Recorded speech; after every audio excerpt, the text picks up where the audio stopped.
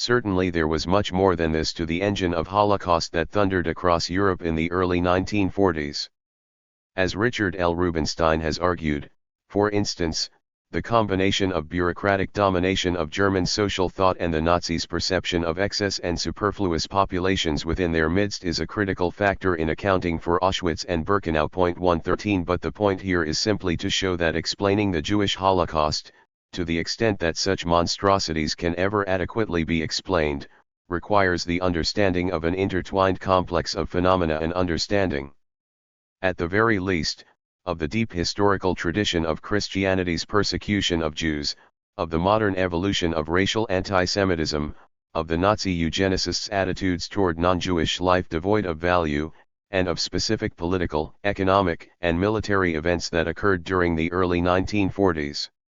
The same sort of multi-level historical, cultural, political, economic, and military exploration is necessary if we are to begin to understand the 4 centuries of genocide that took place in the Americas. For while specific parallels are crude at best, the final years of the 15th century in Europe were marked by a dynamism of ideas and circumstances involving religious, social, economic, and military backgrounds and contemporary upheaval that, while very different in content, cannot help but resonate disturbingly among readers familiar with the more horrendous and genocidal aspects of 20th century history. From the moment of its birth, Christianity had envisioned the end of the world. Saints and theologians differed on many details about the end, but few disagreements were as intense as those concerned with the nature and timing of the events involved. There were those who believed that as the end drew near, conditions on earth would grow progressively dire, evil would increase, love would diminish, the final tribulations would be unleashed, and then suddenly the Son of Man would appear. He would overcome Satan, judge mankind, and bring an end to history. Others had what is generally thought to be a more optimistic view. Before reaching the final grand conclusion, they claimed, there would be a long reign of peace, justice, abundance, and bliss. The Jews would be converted, while the heathens would be either converted or annihilated, and, in certain versions of the prophecy, this messianic age of gold would be ushered in by a last world emperor, a human savior who would prepare the way for the final cataclysmic but glorious struggle between good and evil, whereupon history would end with the triumphant second coming. Among the innumerable forecasters of the end of time who adopted a variation that combined elements of both versions of the prophecy was the 12th century Calabrian abbot Joachim of Fiore. Joachim's ideas became much more influential than most, however, largely because they were adopted and transmitted by the spiritual branch of the Church's Franciscan order during the 13th through the 15th century.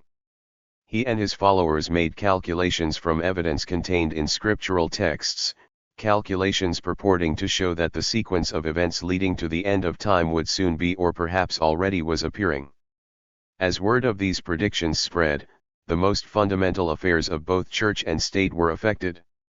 And there had been no previous time in human history when ideas were able to circulate further or more rapidly, for it was in the late 1430s that Johann Gutenberg developed the technique of printing with movable type cast in molds.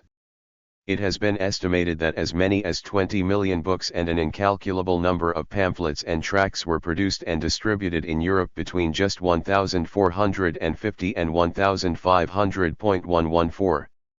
The 15th century in Italy was especially marked by presentiments that the end was near, as Marjorie Reeves has shown in exhaustive detail, with general anxiety building up to a peak in the 1480s and 1490s. Since at least the middle of the century, the streets of Florence, Rome, Milan, Siena, and other Italian cities including Genoa, where Columbus was born and spent his youth, had been filled with wandering prophets, while popular tracts were being published and distributed by the tens of thousands, and astrological prognostications were sweeping the country. The significant point to grasp, Reeves demonstrates, is that we are not dealing here with two opposed viewpoints or groups: optimistic humanists hailing the age of gold on the one hand, and medieval-style prophets and astrologers proclaiming woe, on the other. Rather, foreboding and great hope lived side by side in the same people. Thus the Joachimist marriage of woe and exaltation exactly fitted the mood of late 15th century Italy, where the concept of a humanist age of gold had to be brought into relation with the ingrained expectation of Antichrist. 115. The political implications of this escalating fever of both disquietude and anticipation grew out of the fact that Joachim and those who were popularizing his ideas placed the final struggle between ultimate good and ultimate evil after the blissful Golden Age.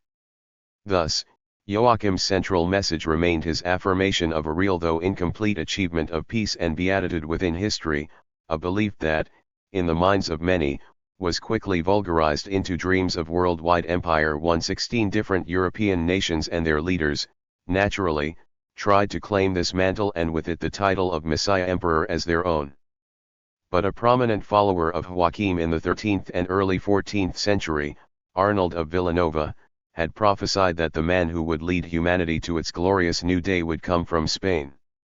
As we shall see, Columbus knew of this prophecy and spoke and wrote of it, but he was not alone, for, in the words of Leonard I. Sweet, as the 15th century was drawing to a close, the Joachimite scheme regarding the end of time burst the bounds of Franciscan piety to submerge Spanish society in a messianic milieu. 117. To a stranger visiting Europe during these years, optimism would seem the most improbable of attitudes.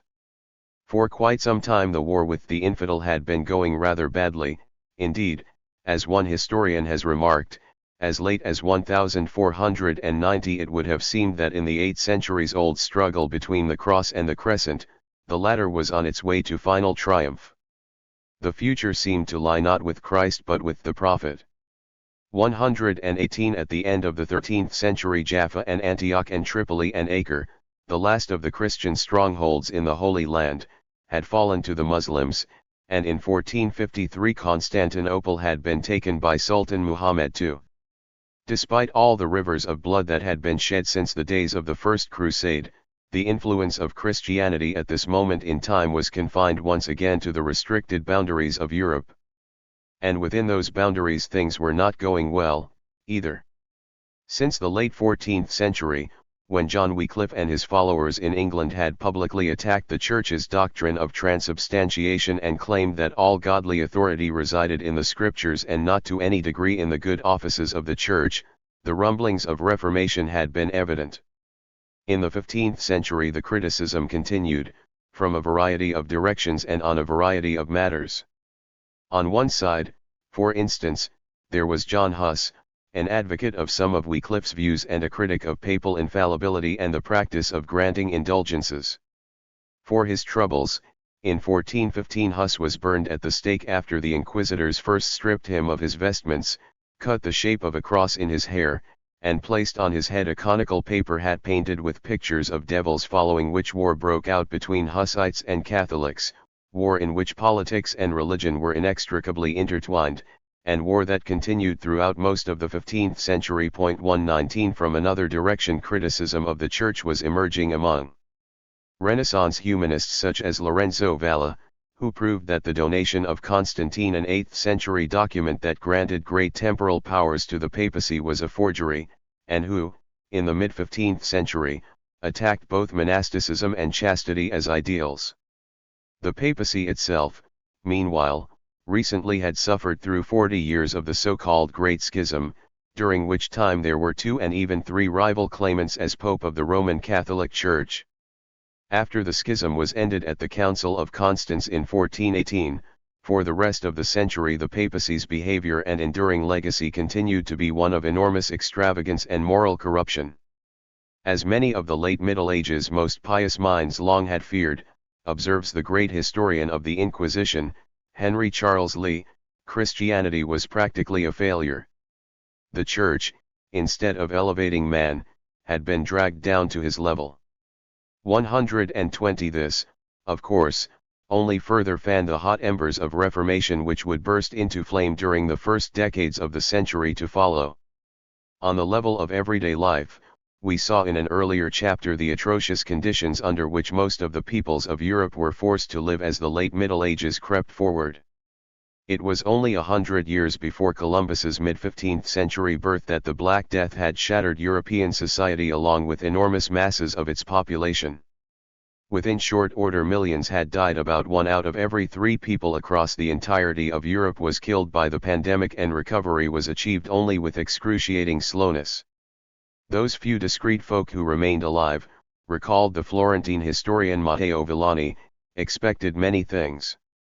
They believed that those whom God's grace had saved from death, having beheld the destruction of their neighbors, would become better conditioned, humble, virtuous and Catholic, that they would guard themselves from iniquity and sin and would be full of love and charity towards one another. But no sooner had the plague ceased than we saw the contrary. Gave themselves up to a more shameful and disordered life than they had led before. Men thought that, by reason of the fewness of mankind, there should be abundance of all produce of the land, yet, on the contrary, by reason of men's ingratitude, everything came to unwonted scarcity and remained long thus. Nay, in certain countries, there were grievous and unwonted famines. Again, men dreamed of wealth and abundance in garments. Yet, in fact, things turned out widely different, for most commodities were more costly, by twice or more, than before the plague. And the price of labor and the work of all trades and crafts, rose in disorderly fashion beyond the double. Lawsuits and disputes and quarrels and riots rose elsewhere among citizens in every land. 121. Modern historical analysis has, in general terms, confirmed Villani's description, with one important difference: it was far too sanguine. For example, although wages did increase in the century immediately following the explosion of the plague in the middle of the 14th century, after that time they spiraled drastically downward. The real wages of a typical English carpenter serve as a vivid point of illustration. Between 1350 and 1450 his pay increased by about 64%, then his wages started falling precipitously throughout the entirety of the next 2 centuries, at last bottoming out at approximately half of what they had been at the outbreak of the plague in 1348, fully 3 centuries earlier.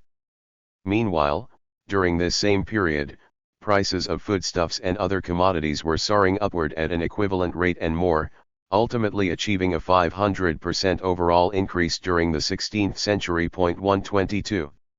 The combination of simultaneously collapsing wages and escalating prices in an already devastated social environment was bad enough for an English carpenter, but English carpenters were by no means poorly off compared with other laborers in Europe, and other laborers were positively well off compared with the starving multitudes who had no work at all. At the same time that the Black Death was wiping out a third of Europe's population, and bouts of famine were destroying many thousands more with each incident, the 100 Years' War was raging. It began in 1337 and did not end until 1453. And while the war was on, marauding bands of discharged soldiers turned brigands and highwaymen, aptly named écorcheurs or flayers, were raping and pillaging the countryside. Finally, the requirements of a war economy forced governments to increase taxes. Emanuel Wallerstein explains how it all added up. The taxes, coming on top of already heavy feudal dues, were too much for the producers, creating a liquidity crisis which in turn led to a return to indirect taxes and taxes in kind. Thus started a downward cycle. The fiscal burden led to a reduction in consumption, which led to a reduction in production and money circulation, which increased further the liquidity difficulties, which led to royal borrowing and eventually the insolvency of the limited royal treasuries, which in turn created a credit crisis, leading to hoarding of bullion, which in turn upset the pattern of international trade. A rapid rise in prices occurred, further reducing the margin of subsistence, and this began to take its toll in population. 123. In sum, all the while that the popes and other elites were indulging themselves in profligacy and decadence, the basic political and economic frameworks of Europe, to say nothing of the entire social order, were in a state of near collapse. Certain states, of course, were worse off than others, and there are various ways in which such comparative misery can be assayed. One measure that we shall soon see has particular relevance for what happened in the aftermath of Columbus's voyages to the New World, is the balance and nature of intra-European trade. In England and northwestern Europe generally, legislative and other efforts during this time discouraged the export of raw materials, such as wool in the case of England, and encouraged the export of manufactured goods. Thus, by the close of the 15th century, Britain was exporting 50,000 bolts of cloth annually, rising to more than 2.5 times that figure within the next 5 decades. Spain and Portugal, at the same time, remained exporters of raw materials and importers of textiles, hardwares, and other manufactured products. The Iberian nations, with their backward and inflexible economic systems, were rapidly becoming economic dependencies of the expanding if themselves still impoverished early capitalist states of Northwest Europe. 124. This, then, was the Old World on the eve of Columbus's departure in 1492. For almost half a millennium Christians had been launching hideously destructive holy wars and massive enslavement campaigns against external enemies they viewed as carnal demons and described as infidels, all in an effort to recapture the Holy Land, and all of which, it now seemed to many, effectively had come to naught. During those same long centuries they had further expressed their ruthless intolerance of all persons and things that were non-Christian by conducting pogroms against the Jews who lived among them and whom they regarded as the embodiment of Antichrist, imposing torture, exile, and mass destruction on those who refused to succumb to evangelical persuasion. These great efforts, too, appeared to have largely failed. Hundreds of thousands of openly practicing Jews remained in the Europeans' midst, and even those who had converted were suspected of being the devil's agents and spies, treacherously boring from within. Dominated by a theocratic culture and worldview that for 1,000 years and more had been obsessed with things sensual and sexual, and had demonstrated its obsession in the only way its priesthood permitted by intense and violent sensual and sexual repression and purification, the religious mood of Christendom's people at this moment was near the boiling point. At its head the church was mired in corruption, while the ranks below were dispirited and increasingly disillusioned. These are the sorts of conditions that, given the proper spark, lend themselves to what anthropologists and historians describe as millenarian rebellion and upheaval, or revitalization movements. 125. In point of fact, this historical moment, seen in retrospect, was the inception of the Reformation, which means that it truly was nothing less than the eve of a massive revolution. And when finally that revolution did explode, Catholic would kill Protestant and Protestant would kill Catholic with the same zeal and ferocity that their common Christian ancestors had reserved for Muslims and Jews. Don't let them live any longer, the evildoers who turn us away from God, the Protestant radical Thomas Muntzer soon would be crying to his followers. For a godless man he was referring to Catholics has no right to live if he hinders the godly. The sword is necessary to exterminate them. If they resist, let them be slaughtered without mercy. 126. And again, that is precisely what happened. Catholics were indeed slaughtered without mercy. The Church, of course, was more than eager to return such compliments, in deed as well as in word. Thus, for instance, Catholic vengeance against Calvinists in 16th century France resulted in the killing of thousands. Infants were stabbed to death, women had their hands cut off to remove gold bracelets, publishers of heretical works were burned to death atop bonfires made from their books. The treatment of Gaspard de Coligny, a Protestant leader, was not atypical. After murdering him, the Catholic mob mutilated his body, cutting off his head, his hands, and his genitals, and then dragged it through the streets, set fire to it, and dumped it in the river. Then, deciding that it was not worthy of being food for the fish, they hauled it out again. Dragged what was left of the body to the gallows of Montfaucon, to be meat and carrion for maggots and crows. 127. Such furious rage continued well into the 17th century, as, for example, in the Catholic sacking of the Protestant city of Magdeburg, when at least 30,000 Protestants were slain, in a single church 53 women were found beheaded, reported Friedrich Schiller, while elsewhere babies were stabbed and thrown into fires. Horrible and revolting to humanity was the scene that presented itself. Schiller wrote, the living crawling from under the dead, children wandering about with heart-rending cries, calling for their parents, and infants still sucking the breasts of their lifeless mothers. 128. And this was Christian against Christian.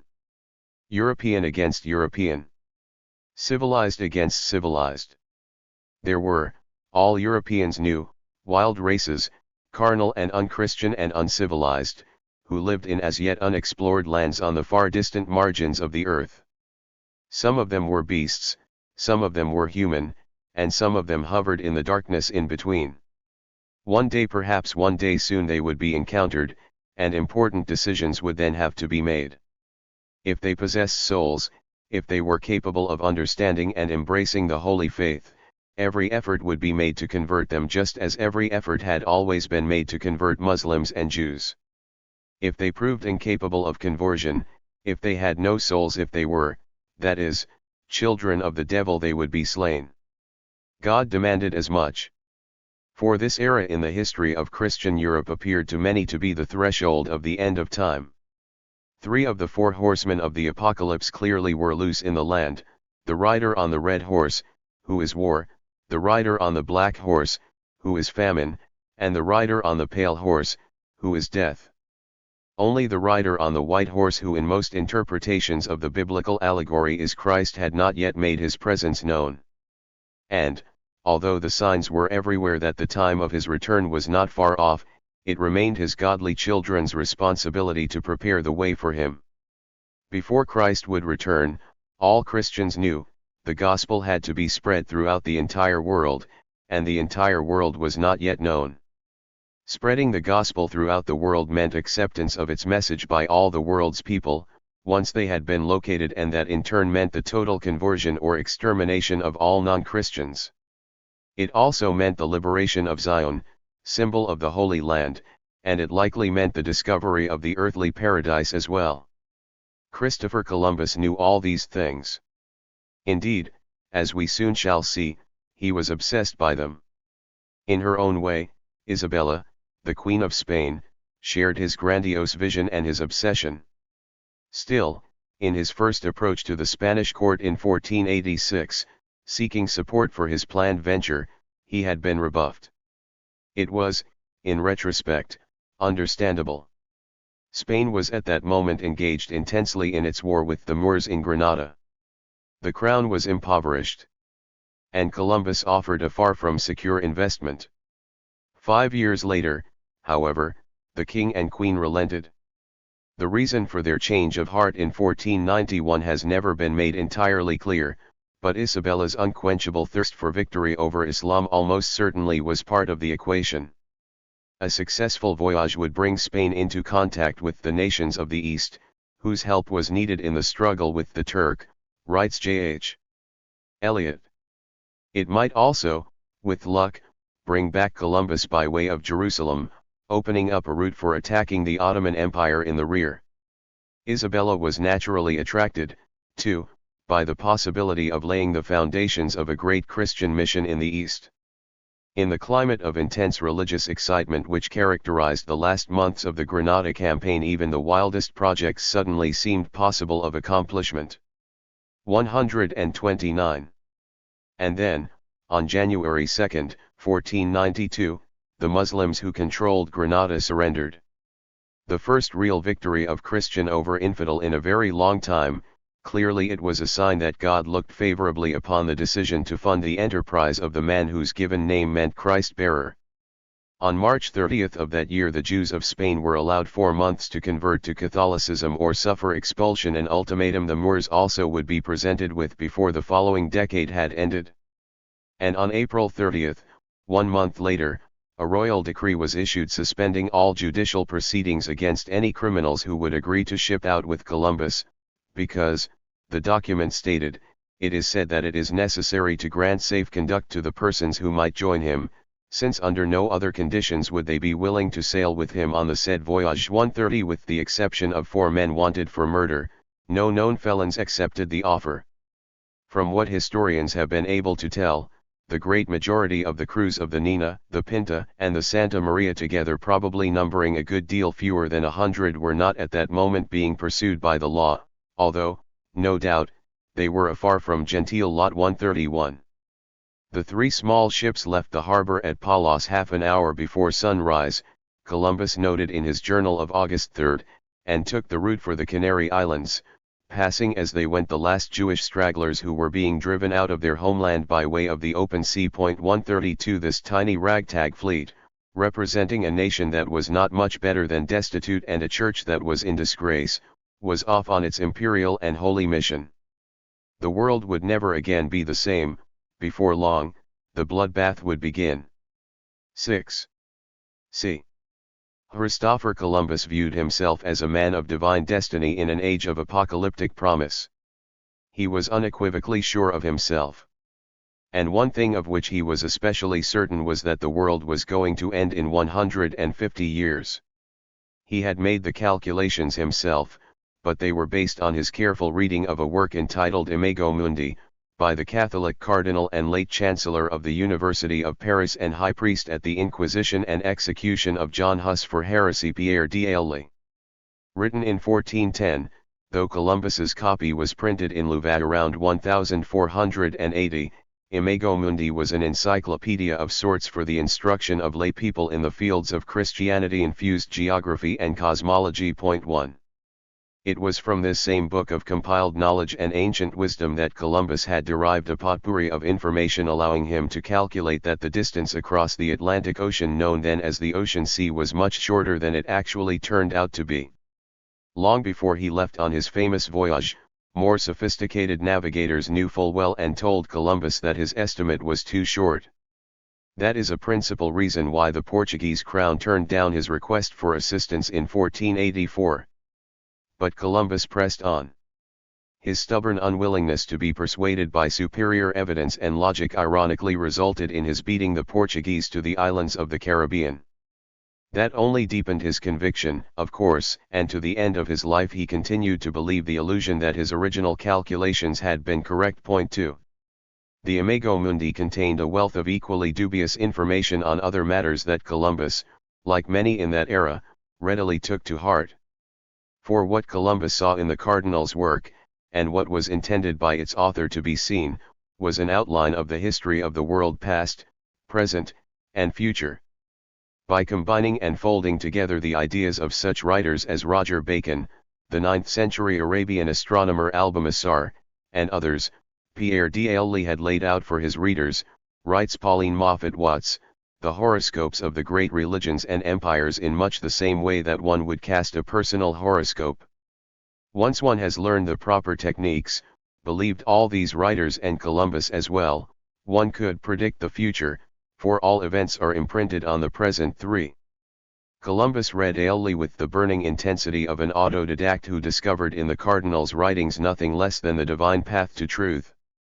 The margins of the Admiral's copy of Imago Mundi, which survives today in Seville's Biblioteca Colombina, are covered with almost 900 separate annotations by Columbus on matters of theology, geography, and history. Africa, he notes, is half the size of Europe, and south of the equator the days are only 12 hours long. Chinese people in small boats have drifted across the Atlantic to Europe, including a man and a woman who have turned up in Ireland. Aristotle, between the end of Spain and the beginning of India is a small sea navigable in a few days. Other ancient authors are called upon who allegedly say the same or similar things, all of which indicate to Columbus that the earth is small and that India and China can be reached rather easily by sailing west. Alongside these temporal if fanciful observations are comments on scripture, along with calculations for determining when the Muslims finally will be destroyed and when to expect the arrival of Antichrist. 4. It was through the exploration of sources such as this, apparently in addition to lengthy conversations with Franciscan monks who were convinced that the end was near, that Columbus figured out to his satisfaction precisely when the second coming would occur. He did this through a kind of simplistic biblical numerology he had worked out, but he also knew it from the historical signs that were all around him. 5. Failure as well as success always has been absorbed easily into the all-embracing chiastic logic of those convinced that the millennium is at hand. Even contradictory evidence is interpreted so that it leads to the same desired conclusion. Thus, the obstinate resistance of the Jews to conversion, like the alarming successes of the Muslims in Turkey, were only part of God's great plan, his testing of the Christians the inevitable dark before the dawn. Columbus thought. Conversely, The even more recent expulsion of the Jews from Spain, like the fall of the Muslims at Granada, were equally clear indications that a new and glorious day was arising.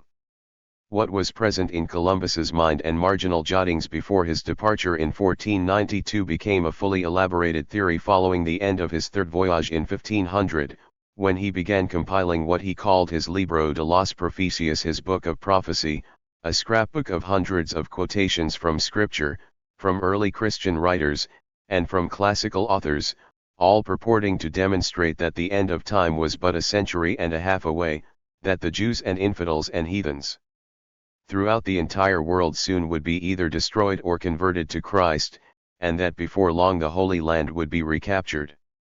By the beginning of the 16th century, Columbus had become certain that his voyages and discoveries had confirmed all this.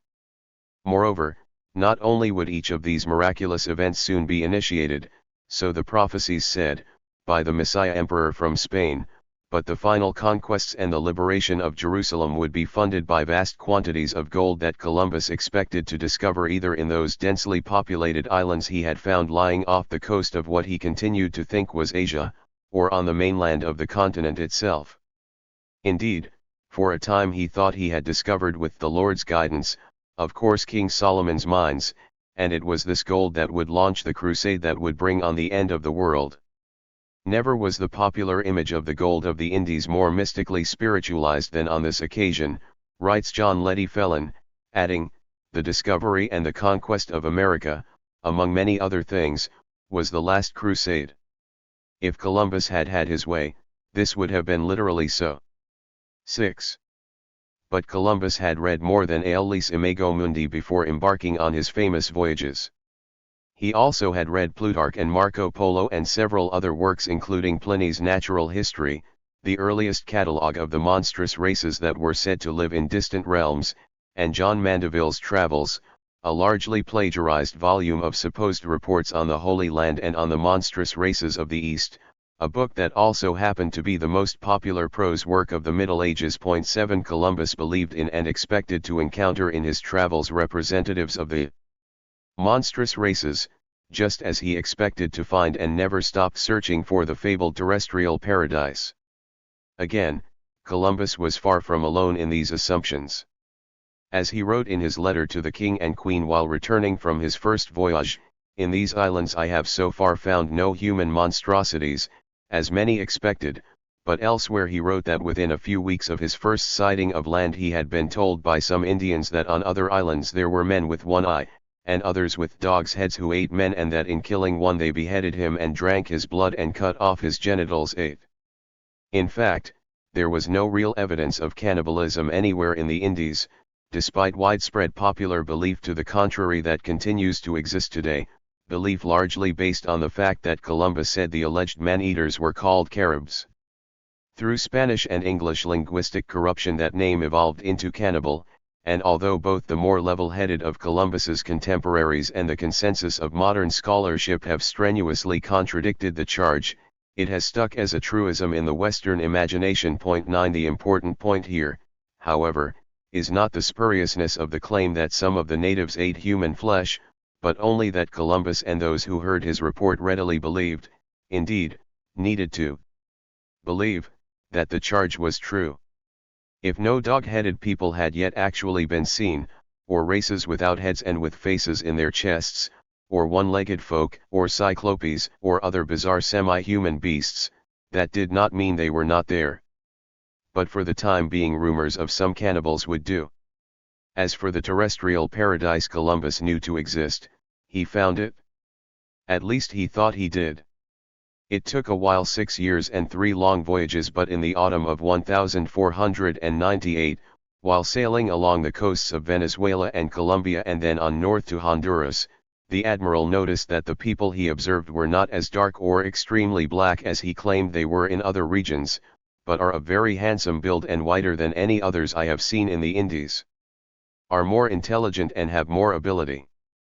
At the same time he observed that he was in the vicinity of towering mountains and fabulously powerful rivers, including the one that we now know as the Orinoco, that rushed from the mountains in powerful currents down into the Gulf of Paria. recalling no doubt that in some traditional accounts the earthly paradise had been located atop a high mountain, which allowed it to survive the great biblical flood, and noting that Holy Scripture testifies that our Lord created the terrestrial paradise and planted it in the tree of life, and that a fountain sprang up there, from which flow the four principal rivers of the world, the logical conclusion could not be ignored. I say that if this river does not originate in the terrestrial paradise, it comes and flows from a land of infinite size to the south, of which we have no knowledge as yet. But I am completely persuaded in my own mind that the terrestrial paradise is in the place I have described. 10. Indeed, so extraordinary was this insight that it caused Columbus to revise his entire vision of the shape of the earth. I am compelled, he wrote to his royal patrons, to come to this view of the world. I have found that it does not have the kind of sphericity described by the authorities, but that it has the shape of a pear, which is all very round, except at the stem, which is rather prominent, or that it is as if one had a very round ball, on one part of which something like a woman's teat were placed, this part with the stem being the uppermost and nearest to the sky. So neither Ptolemy nor the others who wrote about the world had any information about this half, for it was altogether unknown. They merely based their opinion on the hemisphere in which they lived, which is round, as I have said above. Point 11. At this point, some modern observers have claimed, Columbus was demented, or at least had been at sea too long. Others have said that obviously he was looking at the island now known as Marguerite, lying at the mouth of the Orinoco, and that indeed there is on that island what German Arseniegas calls the extraordinary mount that anyone today may see. They call it Maria Guevara's Teats. 12. In any case, Columbus was convinced that he had seen paradise, at least from a distance, bulging out like a woman's breast and nipple at the top of the world. It was soon after this that he began compiling his book of prophecies.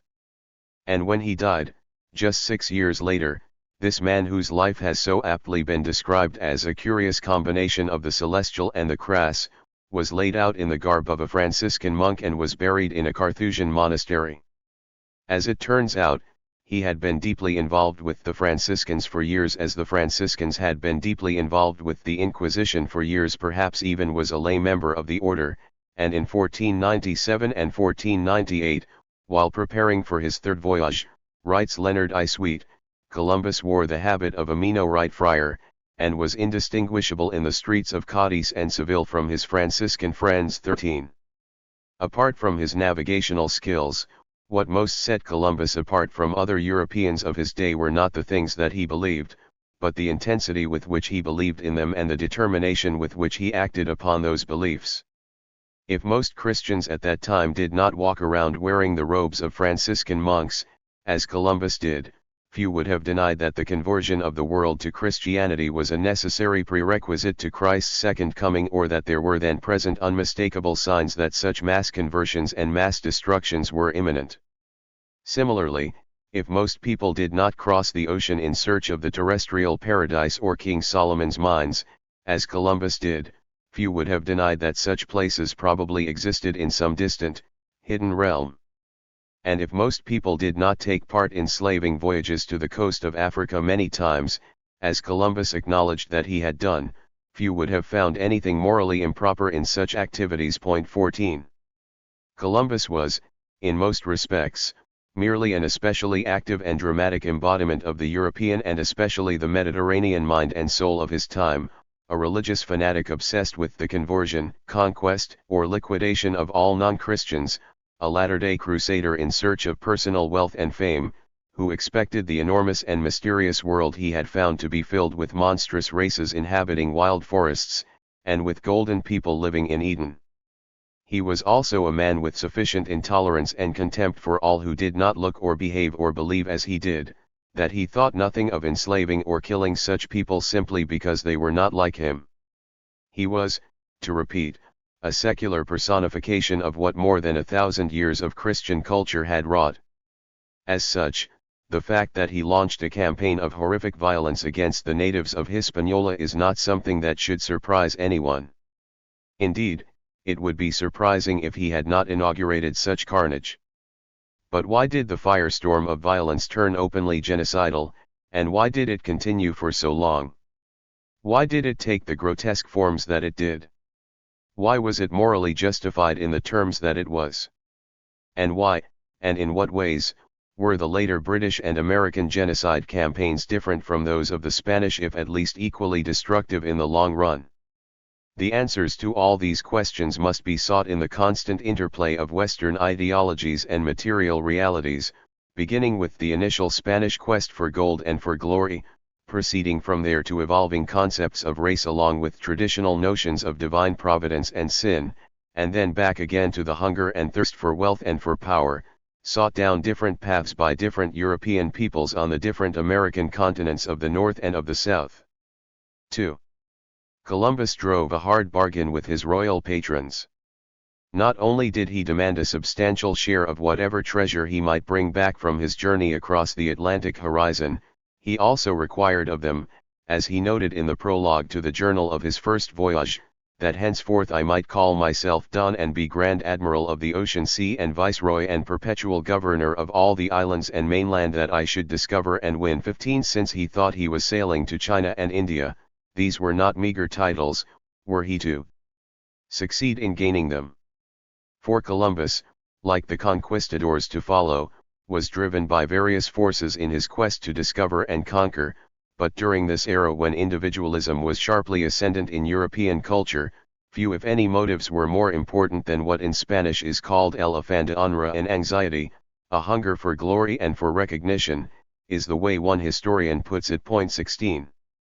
To Columbus, the Genos ex-slave trader and would-be holy crusader, returning to Spain with slaves and with gold and with tales of innumerable heathens waiting to be converted was the surest way to achieve such fame.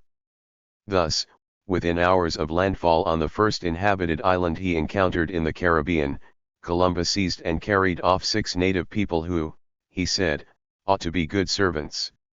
Would easily be made Christians, because it seemed to me that they belonged to no religion.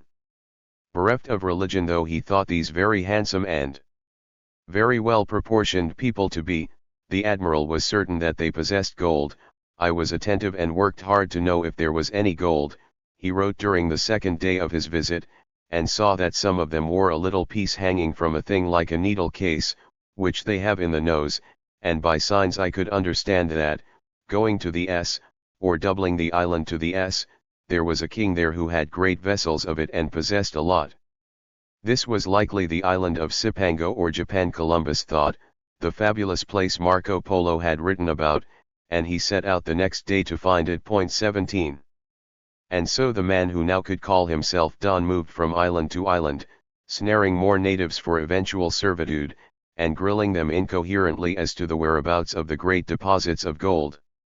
He thought he understood them to say that on one island the people wore very big bracelets of gold on their legs and arms. They didn't, and Columbus bitterly but probably correctly noted later that all they said was humbug in order to escape. But he pressed on, always believing that magnificent riches in gold and jewels lay just beyond the next landfall. Columbus continued to think he was quite close to the Asian mainland and that the people of all these islands are at war with the Grand Khan, who presumably wanted from them what Columbus wanted, their precious metals and the wealth of their forced labor. Hearing what he wanted to hear in the words of a people whose language he did not understand, the admiral was the victim of the same psychological illusions, one writer has observed, that lead us to hear sweet melodies in the chime of church bells, or to discover in the clouds familiar features or impressive images of fantastic shapes. 18. It is clear that Columbus had several purposes, none especially complex, for lusting after the gold of the Indies. Personal wealth and fame and power, of course, that is evident in everything he wrote.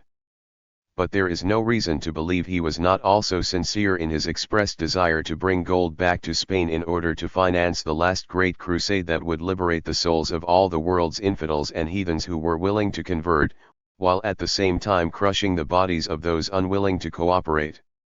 And, of course, there was the matter of financing the next transatlantic excursions.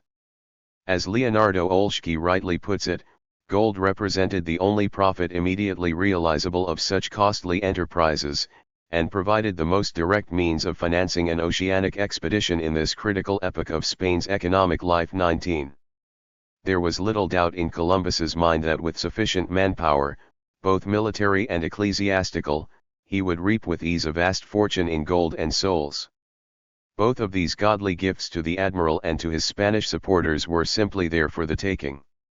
In a letter to the King and Queen dated April 9, 1493, Columbus outlined his plans for the second voyage. Instead of the fewer than 100 men he had brought on the initial expedition, he recommended that he be allowed to transport 20 times that number so that the country may be made more secure and so that it may be more expeditiously won and managed. So great was the supply of gold that awaited them, and so effortless would be its collection, he believed, that he urged the sovereigns to establish on the islands magistrates and notaries to oversee what he repeatedly referred to as the gathering of this fabulous wealth, all of which was to be immediately melted and marked, and weighed and placed in carefully guarded chests. He also proposed that of all the gold which may be found, 1% be reserved for the erection of churches and their furniture, and for the support of the priests or friars attached to them. 21% may not appear to be much, but if the admiral's estimate of how much gold awaited them had been even close to the truth, 1% could have paid for cathedrals. Following the deduction for the churches 1% of all the gold that was gathered, and a little something for the magistrates and notaries, Columbus recommended that during the first year of Hispaniola's colonization those who did the gathering be allowed to keep 1/2 of what they personally collected, the other half going to the crown. After the first year this proportional division was to be reassessed, in light of the amount of treasure actually found. Considering the immensity of riches that awaited them, however, and since, owing to the greed for gold, everyone will prefer to seek it rather than engage in other necessary occupations, Columbus suggested that during a part of the year hunting for gold should be prohibited, so that there may be on the said island an opportunity for performing other tasks of importance to it. 21. Between the time of his return from the first voyage and the date of embarkation for the second journey, word had spread everywhere in Spain of the gold and souls that Columbus had found. No longer would there be any need to enlist the services of wanted criminals or other lowlife to staff the ships of the Enterprise to the Indies. The admiral's enthusiasm was infectious, as was his avarice. The others aboard the ships that sailed with Columbus on this second voyage and those who were to follow in years and decades to come rarely were possessed by the array of motives that drove his quest for discovery and conquest. Some just wanted to save heathens. Far more just wanted to get rich. But operating in tandem, these two simple goals spelled disaster for the indigenous peoples who welcomed the shiploads in time the flood tide of Europeans who came as reapers of souls and of gold. That is because, initially at least, there were few souls wishing to be converted and very little gold to be had. Nor was either pursuit much helped by the furious epidemics that were unleashed by the Europeans soon after they came into contact with their native hosts. The men aboard the Nina, the Pinta, and the Santa Maria almost certainly spread strange, new diseases among the people of the islands they visited during the first Spanish excursion through the Caribbean from October of 1492 through January of 1493. But, as we saw in an earlier chapter, it was with the landing of the ships of the second voyage, on the northern coast of Hispaniola in January of 1494, that the first known explosion of European epidemic disease occurred. Ferdinand and Isabella had instructed Columbus not to mistreat the Indians he encountered on this second voyage. That was their word. With their deed, however, they loaded his ships with hundreds of heavily armed and armored infantry and cavalrymen, many of them battle-hardened and fresh from victory over the hated Moors in Granada. As Hispaniola's natives retreated inland from the deadly epidemics that followed immediately upon the landing of the Spanish troops, they were pursued by these soldiers of fortune who had no time to waste. Consulting his classical sources, Columbus determined that according to Ptolemy there must be plenty of gold in the rivers of this huge island. When one of the military parties he sent out returned with 3 pieces of gold that had been taken from an Indian settlement, Columbus and all of us made merry, recalled one of the participants in the revelry, not caring any longer about any sort of spicery but only of this blessed gold. Because of this, he continued, the Lord Admiral wrote to the king that he was hoping to be able shortly to give him as much gold as the iron mines of Biscay gave him iron. 22 In this excited mood Columbus sent a number of ships back to Spain and 500 troops inland to find the gold. Although not too well fitted out with clothes, wrote Michel de Cuneo, they set out on their trek.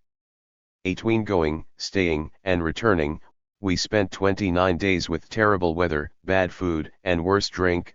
Nevertheless, out of covetousness of that gold, we all kept strong and lusty. We crossed going and coming 2 very rapid rivers, as I have mentioned above, swimming, and those who did not know how to swim had 2 Indians who carried them swimming, the same, out of friendship and for a few trifles that we gave them, carried across on top of their heads our clothes, arms, and everything else there was to be carried. 23. The trip was a painful ordeal covering many miles through difficult country. And when they reached the place they were seeking they built a fort of wood in the name of St. Thomas. There these hundreds of Spanish troops and adventurers frantically fished in the rivers that Ptolemy had said would be filled with treasure, but, wrote Cuneo, never was found by anyone a single grain of gold. He then added portentously, for this reason we were very displeased with the local Indians. 24. For months to follow, this pattern was repeated. Although there was gold on the island, and although the conquistadors ultimately found whatever was there and forced the natives to mine it for them, never did the holdings of the Indians or the products of the island's mines and rivers produce riches of the sort the soldiers had been led to expect. Unable to believe what was apparent, that this was no King Solomon's mine, the troops convinced themselves that the Indians cared as much as the Spanish did for the precious metal and that they were hoarding it in secret caches. To these men whose profession was violence, only violence could be counted on to wrest from the natives what God and the Lord Admiral had promised them. When the crossbow was invented centuries earlier, the Church had decreed it to be such a terrifying weapon that it could be used only on infidels. 25 On Hispaniola, and then on Jamaica, and elsewhere in the Caribbean it was used routinely along with the lance and the sword and the armored and hungry dog to terrorize and subdue those natives who somehow were surviving the lethal pathogens that the invaders carried in their blood and their breath. Within a matter of months 50,000 Indians were dead, the proportional equivalent of 1,500,000 American deaths today.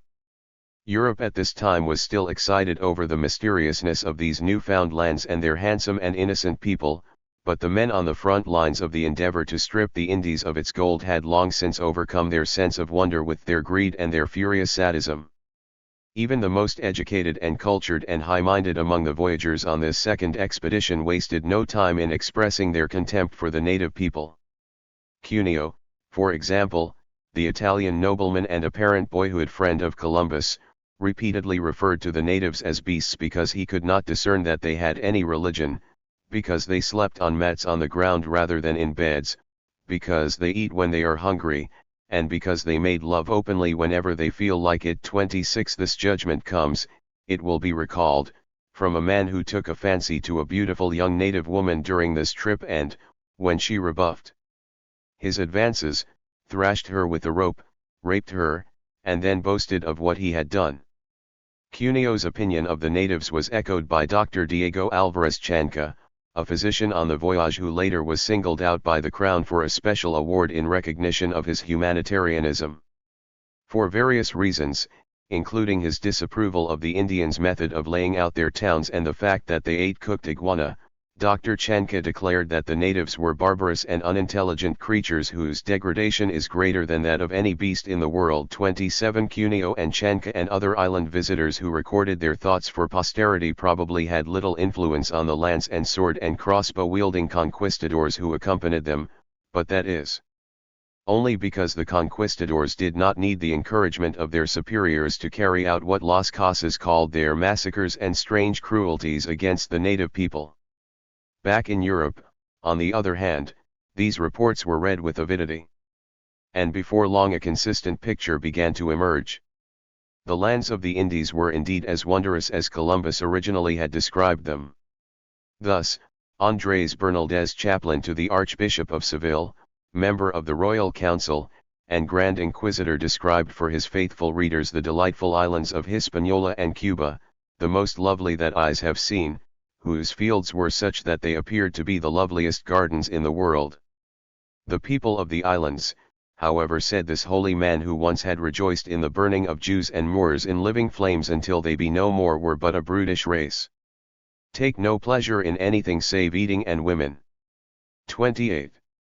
Even before his first voyage was complete, Columbus had written to Ferdinand and Isabella promising to bring back from subsequent expeditions slaves, as many as shall order, while assuring his king and queen that such Indian bondsmen will be idolaters, that is, non-Christians, which would make their trade legitimate in the supervisory view of the Church. 29 In the eyes of Hispaniola's Spanish invaders, however, hardly had the second voyage completed its minimal tasks ashore when the native idolaters were turning into full-fledged beasts.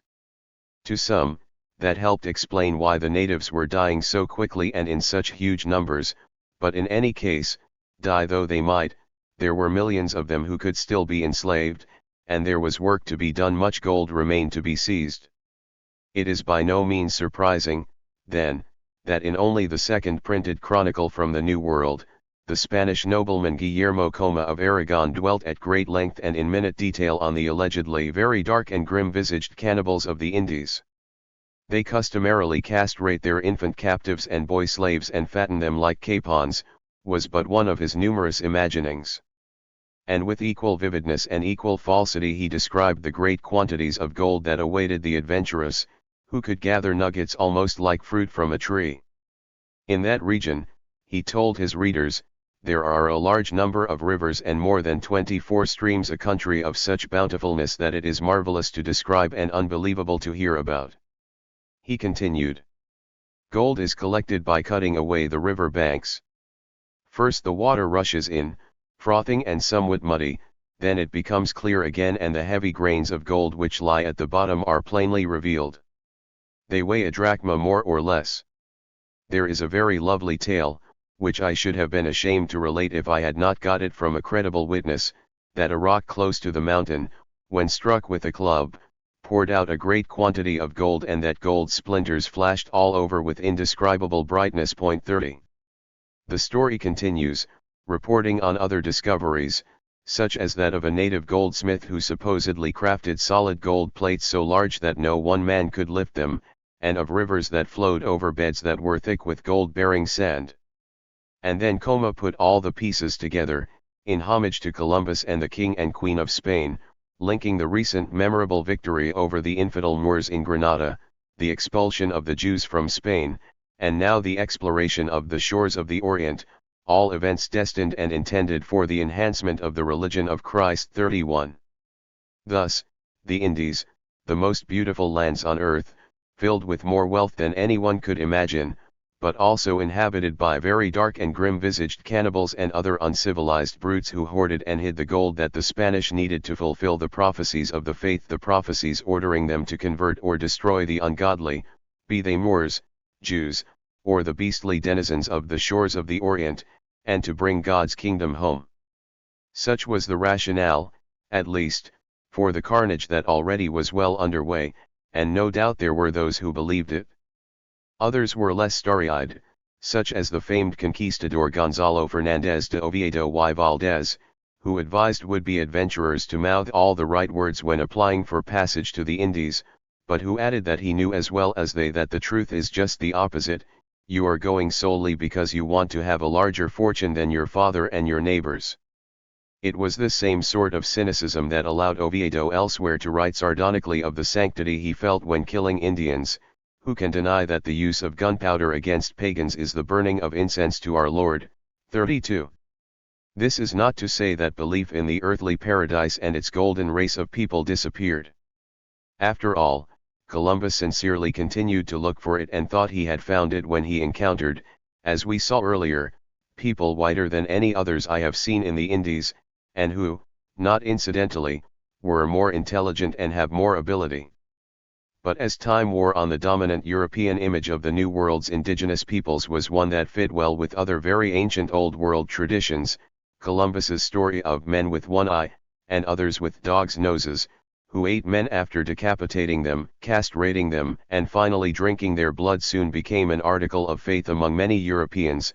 Moreover, elsewhere in the Caribbean, it was said, there existed islands inhabited only by Amazons and others with people whose skin color was blue and whose heads were square. 33 And everywhere, whatever their physical appearance, the sins of the natives were the same: lust, gluttony, carnality, and all the other untamed and unchristian pleasures of the flesh that long had been the distinguishing characteristics of wild men and the monstrous, beastly races.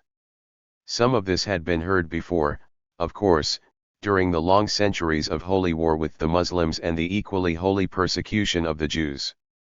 But in associating the Indians with wild men and the monstrous races described in the works of Pliny and John Mandeville, something new was being added: the question of race, the question of the native people's very humanity. For while those like Señor Coma of Aragon were drawing a parallel between darkness of flesh and commitment to cannibalism, while Columbus and others were expounding on an opposite relationship involving light skin, intelligence, and closeness to God, still more Spaniards were locating evidence for the Indians' alleged inferiority within their very biology, in what was said to be the size and thickness of their skulls, writes J.H. Eliot, which indicated a deformation in that part of the body which provided an index of a man's rational powers, and which could be used to support the increasingly popular idea that the Indians were made by God to be the natural slaves of the Spanish and, indeed, of all Europeans. 34. In the preceding chapter we noted that race is an ancient Western concept and that skin color has long been one of the many characteristics with which it has been associated. 35 For most of the duration of this idea's existence, however, race was not seen as an immutable phenomenon. Skin color, for instance, commonly was viewed as environmentally changeable and, as we have seen, even semi-human monstrosities such as the dog-headed beast who became Saint Christopher were susceptible to favorable transformation.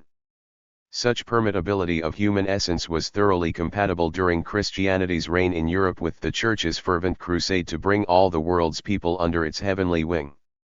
However, a little more than a century before Columbus put to sea on his journey that would shake the world, cracks began to appear in the edifice of Christianity's racial ecumenism. The cause of the problem was slavery. The booming slave trade in the 14th century Mediterranean was at least a two-way operation. That is, while Christian Europeans were buying shiploads of captured infidels, Muslims were doing the same thing, except that many of their purchased slaves were Christians.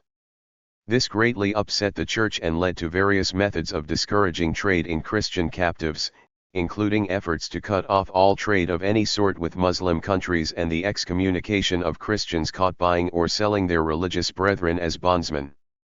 However, since the Church remained devoted to its evangelical mission and to supporting the slave trade in general, a difficulty of potentially major proportions soon developed: what to do with the legally enslaved infidel who saw the light and converted to Catholicism. To order the manumission of such a person might rapidly undermine the lucrative trade in captive infidels, but to fail to free him or her would be to condone the enslavement of Christians. It was on the horns of this dilemma, writes David Bryan Davis, that the Church made an ominous decision. In 1366 the priors of Florence, who had previously given their sanction to the import and sale of infidel slaves, explained that by infidel they had meant all slaves of infidel origin, even if at the time of their arrival they belonged to the Catholic faith, and infidel origin meant simply from the land and race of the infidels. With this subtle change in definition, the priors of Florence bypassed the dilemma of baptism by shifting the basis of slavery from religious difference to ethnic origin. 36. It may have been a subtle change in definition, but the larger meaning of this declaration would signal an alteration in consciousness containing enormous and far-reaching implications. From this point forward the race of the infidels would be sufficient to justify their enslavement, and no transformations of any sort including conversion to the faith of Christ would have any bearing on their worldly condition. Less than a century later a functionally similar declaration was imposed upon Spain's Jews. In the wake of the anti-Jewish riots of 1449 in Toledo, Jews were barred from holding public office in the city. Only those citizens who could demonstrate Christian purity of blood, said the first decree of Limpeza de Sangre, were eligible for such positions. Conversion to Catholicism would no longer suffice, for oneself or even for one's descendants. Blood in effect, race was now the fundamental criterion. The conceptual underpinnings for this ominous shift in consciousness had been building for a very long time. As early as the 9th century in Aragon and Castile, the general term for nobility, caballero hidalgo, was reserved for those of specified blood and lineage. Achieved economic or other influence was insufficient to overcome the genetic exclusivity of the institution.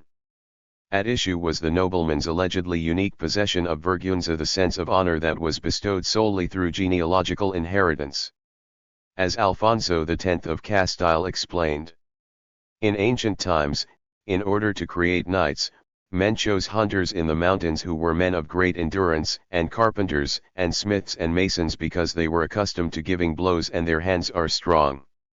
Also butchers, because they were used to killing live things and shedding their blood. Such men are well formed, strong and lithe. The ancients chose knights in this manner for a very long time. But when they saw that in many cases their protégés, lacking vergüenza, forgot the reasons for their elevation and instead of defeating their enemies were defeated themselves, men knowledgeable in these matters looked for knights who, by their nature, possessed vergüenza. For they held a weak man with the will to endure far preferable to a strong one who easily fled. Because of this the authorities saw to it that knights should be men of good lineage. 37. The Limpeza de Sangre was, in effect, a particularly crude and malignant revision of this long-held exclusionary principle, and during the late 15th century and for all of the 16th it became a mania throughout Spain. Specialists in genealogy known as linajudo checked and scrutinized bloodlines and pedigrees. Neither fame nor even death provided escape for those accused of being tainted. Thus, the remains of the celebrated pioneer in medicine, Garcia de Orta, were exhumed in 1580 and solemnly burned in an auto de fe held at Goa, in accordance with the posthumous punishment inflicted on crypto-Jews who had escaped the stake in their lifetime.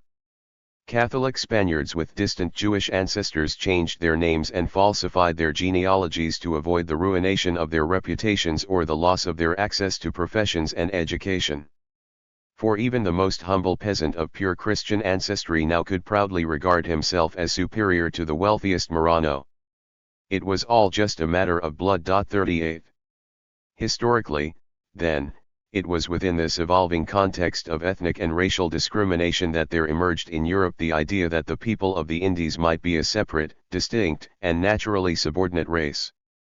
By 1520 the popular Swiss physician and philosopher Paracelsus, whose eventual burial place became a Catholic shrine, was arguing that Africans, Indians, and other non-Christian peoples of color were not even descended from Adam and Eve, but from separate and inferior progenitors. 39 Paracelsus advanced this thesis less than 30 years after Columbus's first contact with the people of the Caribbean, although in that short time the Indies many millions of native peoples whose ancestry in those islands long predated even that of the Vandals and Visigoths in Spain had effectively been exterminated. But the assault on Mexico and the rest of Mazoan South America was at that moment only beginning. Paracelsus's notion of separate and unequal human creations was an early version of what in time would become known as polygenesis, one of the staples of 19th-century pseudoscientific racism. Even before the Swiss writer committed this idea to print, however, there was in circulation a complementary suggestion, put forward in 1512 by Spaniards Bernardo de Mesa and Gil Gregorio, and in 1519 by a Scotsman named John Mayer, that the Indians might be a special race created by God to fulfill a destiny of enslavement to Christian Europeans. Drawing on both Aristotle and Aquinas, the Spaniards who were meeting at the king's behest placed the matter in the context of natural law, with Gregorio contending that since it was apparent that these creatures were idle, vicious, and without charity, it was a violation of the natural order to permit them to remain free. Mayer, at the time a member of the Collège de Montaigu in Paris, first pointed out what by then was commonly accepted by most Europeans, that the recently discovered people of the New World live like beasts and indeed, in some locales, are truly wild men. Neither these facts, nor the late success of the Europeans in conquering these creatures, should be cause for surprise, Mayer thought, since as the philosopher says in the third and fourth chapters of the first book of the Politics, it is clear that some men are by nature slaves, others by nature free. On this account the philosopher says in the first chapter of the aforementioned book that this is the reason why the Greeks should be masters over the barbarians because, by nature, the barbarians and slaves are the same. 40. Few notions could have been sweeter to the minds of early 16th century Spanish thinkers, and they lost no time in adopting it.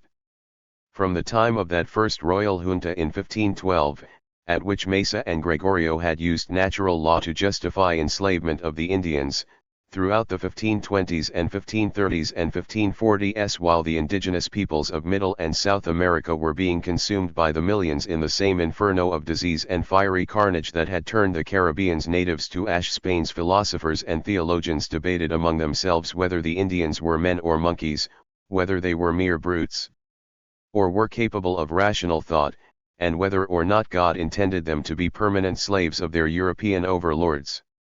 By the time these discussions reached their famous apogee in the confrontation between Bartolomé de las Casas and Juan Gines de Sepúlveda at Valladolid, in the summer of 1550, more native people of the Americas had been consumed in the combined conflagrations of pestilence and genocide than the mind can comprehend. Called before the so-called Council of 14 by Charles V, the Holy Roman Emperor and the most powerful man in Europe, to argue whether the natives of the Americas should be considered natural slaves because, as Sepúlveda claimed, they were mere homunculi in whom you will scarcely find even vestiges of humanity, Las Casas and Sepúlveda publicly argued back and forth for about a month. Even Las Casas, the most passionate and humane European advocate for the Indians of his own time and for many years to come, felt forced to acknowledge that the Indians may be completely barbaric. However, he contended, they were not so low in the order of things that they were totally irrational or natural slaves or unfit for government. To Sepúlveda and others, on the contrary, as Las Casas rightly said, the native peoples of the Americas were indeed so barbarically inhuman that the wise may hunt down, in the same way as they would wild animals. 41. As if to anticipate and underscore this point, only a few months earlier the conquistador Pedro de Valdivia proudly announced to Charles V that he and his men had just concluded a massacre against a large community of Indians in Chile. Some 1,500 or 2,000 were killed and many others lanced, he wrote. Among the survivors whom he had taken prisoner, Valdivia saw to it that 200 had their hands and noses cut off for their contumacy, that is, for not heeding the conquistador's demands. That they behave in a sufficiently obsequious way, consistent with that of the natural slave. 42. After the debate ended, the members of the Council of 14, selected by Charles as the best minds in Spain, fell to arguing among themselves and never rendered a collective verdict, although Sepúlveda later claimed, and there is some reason to believe him, that in the end all but one of the council supported his position that the Indians were indeed divinely created beasts of burden for their conquerors. 43. In any case, if the men considered by the Holy Roman Emperor to be the most learned in the realm could not agree on this matter among themselves, the same could not be said for the Spanish masses. As Bernardino de Minaya wrote, a decade and a half before the great debate at Valladolid, the common people had long regarded as wise men those who were convinced that the American Indians were not true men, but a third species of animal between man and monkey created by God for the better service of man. 44. Or, as Oviedo had written, with widespread popular approval, naturally lazy and vicious, melancholic, cowardly, and in general a lying, shiftless people. Their marriages are not a sacrament but a sacrilege.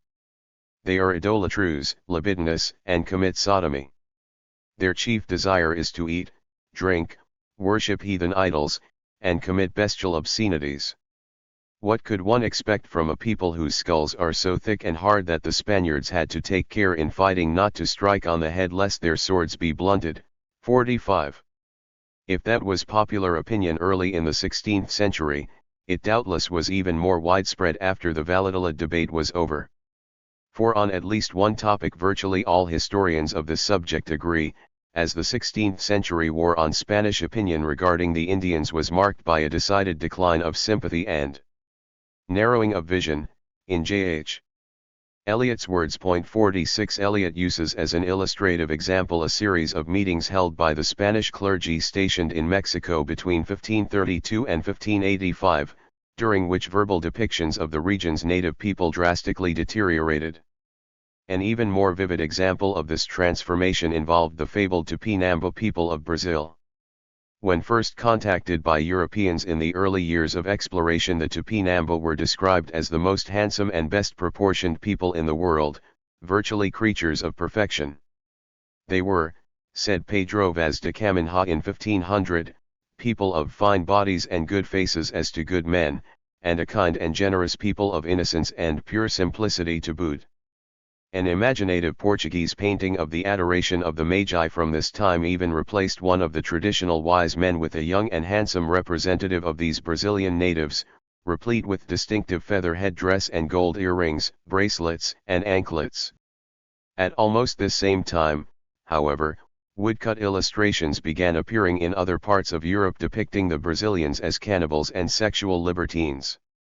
And by the 1550s, when Brazil was in the process of being denuded of its native people by European slavery, violence, and imported diseases, those very same gold and feather Tupinamba decorations could be found adorning the head and body of Satan in another Portuguese painting, a grotesque and horrific portrait of the Devil's Inferno. Meanwhile, in concert with the change in visual representation, European writers had now taken to calling these lately dubbed Brazilian paragons of pure virtue and simplicity beasts in human form, to quote Nicolas Durand de Villegagnon. 47. Such ideological transformation did not occur, of course, without a social context or without serving a larger political function. The same was true of the earlier intellectual innovations we have noted. The priors of Florence had declared as acceptable the traffic in Christian slaves who were of infidel origin, because to fail to do so might have undermined the slave trade, with which the Church was so profitably involved. And the limpeza de sangre, although initially inspired by religious hatred, soon became a valuable weapon of class struggle with which low-born Spanish Catholics could push their way into positions of authority that might otherwise be held by high-born persons of Jewish ancestry. As Eliot demonstrates in his discussion of the limpeza, the doctrine functioned as a compensating code for commoners which might effectively challenge the code of the aristocracy. After all, they would argue, was it not preferable to be born of humble, but pure Christian parentage, than to be a caballero of suspicious racial antecedents? 48. In neither of these cases, certainly, was the social or political or economic function of the race discrimination in question the sole and sufficient motivation for its being institutionalized. Each one drew for its authorization on a deep well of centuries-old and symbolically embedded antipathy for its targeted victims. Once in operation, however, the racially oppressive institution justified, reinforced, and thus exacerbated the negative racial stereotypes that had made the institution permissible in the first place, which, in turn, further sanctified the institution itself. In late 15th and early 16th century Spain and Spanish America, the primary economic context within which anti-Indian racial ideologies were cultivated and institutionalized was the feverish hunt for gold. Then later, as the 16th century wore on, the context changed to the mining of silver, which was available in much greater volume. Spain at this time, as noted earlier, was a nation with effectively no manufactured items to export. It was an exporter of raw materials and an importer of finished goods. Even within its own borders Spain was plagued by a stagnating economy, with most local production intended for local consumption. With its broad and mountainous terrain, whatever goods were moved around were carried by pack mules. And despite the presence of perhaps 400,000 such primitive beasts of burden, as an exchange economy the nation was dormant. 49 One consequence of this was both very small productive volume and a great deal of duplication, along with a steady outflow of capital to those other European countries on which Spain was economically dependent. In contrast with its state of commercial impoverishment, however, 15th century advances in ship design, primarily of Portuguese inspiration, along with developments in pilotage, navigation, and cartography, and the persistence of Christopher Columbus allowed Spain, with its ideal geographic location, to lead the way in exploration of the Indies. Thus, it came about that one of the European nations that could least afford to finance colonization abroad and that had a sudden overabundance of experienced military men within its midst, due to the recent defeat of the Moors in Granada, was given first entry into the New World. The stories of indescribable wealth available in the Indies to those who could seize it, of riverbeds filled with nuggets and of boulders that shattered and poured forth gold when struck with a club, fired the imaginations of individual adventurers, of course, but it did the same for religious and financial collectivities as well. The Church now envisioned the wealth of the Indies, both in gold and in souls to harvest, as the means for launching the final crusades, while wealthy nobles and merchants knew that the Crown was in no position to direct the conquest and exploitation of the islands without deriving virtually all its financial backing from private sources. For about a dozen years, from the launching of Columbus's second voyage in 1493 to the eve of the conquests of Cuba, Jamaica, and Puerto Rico after 1506, the capital behind the provisioning of ships and stores and mercenary soldiers was raised by merchant and noble partnerships within Spain. From 1506 forward, however, the conquest of the rest of the Caribbean was financed by the gold that was taken from Hispaniola. Similarly, writes Ralph Davis, while the first attempts to settle the mainland coast were organized from Spain, the series of expeditions after 1516 which culminated in Cortez's conquest of Mexico were backed by Cuban resources, and the wealth of Mexico paid for the northward and southward extension of exploration and gave some backing to the colonization of the Panama Isthmus and, a decade later, to the conquest of Peru. Thus, one after another, Caribbean and American locales were raided and drained of their wealth, a portion of which was divided among the Crown, the conquistadors, and those who provided the conquistadors financial support, while the rest was used to mount further depredations. By and large, the Spanish were uninterested in building New World colonial societies, but rather in draining the New World of its wealth. Indeed, notes Davis, by the 1570s the investment movement had been reversed and returning colonists were investing capital accumulated in America in entirely Spanish financial and industrial enterprises. 51. The first waves of Spanish violence denuded the Caribbean of its wealth in gold and, as we saw earlier, of its wealth in people as well. Once the islands were thus made barren, the Spanish found goals to pursue elsewhere, and moved on. There were about 8,000 Spaniards living on Hispaniola in 1509, for instance, forcing the few surviving Indians to produce the remaining dregs of gold that the white men hungered for, but within a decade only a few hundred Spaniards remained to begin slowly building sugar plantations on the backs of growing numbers of imported African slaves. Not only had the island's gold supply been depleted and its millions of native people effectively exterminated by then, but most of those who had done the exterminating had left for richer fields of exploitation. Davis describes well the pattern that was repeated for decades still to come. Many of the early conquerors shared in the gold finds, from the small ones in the islands to the hoard in the treasure house of Atahualpa that astounded Pizarro's followers in 1533. Yet these hoards were quickly distributed, and when the king's share and the leaders' big portions had been taken out, few rank-and-file soldiers secured enough to take them home to the longed-for life of luxurious idleness in Castile. The followers and hangers-on of the conquerors, restless, unreliable material for permanent colonial settlements, were therefore constantly on the move to seek fresh opportunities of fortune. The opening of Cuba rapidly drained Hispaniola of most of its Spanish population after 1513, news of the entry to the mainland accelerated this exodus after 1517, and it turned into a stampede from all the island settlements when Cortés secured a firm grip on the Aztec Empire in 1521. But the palace and temple hoards of Tenochtitlan were not adequate to satisfy the cravings of all the Spaniards who followed Cortés. Large numbers of them pushed on, under other leaders, into the jungles that separated Mexico from the little colony on the Panama Isthmus, over vast desert plateaus towards California, south to Colombia where gold mines were found by Quesada in 1537, and above all, after 1532, to the new bonanza in Peru. Every township established by the Spaniards in Mexico, with the exception of Mexico City and perhaps Veracruz, lost most of its Spanish population within a few years of its foundation. 52. During these years, and especially after the Incas' fabulous silver mountain of Potosi was discovered by the Spanish and converted, through the importation of forced Indian mine labor, into the most populous city in the entire Spanish Empire, vast sums of wealth flowed back to Spain from the Americas. At the beginning of the 16th century, between 1503 and 1505, Spain imported 445,266 ducats worth of treasure from the New World. By 1536 to 40 that amount had increased more than tenfold to 4,725,470 ducats.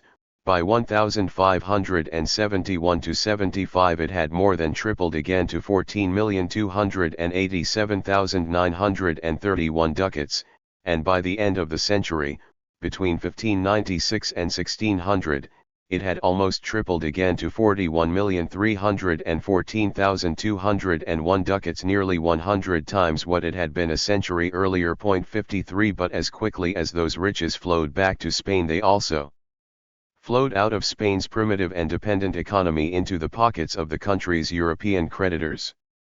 As the century wore on, this bad situation steadily deteriorated, exacerbated in large measure by the imperial vision and the pauper's purse. Once all the debts were paid of Charles V and his successor, Philip II. Within Spain, during the 16th century, tax increase followed upon tax increase. At one point the tax load tripled in just 2 decades in an effort to sustain the empire's overextended growth, but still when Philip took the crown at mid-century he inherited a debt of 70 million ducats. By the time his reign was ending, 2/3 of the crown's revenues were earmarked for interest payments alone, and on a number of occasions Philip was forced to convert short-term indebtedness to long-term debt because he simply was unable to pay his obligations. 54 Emanuel Wallerstein has put it simply and well: Spain was an empire, he writes, when what was needed in the 16th century was a medium-sized state. 55. Much historiographical debate has taken place regarding the ultimate centrality of New World gold and silver to Spain's economy in the 16th century, some scholars declaring it to have been much more important than others. What is beyond debate, however, is that Spain at the time perceived the wealth of the Indies and the Americas as absolutely essential to its economic health and pursued it with the cupidity of the crudest and greediest conquistador. The conquistadors, meanwhile, were plying their lethal trade not only in the Americas. No doubt, that was where most Spanish soldiers would have liked to be spending their time, especially after stories began circulating in Spain of people like Gaspar de Espinosa, who was said to have returned home in 1522, after 8 years in Panama, with the huge fortune of 1,000,000 gold pesos. But there was fighting to be done within Europe as well. Indeed, during most of the 16th century the Old World was awash in what military historian Robert L. O'Connell calls a harvest of blood, as European killed European with an extraordinary unleashing of passion. And, of course, Spain was in the thick of it. 56. In 1568, to cite but one example among many, Philip ordered the Duke of Alva, probably the finest soldier of his day, says O'Connell, and certainly the crudest, to the Netherlands, where Philip was using the Inquisition to root out and persecute Protestants. The Duke promptly passed a death sentence upon the entire population of the Netherlands. He would have utter submission or genocide, O'Connell writes, and the veterans of Spain stood ready to enforce his will. Massacre followed upon massacre, on one occasion leading to the mass drowning of 6,000 to 7,000 Netherlanders, a disaster which the burghers of Emden first realized when several thousand broad-brimmed Dutch hats floated by. 57. As with most of his other debts, Philip did not pay his soldiers on time, if at all, which created ruptures in discipline and converted the Spanish troops into angry marauders who compensated themselves with whatever they could take. As O'Connell notes, gradually, it came to be understood that should the Spanish succeed in taking a town, the population and its possessions would constitute, in essence, the rewards. So it was that, as the revolt dragged on, predatory behavior reinforced by economic self-interest came to assume a very pure form. Thus, in addition to plunder, not only did the slaughter of adult males and ritual rape of females increasingly become routine, but other more esoteric acts began to crop up. Repeatedly, according to John Motley, Spanish troops took to drinking the blood of their victims. Point 58. If this was the sort of thing that became routine within Europe as a consequence of predatory behavior reinforced by economic self-interest on the part of the Spanish troops, little other than unremitting genocide could be expected from those very same troops when they were loosed upon native peoples in the Caribbean and Meso and South America, peoples considered by the soldiers, as by most of their priestly and secular betters, to be racially inferior, unchristian, carnal beasts, or, at best, in Bernardino de Minaya's words quoted earlier, a third species of animal between man and monkey that was created by God specifically to provide slave labor for Christian caballeros and their designated representatives. Indeed, ferocious and savage though Spanish violence in Europe was during the 16th century, European contemporaries of the conquistadors well recognized that by serving as an outlet for the energies of the unruly, in J.H. Eliot's words, the New World saved Europe, and Spain itself, from even worse carnage. It is an established fact, the 16th century Frenchman Henry de la Popelinière wrote with dry understatement, that if the Spaniard had not sent to the Indies discovered by Columbus all the rogues in his realm, and especially those who refused to return to their ordinary employment after the wars of Granada against the Moors, these would have stirred up the country or given rise to certain novelties in Spain. 59. To the front-line Spanish troops, then, once they had conquered and stolen from the Indians all the treasure the natives had accumulated for themselves, the remaining indigenous population represented only an immense and bestial labor force to be used by the Christians to pry gold and silver from the earth. Moreover, so enormous was the native population at least during the early years of each successive stage in the overall conquest that the terrorism of torture, mutilation, and mass murder was the simplest means for motivating the Indians to work, and for the same reason the seemingly endless supply of otherwise superfluous population the cheapest way of maximizing their profits was for the conquistadors to work their Indian slaves until they dropped. Replacing the dead with new captives, who themselves could be worked to death, was far cheaper than feeding and caring for a long-term resident slave population. To be sure, there were those who protested this monstrous treatment of the native people. Las Casas was the most outspoken, the most vigorous, and the most famous, although he was not alone in his efforts. However, he and his supporters were far from a majority, even within the religious fellowship. Here, for example, is what the pious Dominican Tomás Ortiz wrote to the Council of the Indies early in the 16th century regarding the New World's peoples. On the mainland they eat human flesh. They are more given to sodomy than any other nation. There is no justice among them. They go naked. They have no respect either for love or for virginity. They are stupid and silly. They have no respect for truth, save when it is to their advantage. They are unstable. They have no knowledge of what foresight means. They are ungrateful and changeable. They are brutal. They delight in exaggerating their defects. There is no obedience among them, or deference on the part of the young for the old, nor of the son for the father.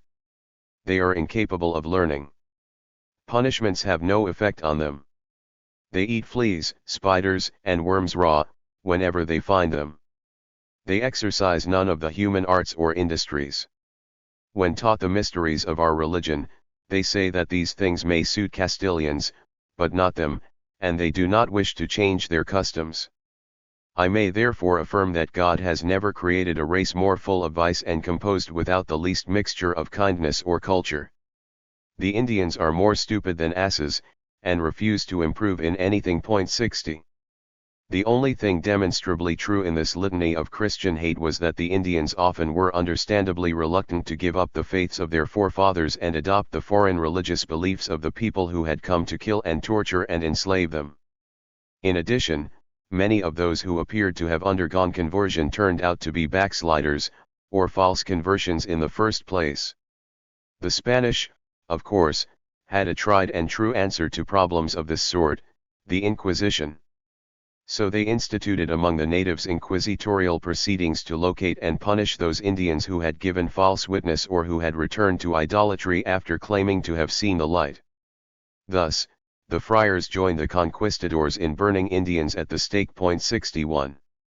If the assertions of Ortiz and others regarding the habits of the Indians were fabrications, they were not fabrications without design.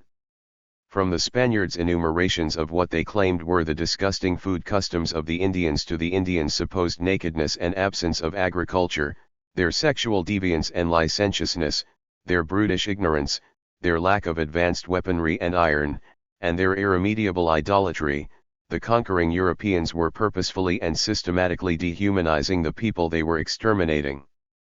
For the specific categories of behavior chosen for these accusations were openly derived from traditional Christian and earlier Roman and Greek ideas regarding the characteristics of fundamentally evil and non-rational creatures, from Hesiod's Bronze Race to the medieval era's wild men and witches.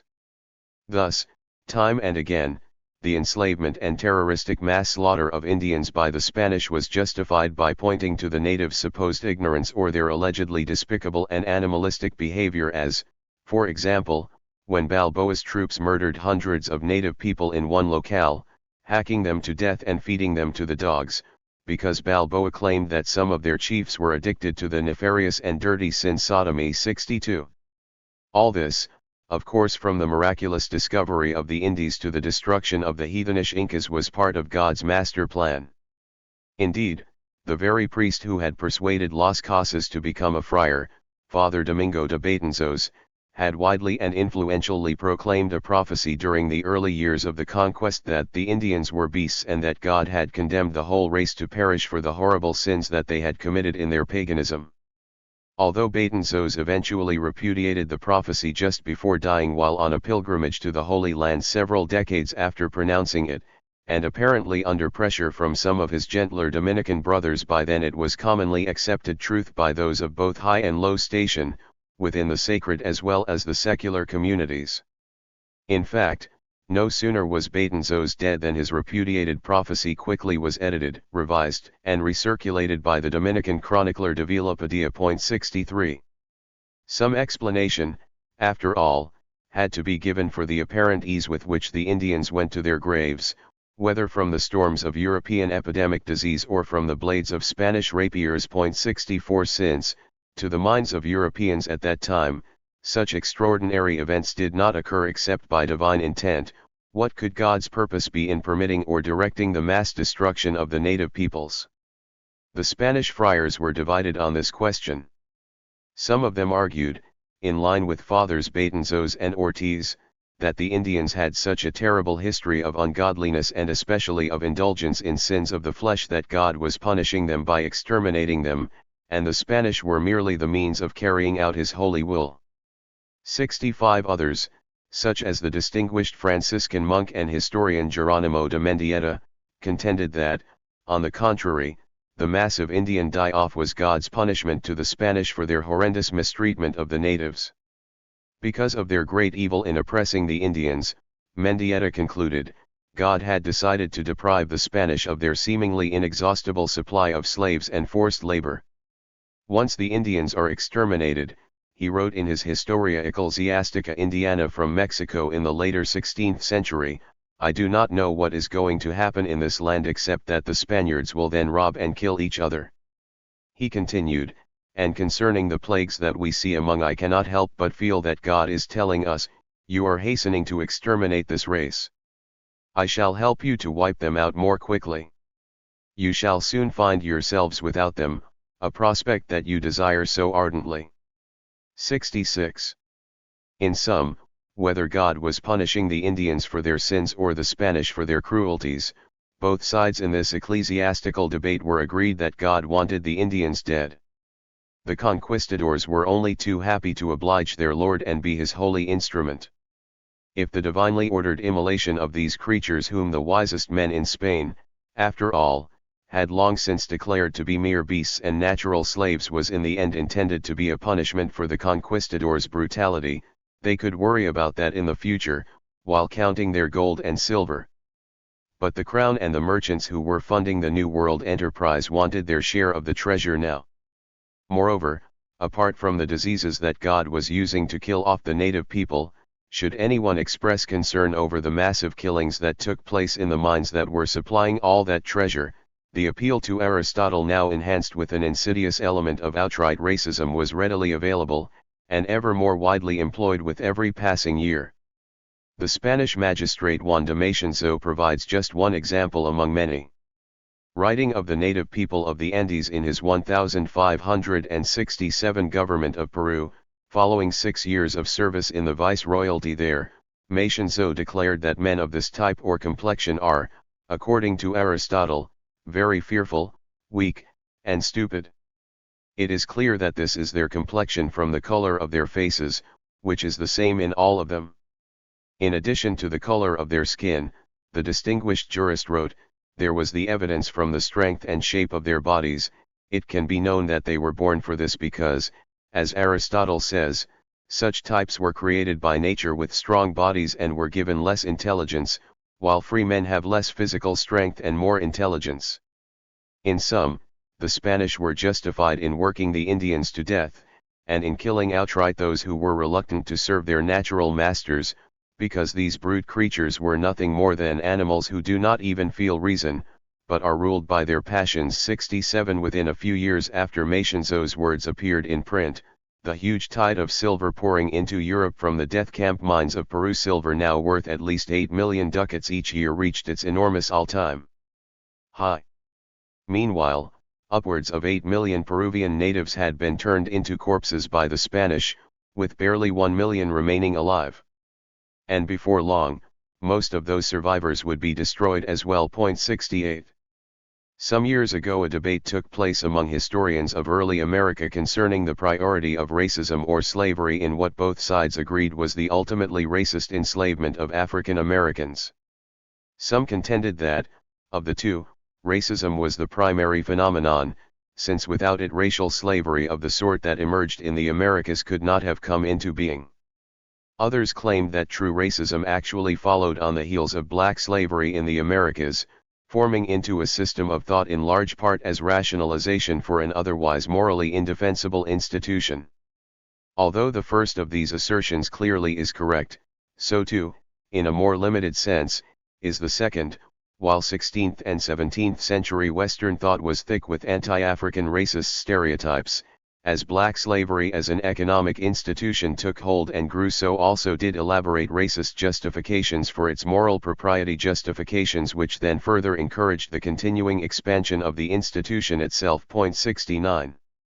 This dialectic of ongoing mutual reinforcement between ideology and institution is what historian Winthrop Jordan has called the cycle of degradation that continually fueled the engine of oppression that wearied and broke the bodies of captive African Americans for 2.5 long centuries. 70. And that ideological institutional cycle of degradation is precisely the dynamic that also emerged early on among the Spanish regarding the native peoples of the Indies and Meso and South America. Just as social thought does not bloom in a political vacuum, however, neither do institutions come into being and sustain themselves without the inspiration of economic or political necessity. In 16th century Spain, as we have seen, that necessity was created by an impoverished and financially dependent small nation that made itself into an empire that engaged in ambitious wars of expansion, but an empire with a huge and gaping hole in its treasury. No sooner were gold or silver deposited than they drained away to creditors. The only remedy for this, since control of expenditures did not fit with imperial visions, was to accelerate the appropriation of wealth. And this demanded the theft and mining of more and more New World gold and silver. The Spanish possessed neither the manpower nor the inclination for mining America's vast store of precious metals themselves. But, along with all those riches, God had provided more laborers than could be imagined, tens upon tens of millions, so many, in fact, that the first Portuguese governor of Brazil claimed it would be impossible to exhaust the supply even if the Europeans were to cut the natives up in slaughterhouses. There was, however, nothing to be gained from the wholesale butchery of Indians for mere entertainment, although that commonly did occur at the hands of enthusiastic conquistadors, while a great deal was to be achieved from working them until they collapsed. So enormous was the reservoir of native muscle and flesh that no rational slave driver would spend good money on caring for these beasts. It was more efficient simply to use them up and then replace them. Mass murder and torture and mutilation had their place, of course, as instruments of terror to recruit reluctant natives, and to be sure they stayed in line. But the extermination of entire communities and cultures, though commonplace, was rarely the Spaniards' declared end goal, since to do so meant a large expenditure of energy with no financial return. As with Hispaniola, Tenochtitlan, Cuzco, and elsewhere, the Spaniards' mammoth destruction of whole societies generally was a byproduct of conquest and native enslavement, a genocidal means to an economic end, not an end in itself. And therein lies the central difference between the genocide committed by the Spanish and that of the Anglo-Americans. In British America, extermination was the primary goal, and it was so precisely because it made economic sense. 3. By the close of the 16th century, bullion, primarily silver, made up more than 95% of all exports leaving Spanish America for Europe. Nearly that same percentage of the indigenous population had been destroyed in the process of seizing those riches. In its insatiable hunger, Spain was devouring all that was of most value in its conquered New World territories, the fabulous wealth in people, culture, and precious metals that had so excited the European imagination in the heady era that immediately followed Columbus's return from his first voyage. The number of indigenous people in the Caribbean and Meso and South America in 1492 probably had been at least equal to that of all Europe, including Russia, at the time. Not much more than a century later it was barely equal to that of England. Entire rich and elaborate and ancient cultures had been erased from the face of the earth. And by 1650 the amount of silver coming out of the Americas was down to far less than half of what it was only 50 years earlier, while gold output had fallen below 10% of what it had been. 71 For a century and more the Spanish presence in the Americas had been the equivalent of a horde of ravenous locusts, leaving little but barrenness behind them. And still, despite so many years of such incredible plunder, Spain itself remained an economic disaster. The treasure it had imported from the Indies, Mexico, and Peru only paid brief visits to the Iberian Peninsula before ending up in the coffers of Spain's northerly European creditors. In retrospect, the foundations thus were laid for the underdevelopment of Latin America as a modern Third World region. The pattern was the same in other places. Wherever the path of Western conquest led, if there were vast available natural and human resources that easily could be taken and used, they were, but the end result was, at best, short-term economic growth in the area of colonization, as opposed to long-term economic development. 72. The story of British conquest and colonization in North America is, in economic terms, almost precisely the opposite of Spain's experience to the south. In the north, without a cornucopia of treasure to devour and people to exploit, the English were forced to engage in endeavors that led to long-term development rather than short-term growth, particularly in New England. Far fewer native people greeted the British explorers and colonists than had welcomed the Spanish, in part because the population of the continent north of Mexico had always been smaller and less densely settled, and in part because by the time British colonists arrived European diseases had had more time to spread and destroy large numbers of Indians in Virginia, New England, and beyond. These regions also contained nothing even remotely comparable to the exportable mineral wealth the Spanish had found in the areas they invaded. The most the northern climes had to offer in this regard was fish. To be sure, in the 16th and 17th centuries the English imported huge amounts of cod from America's North Atlantic waters, and later tobacco and furs were brought in. 73 But fish, tobacco, and furs were not the same as gold or silver. Nevertheless, despite the very dissimilar economic and native demographic situations they found, the British wasted little time in exterminating the indigenous people. The English and later the Americans, in fact, destroyed at least as high a percentage of the Indians they encountered as earlier had the Spanish, probably higher, it was only their means and motivation that contrasted with those of the conquistadors. To understand both the savagery of the Anglo-American genocide against the North American natives, and the characteristics that made it different from the earlier Spanish genocide, requires a brief glance at the political economy of Britain when its first New World explorations and settlements were being launched, then a look at Anglo-American religious and racial attitudes, and finally a return to the economic realities not of England, but of the colonies themselves. While Spain in the 16th century was overextending its primitive economy with expensive imperial adventures, thereby driving itself to financial ruin, England was developing into one of what Emanuel Wallerstein has called the strong core states of Northwest Europe that in time would become the economic heartland of the European world economy. Unlike Spain, England during this time had a strong export trade in manufactured goods, and although it ran a net deficit in its economic relationship with France, this was more than made up for by a favorable balance of trade elsewhere. 74 It was a time of relative political stability and low taxation, including no personal taxes at all. One historian has made clear the contrast between late 16th century Spain and England with a single telling statistic.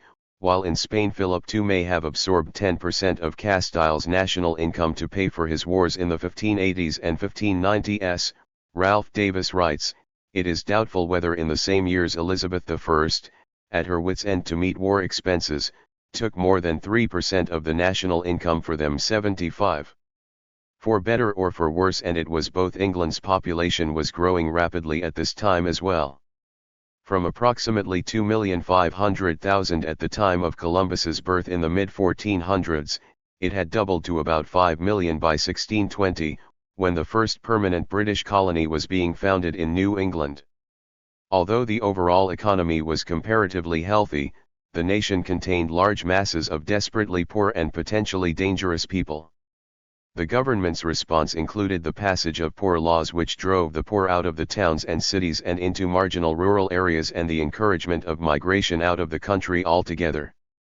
Private individuals, like the famous advocate of exploration Richard Hakluyt, joined in the call to settle England's poor and criminal classes outside the realm, where their conditions and habits might find hope of Amendment 76. The first significant move of imperial expansion by the British at this time was into Ireland. Here, the intent of the English was in some ways similar, if on a far smaller scale, to that of the Spanish in the Indies, to convert and civilize the natives, while stripping the land bare of its wealth.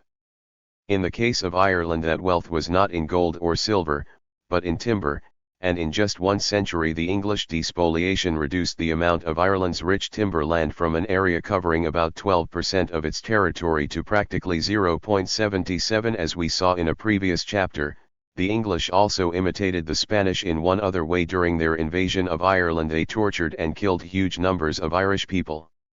The English treatment of Ireland's native people provides important insight into understanding the way the British later would treat the indigenous people of North America, not only because it reveals the extent to which the English would go in defining non-Englishmen as savages and destroying them in the process of seizing their land, but also because it shows how far they would not go when the native people in question were white.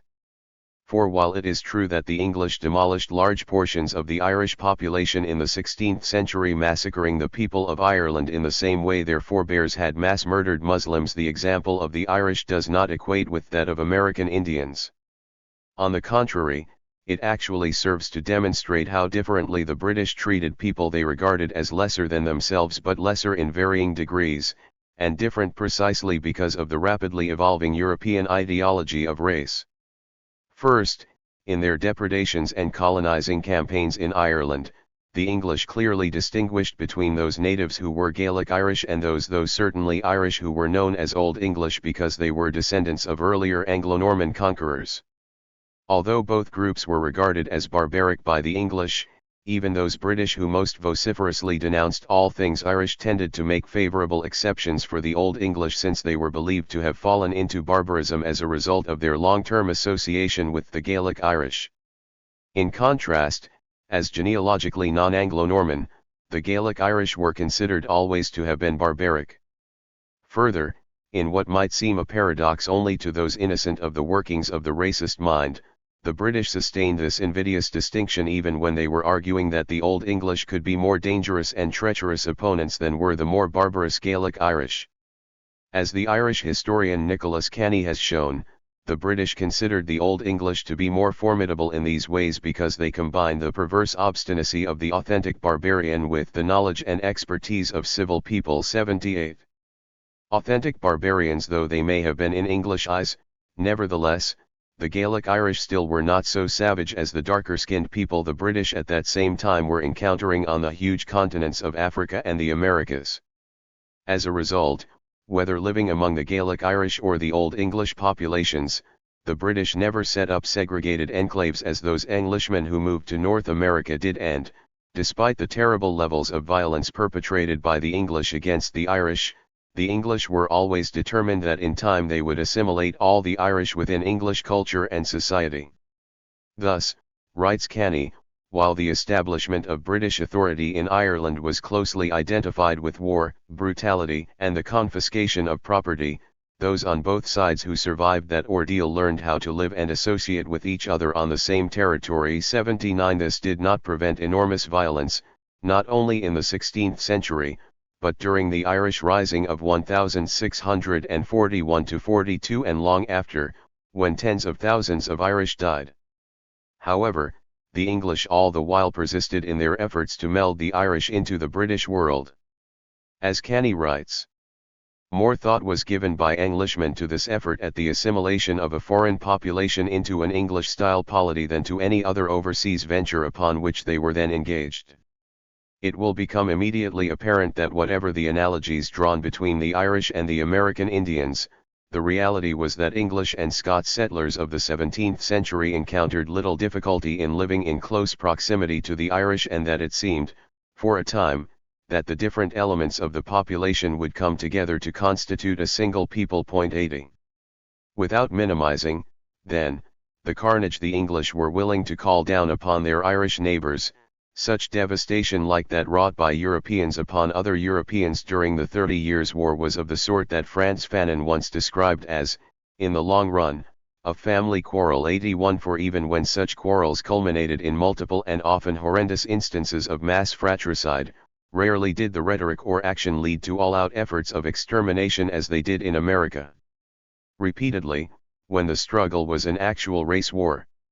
From the start, the English explorers' presuppositions about the human and moral worth of America's native peoples were little different from those of the Spanish, because in large measure they were based directly on Spanish writings and reports. Throughout the 16th century, English publishers of travel literature on the Americas studiously avoided reprintings of or references to Las Casas, or to any other Spaniard with even marginally favorable views on the Indians. Rather, they drew almost exclusively on the writings of Gonzalo Fernández de Oviedo y Valdez, Francisco López de Gamarra, and other Spanish adventurers and writers who, as Lauren E. Pennington puts it, presented a nearly unrelieved picture of native savagery. 82. Indeed, the very first book on America that was published in the English language appeared in 1511, a decade before Cortés had even laid eyes upon Tenochtitlan. It described the Indians as like beasts without any reasonableness. And they it also on another. The maniteth his wyf his children. They hang also the bodies or persons fleshy in the smoke as men do with us swines fleshy. 83. As for how such savages should be treated, notes Pennington, far from being repelled by Spanish repression of the natives, the earliest English propagandists writing about the New World looked upon as the model to be followed by their own countrymen. 84. To citizens of Britain and the lands of Northern Europe, as with the Spanish and Portuguese to the south, wild men and other creatures of half-human pedigree were as real in the 16th and 17th centuries as they had been in the Middle Ages. As always, such odd and dangerous species were given their place on the outer fringes of humanity within the great chain of being. John Locke believed in the existence of hybrid species that encompassed characteristics of the human and animal and even the plant and animal kingdoms, and so did most other intellectuals, such as the great 17th and 18th century philosopher Gottfried Leibniz.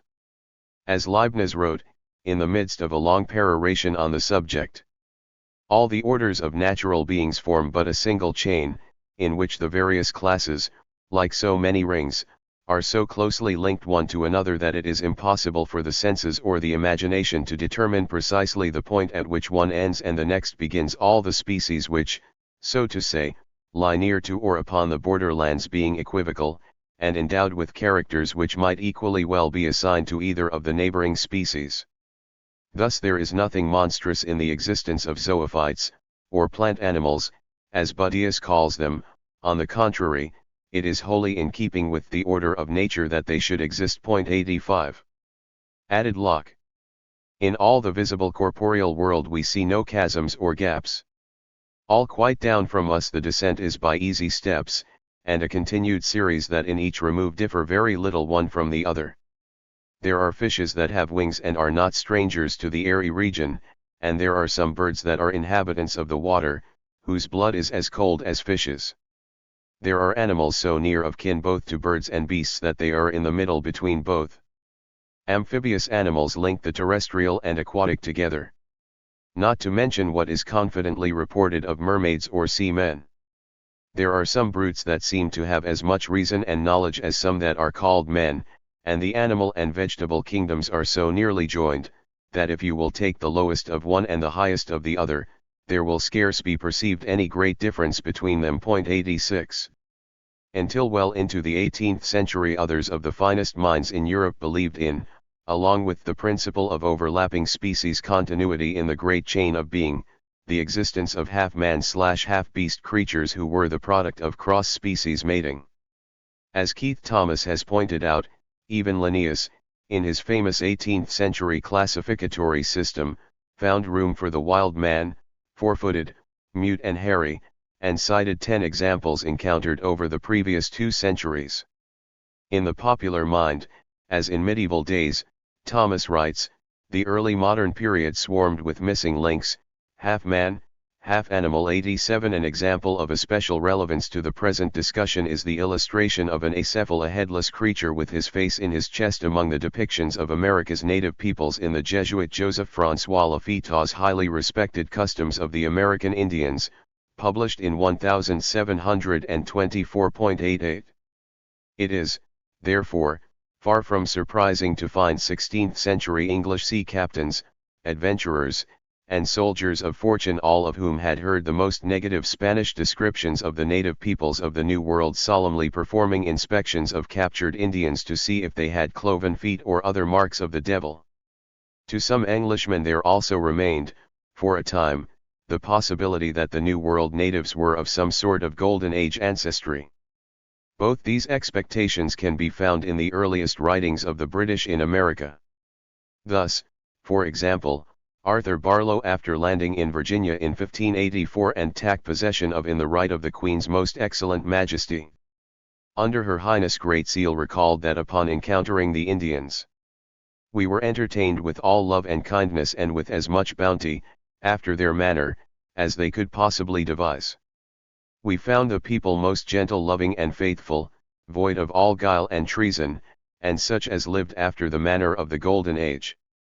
A more kind and loving people, there cannot be found in the world, as far as we have hitherto had trial. 89. There is probably no more favorable description of the Indians of North America in the annals of the early explorers. This did not, however, prevent these very same Englishmen from attacking these very same Indians at the slightest provocation. We burnt, and spoiled their corn, and town, all the people being fled. 94. On the other hand, these same Virginia Indians were soon after described by the likes of Robert Gray as wild beasts, and unreasonable creatures, or brutish savages, which by reason of their godless ignorance, and blasphemous idolatry, are worse than those beasts which are of most wild and savage nature. Incredibly rude, they worship the devil, offer their young children in sacrifice unto him, wander up and down like beasts, and in manners and conditions, differ very little from beasts. 91. Any number of commentators can be summoned to support either of these contrasting views of the Indians, and still more can be called upon to provide judgments of the Indians ranging variously between these two extremes. As had been the case earlier with the Spanish, however, the more negative views very quickly came to dominate. And they were not infrequently expressed by drawing direct parallels between the experiences of the British in Virginia or New England and the Spanish in Mexico and the Caribbean. Thus, in an early treatise on the Virginia Company's progress in the New World, the company's secretary, Edward Waterhouse, discussed at length the Spanish experience with the natives of the Indies and approvingly quoted the Indian-hating and genocide-supporting conquistador Fernández de Oviedo to the effect that those Indians were by nature slothful and idle, vicious, melancholy, slovenly, of bad conditions, liars, of small memory, of no constancy or trust, less capable than children of 6 or 7 years old, and less apt and ingenious. Oviedo's description of the Indies' indigenous inhabitants was offered the reader, Waterhouse said, that you may compare and see in what, and how far, it agrees with that of the natives of Virginia. Indeed, so closely did it agree, he contended, that the proper response of the British against this viperous brood of pagan infidels should be the same as that meted out by the Spanish, extermination. 92 This conclusion was reached, it should be noted, at a time when there were barely 2,000 Englishmen living in all of North America, and nearly a decade before Britain's Massachusetts Bay Company would be sending settlers into New England. There are other ways in which we now can see, retrospectively, how the evolution of British racial thought in North America paralleled what had happened previously among the Spanish and Portuguese.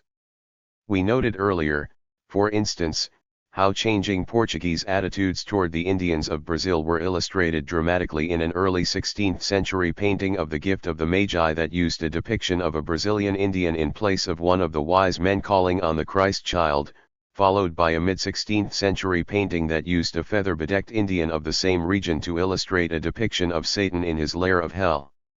A similar transformation in the Europeans' moral perceptions of Virginia's Indians is traceable in the famous illustrations of Theodore de Bry and his sons, throughout the 30 volumes of pictorial representations they published between 1590 and 1634. From initial imagery suggestive of Virginia as a place inhabited by people, in Barlow's words, who lived after the manner of the Golden Age, iconographic evolution soon converted that world into a place of monstrously deformed and diseased savages. To the European artists, as to Europeans in general, notes Bernadette Bucher in her structural analysis of the Debris illustrations, there was from the start a categorical ambiguity surrounding the New World's native peoples. Citing the work of anthropologist Mary Douglas, Bucher notes that beings and things that participate in 2 or more categories as fixed by a given culture appear ambiguous and monstrous for that reason, and become instantly burdened with interdictions, horror, and disgust. At first, the Amerindian, by his very existence on a previously unknown continent and the mystery surrounding his origins, introduced chaos into the order of things such as the Europeans imagined it in their own cosmogony, moral code, and ideas on the origin of man. 93.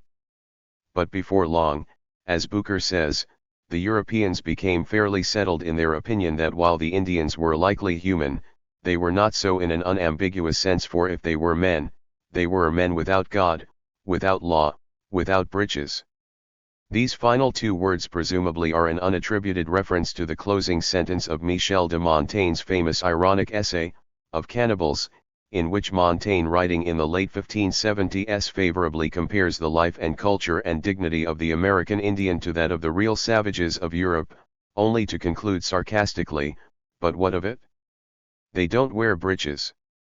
94. If Montaigne and Bucher were being pointedly light-hearted, however, many other Europeans saw nothing amusing in the stories of the Indians' near-nakedness and what it represented in terms of the allegedly libidinous and bestial nature of these people of the fearsome wilderness.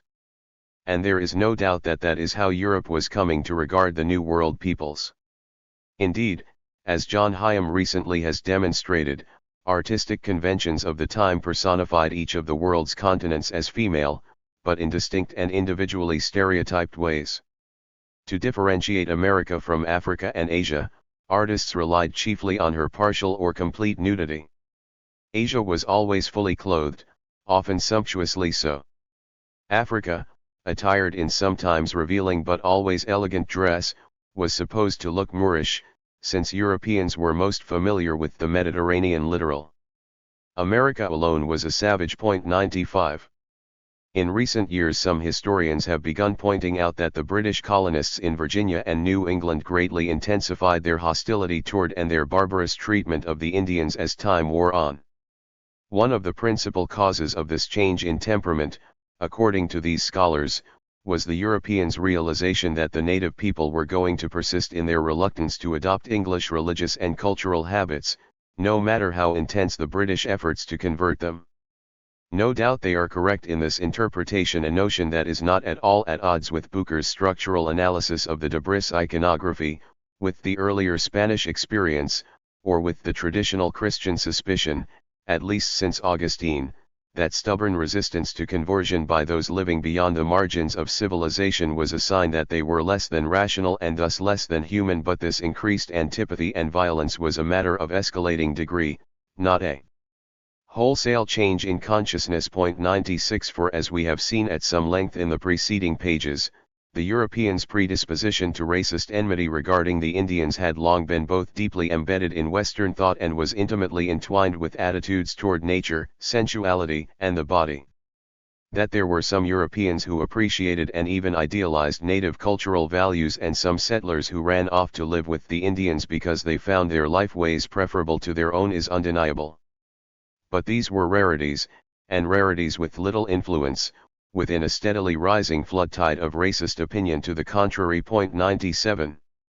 What in fact was happening in those initial years of contact between the British and America's native peoples was a classic case of self-fulfilling prophecy, though one with genocidal consequences. Beginning with a false prejudgment of the Indians as somehow other than conventionally human in European terms, everything the Indians did that marked them as incorrigibly non-European and non-Christian and therefore as permanently non-civilized in British eyes enhanced their definitionally less than human status. Treating them according to this false definition naturally brought on a resentful response from the Indians, one which only proved that the definition had been valid from the start. In his famous study of this phenomenon, Robert K. Merton, after quoting the sociological dictum that if men define situations as real, they are real in their consequences, pointed out that the specious validity of the self-fulfilling prophecy perpetuates a reign of error. 98 In the early and subsequent years of British-Indian contact, however, it produced and perpetuated a reign of terror because it was bound up with an English lust for power, land, and wealth, and because the specific characteristics that the English found problematic in the Indians were attributes that fit closely with ancient but persistently held ideas about the anti-Christian hallmarks of infidels, witches, and wild men. It was only to be expected, therefore, that when the witchcraft crisis at Salem broke out as the 17th century was ending, it would be blamed by New England's foremost clergymen on the Indians, whose chief sagamores are well known, unto some are captives, to have been horrid sorcerers, and hellish conjurers, and such as conversed with daemons. 99 Indeed, as Richard Slotkin has shown, the fusion of the satanic and the native in the minds of the English settlers by this time had become so self-evident as to require no argument. Thus, when a young woman named Mercy Short became possessed by the devil, she described the beast who had visited her as a wretch no taller than an ordinary walking staff. He was not of a Negro, but of a tawny, or an Indian color. He wore a high-crowned hat, with straight hair, and had one cloven foot. Observes Slotkin, he was, in fact, a figure out of the American Puritan nightmare. Indian-colored, dressed in a Christian's hat, with a beast's foot, a kind of Indian Puritan, man-animal half-breed. 100. In the preceding chapter we explored at some length Catholic doctrines of asceticism, purity, and religious self-righteousness and intolerance, as well as the Church's murderous treatment of those it regarded as unchanged asked and impure non-believers. But Protestantism deserves some scrutiny in its own right. For even though most of England's Protestants had shunted aside asceticism of the specifically contemptus mundi variety, asceticism in the larger sense remained alive and well for centuries. Indeed, probably never before in Christian history had the idea that humankind was naturally corrupt and debased reached and influenced the daily lives of a larger proportion of the lay community than during New England's 17th and early 18th centuries.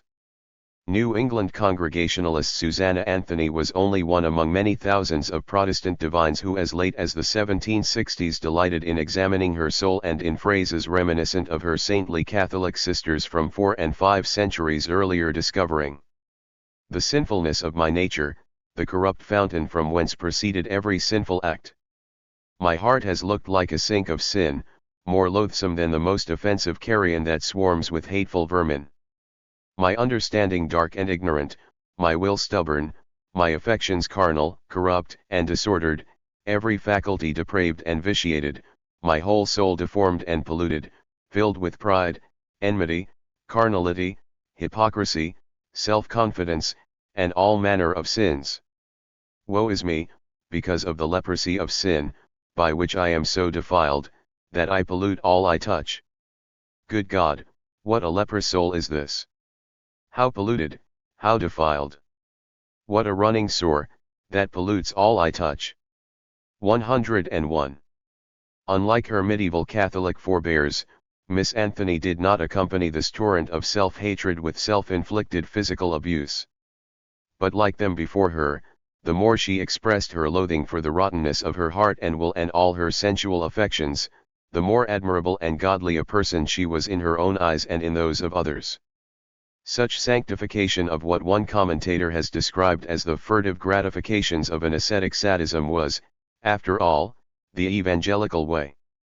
And as Philip Graven clearly has shown, in the fanatical and obsessive efforts of people like Miss Anthony and her spiritual kin to placate implacable consciences and in their systematic efforts to mortify and subdue the body and the self, along with their consequently heightened perception of the world as a dangerous and seductive place, the early New England settlers of evangelical Puritan character often saw evidence of anger and hostility in other people which they denied within themselves.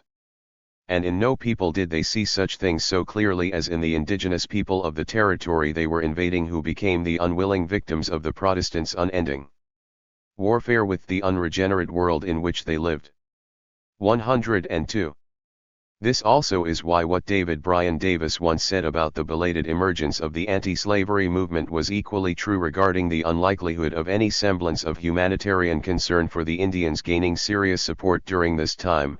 It could not and would not happen so long as Christians continued to believe that natural man was totally corrupt, that suffering and subordination were necessary parts of life, and that the only true freedom lay in salvation from the world. 1034. A core principle of the saintly Puritans' belief system was that the natural condition of the hearts of all humans prior to their conversion to Christ, even the hearts of the holiest and most innocent of Christian infants, was, in the esteemed New England minister Benjamin Wadsworth's words, a mere nest, root, fountain of sin and wickedness. 104. By defining the Indians as bestial and as hopelessly beyond conversion, then the colonists were declaring flatly that these very same words aptly described the natives' permanent racial condition. And to tolerate known sin and wickedness in their midst would be to commit sin and wickedness themselves. Moreover, and ominously from the earliest days of settlement, the British colonists repeatedly expressed a haunting fear that they would be contaminated by the presence of the Indians, a contamination that must be avoided lest it become the beginning of a terrifying downward slide toward their own bestial degeneration. Thus, unlike the Spanish before them, British men in the colonies from the Carolinas to New England rarely engaged in sexual relations with the Indians, even during those times when there were few if any English women available. Legislation was passed that banished forever such mixed-race couples, referring to their offspring in animalistic terms as abominable mixture and spurious issue, though even without formal prohibitions such intimate encounters were commonly reckoned a horrid crime with us.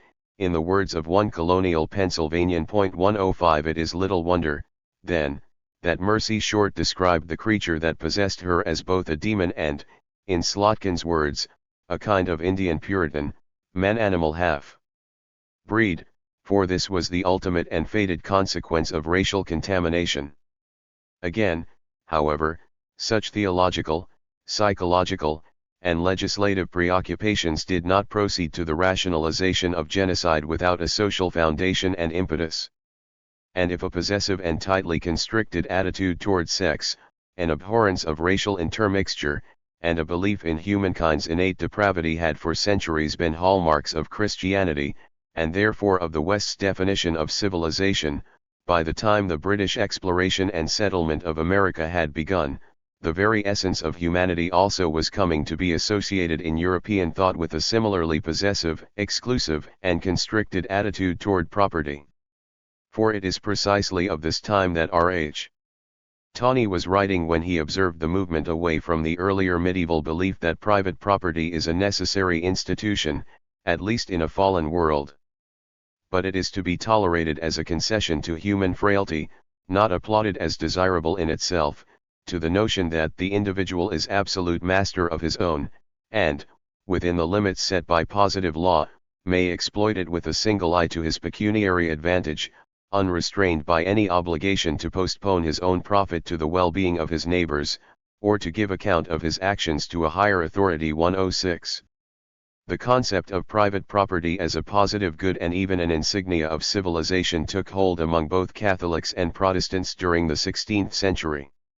Thus, for example, in Spain, Juan Ginés de Sepúlveda argued that the absence of private property was one of the characteristics of people lacking even vestiges of humanity, and in Germany at the same time Martin Luther was contending that the possession of private property was an essential difference between men and beasts. 107. In England, meanwhile, Sir Thomas More was proclaiming that land justifiably could be taken from any people holdeth a piece of ground void and vacant to no good or profitable use, an idea that also was being independently advanced in other countries by Calvin, Melanchthon, and others. Typically, though, none was as churlish as Luther, who pointed out that the Catholic Saint Francis had urged his followers to get rid of their property and give it to the poor. I do not maintain that Saint Francis was simply wicked, wrote Luther, but his works show that he was a weak-minded and freakish man, or to say the truth, a fool. 108. The idea that failure to put property to good or profitable use was grounds for seizing it became especially popular with Protestants, who thereby advocated confiscating the lands owned by Catholic monks. As Richard Schlatter explains, the monks were condemned, not for owning property, but because they did not use that property in an economically productive fashion. At best they used it to produce prayers.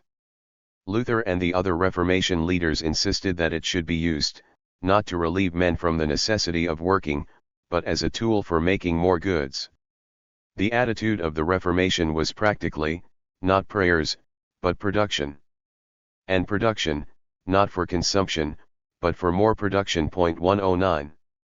The idea of production for the sake of production, of course, was one of the central components of what Max Weber was to call the Protestant ethic. But it also was essential to what C.B. Macpherson has termed the ideology of possessive individualism. And at the heart of that ideology was a political theory of appropriation that was given its fullest elaboration in the second of John Locke's two treatises of government. In addition to the property of his own person, Locke argued, all men have a right to their own labor and to the fruits of that labor.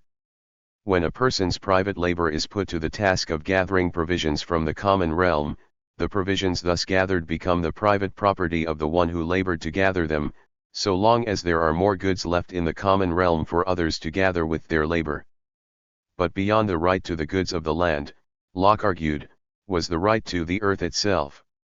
It is, he says, plain that the same logic holds with the land itself as with the products of the land. As much land as a man tills, plants, improves, cultivates, and can use the product of, so much is his property. He by his labor does, as it were, enclose it from the common. 110. Only through the ability to exercise such individual acquisitiveness, thought Locke, does a man become fully and truly human. However, notes Macpherson, concealed within this celebration of grasping and exclusive individualism was the equally essential notion that full individuality for some was produced by consuming the individuality of others. Thus, the greatness of 17th-century liberalism was its assertion of the free rational individual as the criterion of the good society.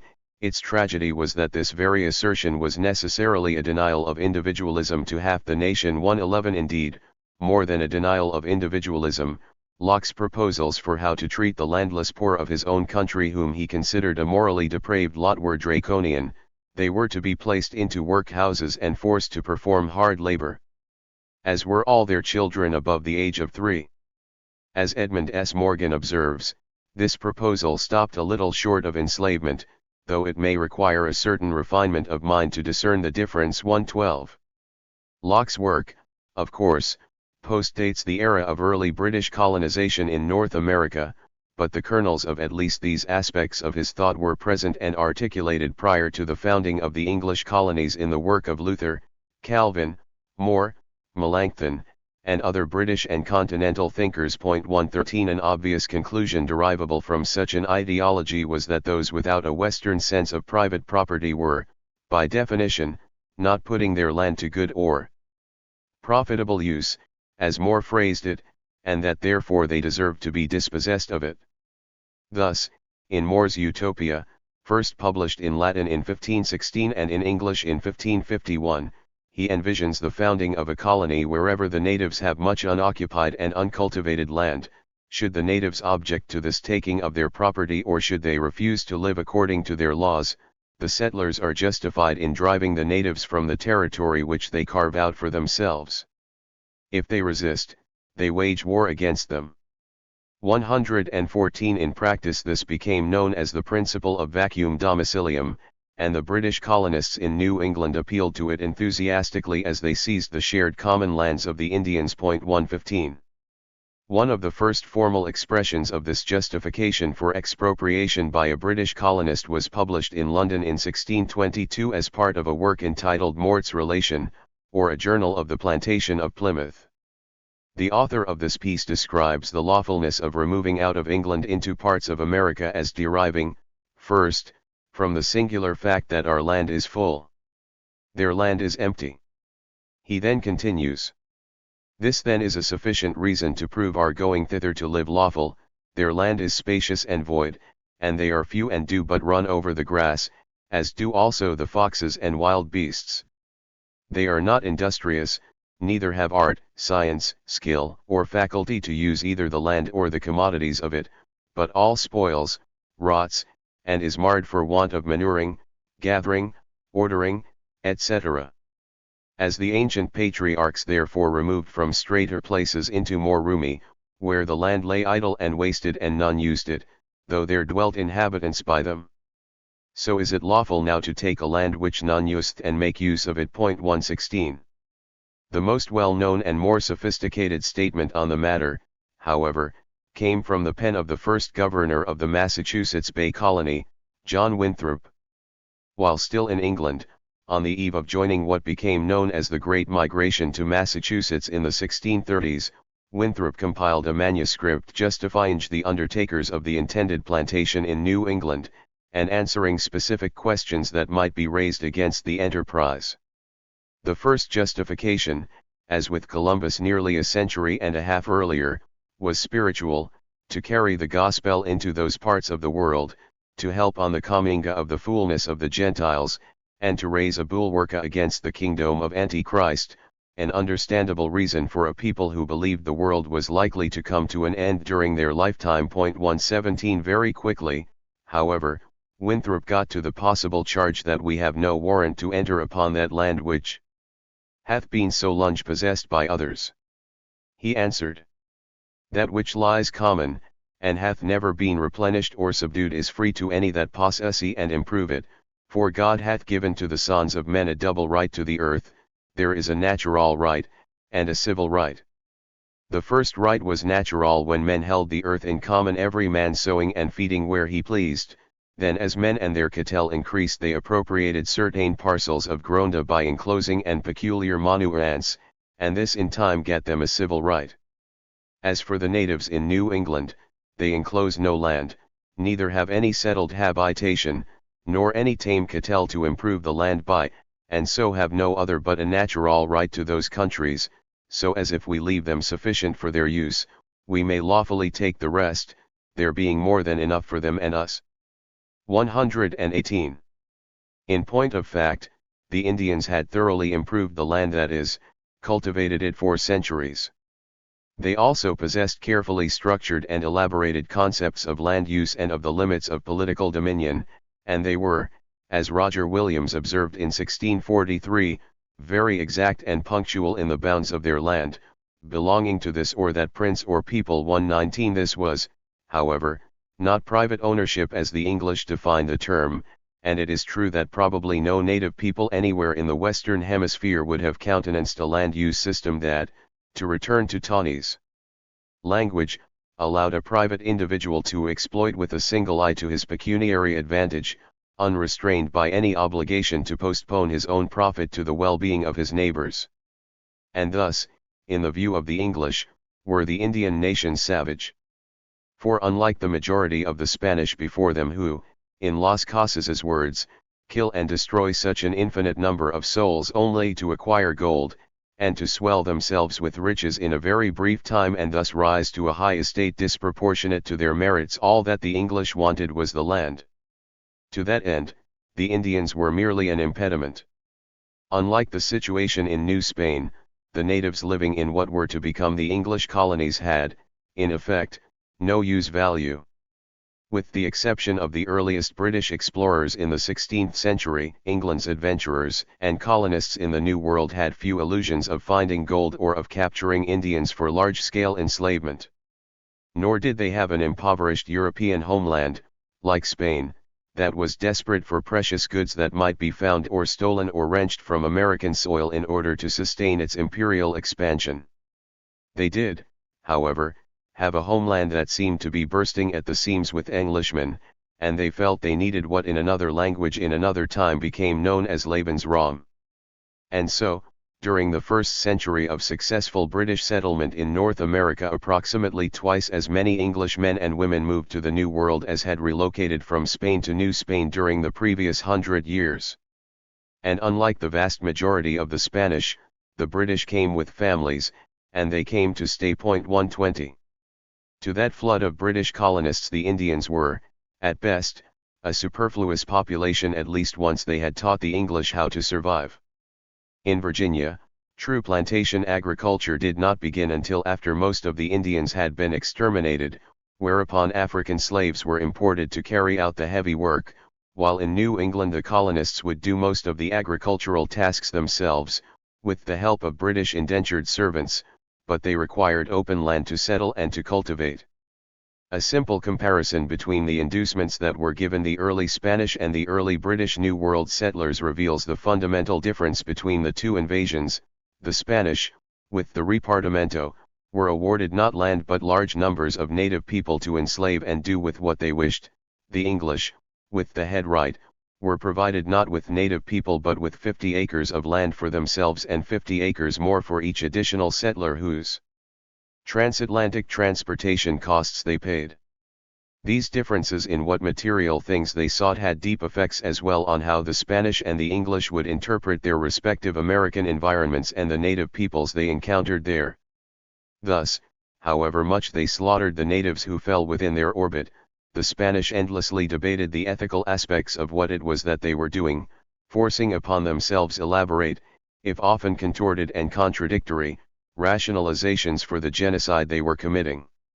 As we saw earlier, for example, Franciscans and Dominicans in Latin America argued strenuously over what God's purpose was in sending plagues to kill the Indians, some of them contending that he was punishing the natives for their sins, while others claimed he was chastening the Spanish for their cruelties by depriving them of their slaves. Additionally, throughout the first century of conquest Spanish scholars were embroiled in seemingly endless debates over the ethical and legal propriety of seizing and appropriating Indian lands, disputes that continued to haunt independence struggles in Spanish America well into the 19th century. 121 No such disputation took place among the Anglo-American colonists or ministers, however, because they had little doubt as to why God was killing off the Indians or to whom the land rightfully belonged. It is, in short, no accident that the British did not produce their own Las Casas. As early as the first explorations at Roanoke, Thomas Harriot had observed that whenever the English visited an Indian village, within a few days after our departure, the people began to die very fast, and many in a short space, in some towns about 20, in some 40, in some 60, and in one 60, which in truth was very many in respect of their numbers. As usual, the British were unaffected by these mysterious plagues. In initial explanation, Harriet could only report that some astrologers, knowing of the eclipse of the sun, which we saw the same year before on our voyage thitherward, thought that might have some bearing on the matter. But such events as solar eclipses and comets were, like the epidemics themselves, the work of God. No other interpretation was possible. And that was why, before long, Harriet also was reporting that there seemed to be a divinely drawn pattern to the diseases. Miraculously, he said, they affected only those Indian communities where we had any subtle device practiced against us. 122. In other words, the Lord was selectively punishing only those Indians who plotted against the English. Needless to say, the reverse of that logic was equally satisfying, that is, that only those Indians who went unpunished were not evil. And if virtually all were punished? The answer was obvious.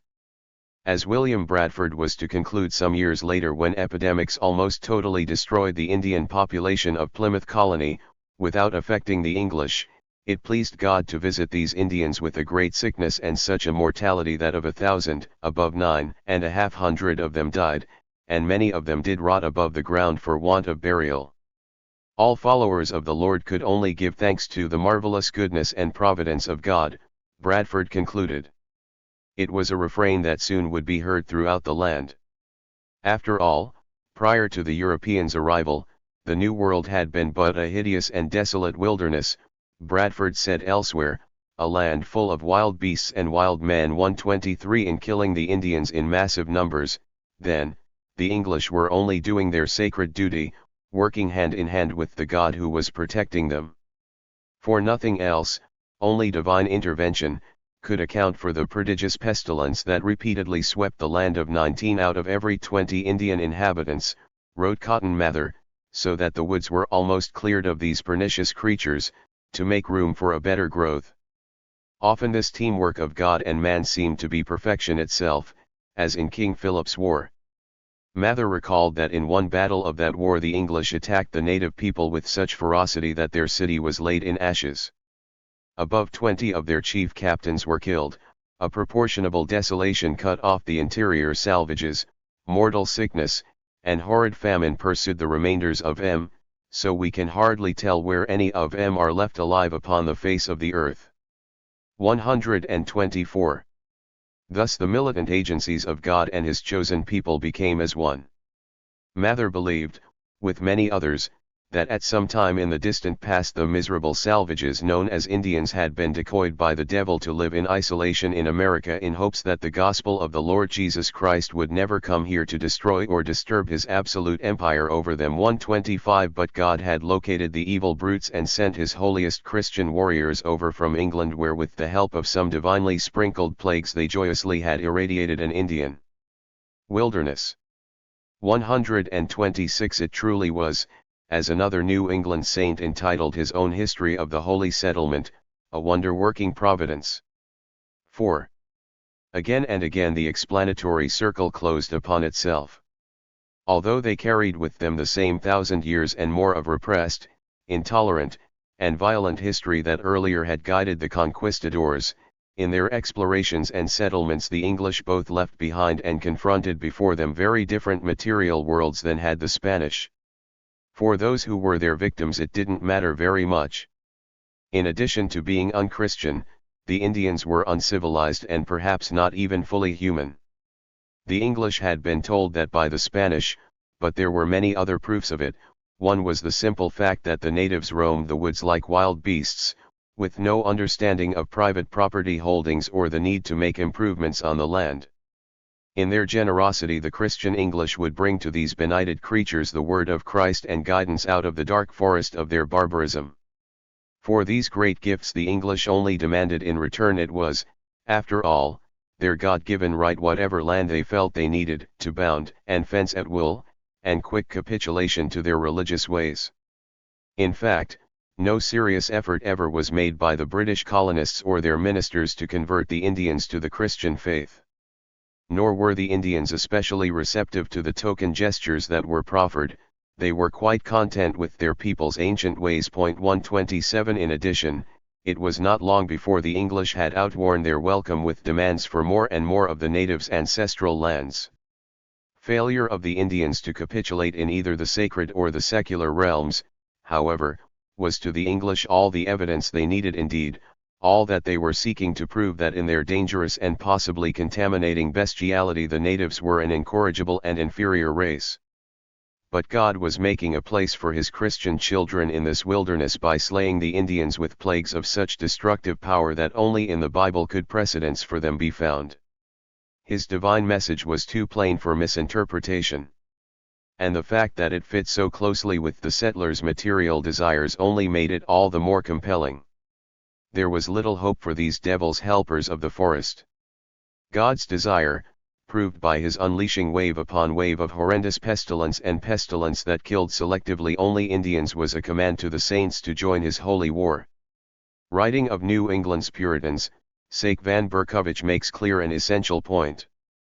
The Puritans, despite their missionary pretenses, regarded the country as theirs and its natives as an obstacle to their destiny as Americans.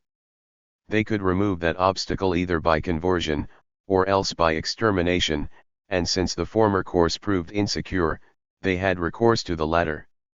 The Spanish, for all their rhetoric of conquest, regarded the country as the Indians and native recruitment as essential to their design of colonization. 128.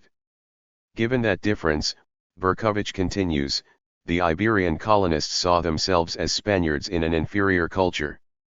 By that prerogative, they converted, coerced, educated, enslaved, reorganized communities, and established an intricate caste system, bound by a distinctly Spanish mixture of feudal and Renaissance customs.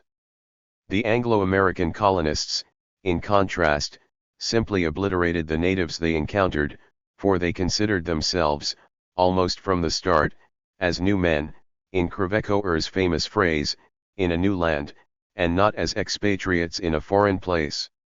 Berkovich illustrates what he calls the subsequent New World Spaniards' profound identity crisis as Americanos by citing Simon Bolivar's Jamaica letter of 1815, following the outbreak of revolution against Spain.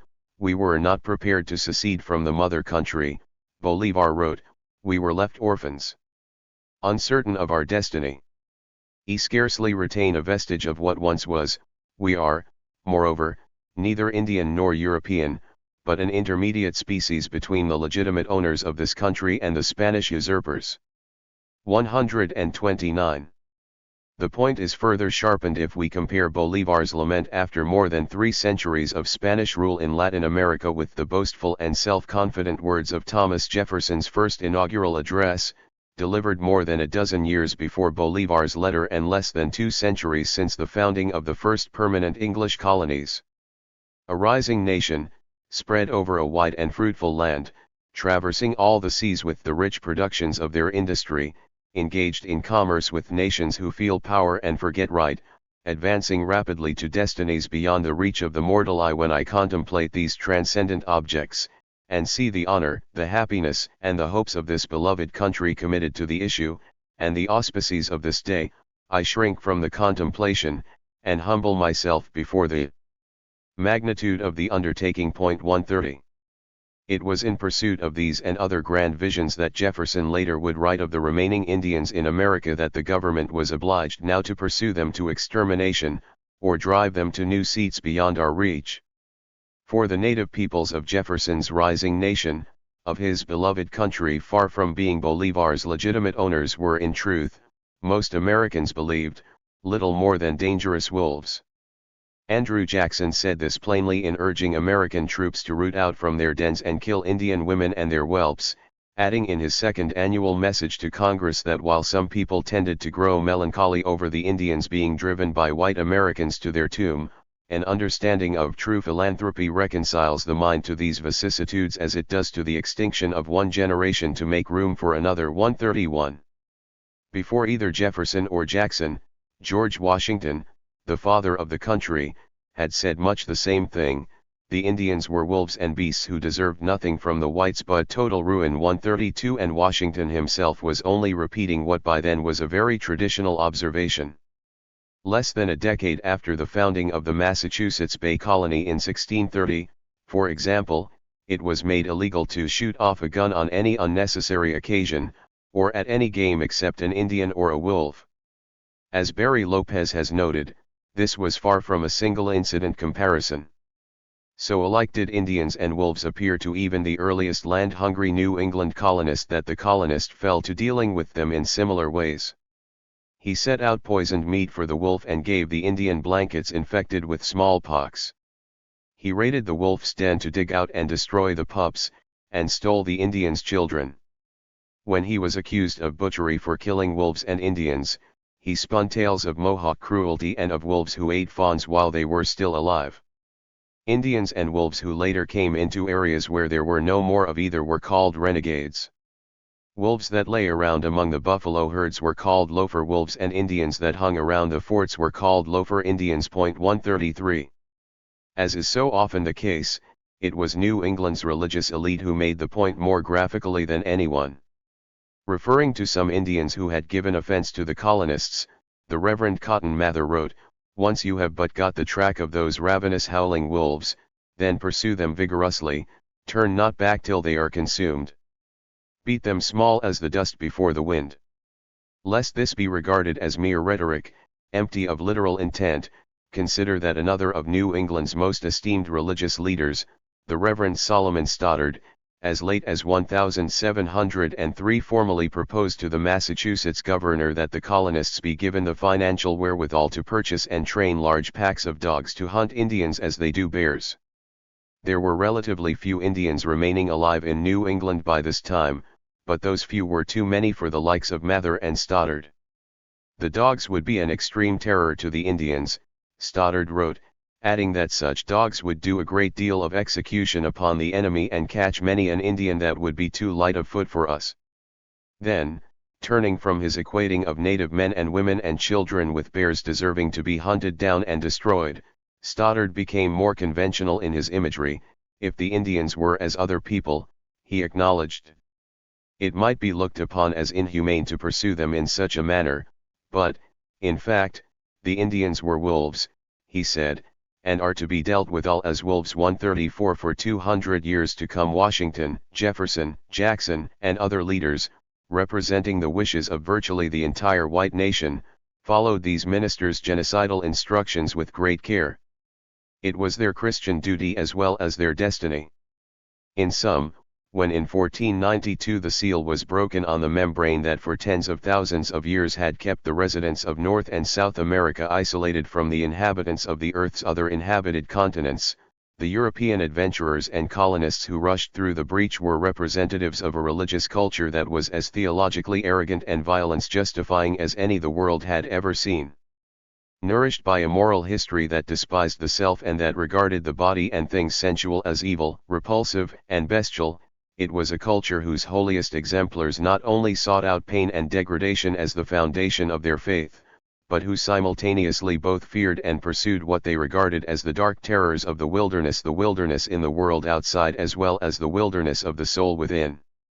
It was a faith that considered all humanity in its natural state to be sick, suffering, and helpless because its earliest mythical progenitors who for a time had been the unclothed inhabitants of an innocent earthly paradise had succumbed to a sensual temptation that was prohibited by a jealous and angry God, thereby committing an original sin that thenceforth polluted the very essence of every infant who had the poor luck to be born. Ghastly and disgusting as the things of this world including their own persons were to these people, they were certain of at least one thing, that their beliefs were absolute truth, and that those who persisted in believing otherwise could not be tolerated. For to tolerate evil was to encourage evil, and no sin was greater than that. Moreover, if the flame of intolerance that these Christian saints lit to purge humanity of those who persisted down a path of error became a sacred conflagration in the form of a crusade or holy war, that was only so much the better.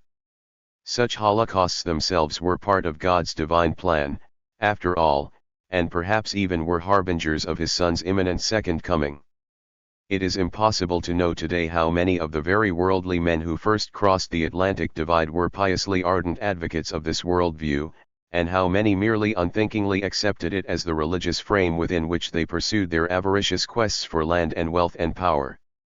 Some were seeking souls. Most were craving treasure, or land on which to settle. But whatever their individual levels of theological consciousness, they encountered in this new world astonishing numbers of beings who at first seemed to be the guardians of a latter-day Eden, but who soon became for them the very picture of satanic corruption.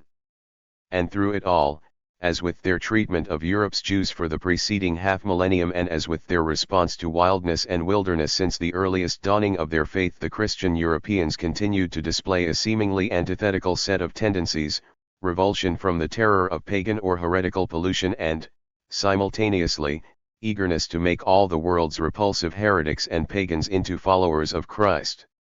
In its most benign racial manifestation, this was the same inner prompting that drove missionaries to the ends of the earth to Christianize people of color, but to insist that their new converts worship in segregated churches.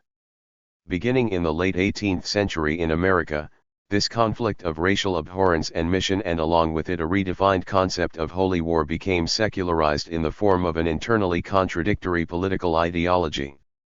In the same way that the Protestant ethic was transformed into the spirit of capitalism, while the Christian right to private property became justifiable in wholly secular terms, America as Redeemer Nation became Imperial America, fulfilling its irresistible and manifest destiny. During the country's early national period, this took the form of declarations that America should withdraw from world affairs into moral isolation that was uttered in the same breath as the call to export the rising glory of America, to bring democracy and American-style civilization to less fortunate corners of the earth. 135 Less than a century later, during the peak era of American imperialism, the same contradictory mission presented itself again, while those Americans who most opposed expansion into the Philippines shared the imperialists' belief in the nation's predestined right to rule the world. They resisted efforts to annex a nation of inferior dark-skinned people largely because of fears they had of racial contamination. Charles Francis Adams, Jr., said it most straightforwardly when he referred to America's virulent treatment of the Indians as the lesson to recall in all such cases, because, harsh though he admitted such treatment was, it had saved the Anglo-Saxon stock from being a nation of half-breeds. 136 In these few words were both a terrible echo of past warrants for genocidal race war and a chilling anticipation of eugenic justifications for genocide yet to come, for to this famous scion of America's proudest family, the would-be extermination of an entire race of people was preferable to the pollution of racial intermixture. It was long before this time, however, that the notion of the deserved and fated extermination of America's native peoples had become a commonplace and secularized ideology. In 1784 a British visitor to America observed that white Americans have the most rancorous antipathy to the whole race of Indians. Nothing is more common than to hear them talk of extirpating them totally from the face of the earth, men, women, and children. 137 And this visitor was not speaking only of the opinion of those whites who lived on the frontier. Wrote the distinguished early 19th century scientist, Samuel G. Morton, the benevolent mind may regret the inaptitude of the Indian for civilization, but the fact of the matter was that the structure of mind appears to be different from that of the white man, nor can the two harmonize in the social relations except on the most limited scale. 138 Thenceforth, added Francis Parkman, the most honored American historian of his time, the natives whom he described as man, wolf, and devil, all in one, were destined to melt and vanish before the advancing waves of Anglo-American power, which now rolled westward unchecked and unopposed. The Indian, he wrote, was in fact responsible for his own destruction, for he will not learn the arts of civilization, and he and his forest must perish together. 139. But by this time it was not just the native peoples of America who were being identified as the inevitable and proper victims of genocidal providence and progress. In Australia, whose aboriginal population had been in steep decline ever since the arrival of the white man, it commonly was being said in scientific and scholarly publications, that to the Aryan apparently belong the destinies of the future. The races whose institutions and inventions are despotism, fetishism, and cannibalism. The races who rest content in placid sensuality and unprogressive decrepitude, can hardly hope to contend permanently in the great struggle for existence with the noblest division of the human species. The survival of the fittest means that might wisely used is right. And thus we invoke and remorselessly fulfill the inexorable law of natural selection when exterminating the inferior Australian. 140. Meanwhile, by the 1860s, with only a remnant of America's indigenous people still alive, in Hawaii the Reverend Rufus Anderson surveyed the carnage that by then had reduced those islands' native population by 90% or more, and he declined to see it as a tragedy. The expected total die-off of the Hawaiian people was only natural, this missionary said, somewhat equivalent to the amputation of diseased members of the body. 141. 2 decades later, in New Zealand, whose native Maori people also had suffered a huge population collapse from introduced disease and warfare with invading British armies, 1 AK. Newman spoke for many whites in that country when he observed that taking all things into consideration, the disappearance of the race is scarcely subject for much regret. They are dying out in a quick, easy way, and are being supplanted by a superior race. 142. Returning to America, the famed Harvard physician and social commentator Oliver Wendell Holmes observed in 1855 that Indians were nothing more than a half-filled outline of humanity whose extermination was the necessary solution of the problem of his relation to the white race. Describing native peoples as a sketch in red crayons of a rudimental manhood, he added that it was only natural for the white man to hate the Indian and to hunt him down like the wild beasts of the forest, and so the red crayon sketch is rubbed out, and the canvas is ready for a picture of manhood a little more like God's own image. 143. 2 decades later, on the occasion of the nation's 1876 centennial celebration, the country's leading literary intellectual took time out in an essay expressing his thrill of patriotic pride flatly to advocate the extermination of the red savages of the plains. Wrote William Dean Howells to the influential readers of the Atlantic Monthly.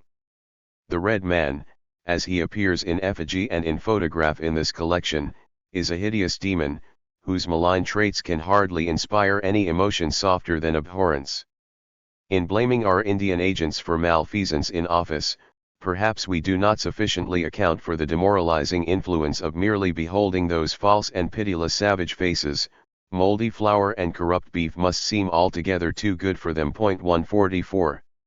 Not to be outdone by the most eminent historians, scientists, and cultural critics of the previous generation, several decades later still, America's leading psychologist and educator, G. Stanley Hall, imperiously surveyed the human wreckage that Western exploration and colonization had created across the globe, and wrote, "Never, perhaps, were lower races being extirpated as weeds in the human garden, both by conscious and organic processes, so rapidly as today. In many minds this is inevitable and not without justification.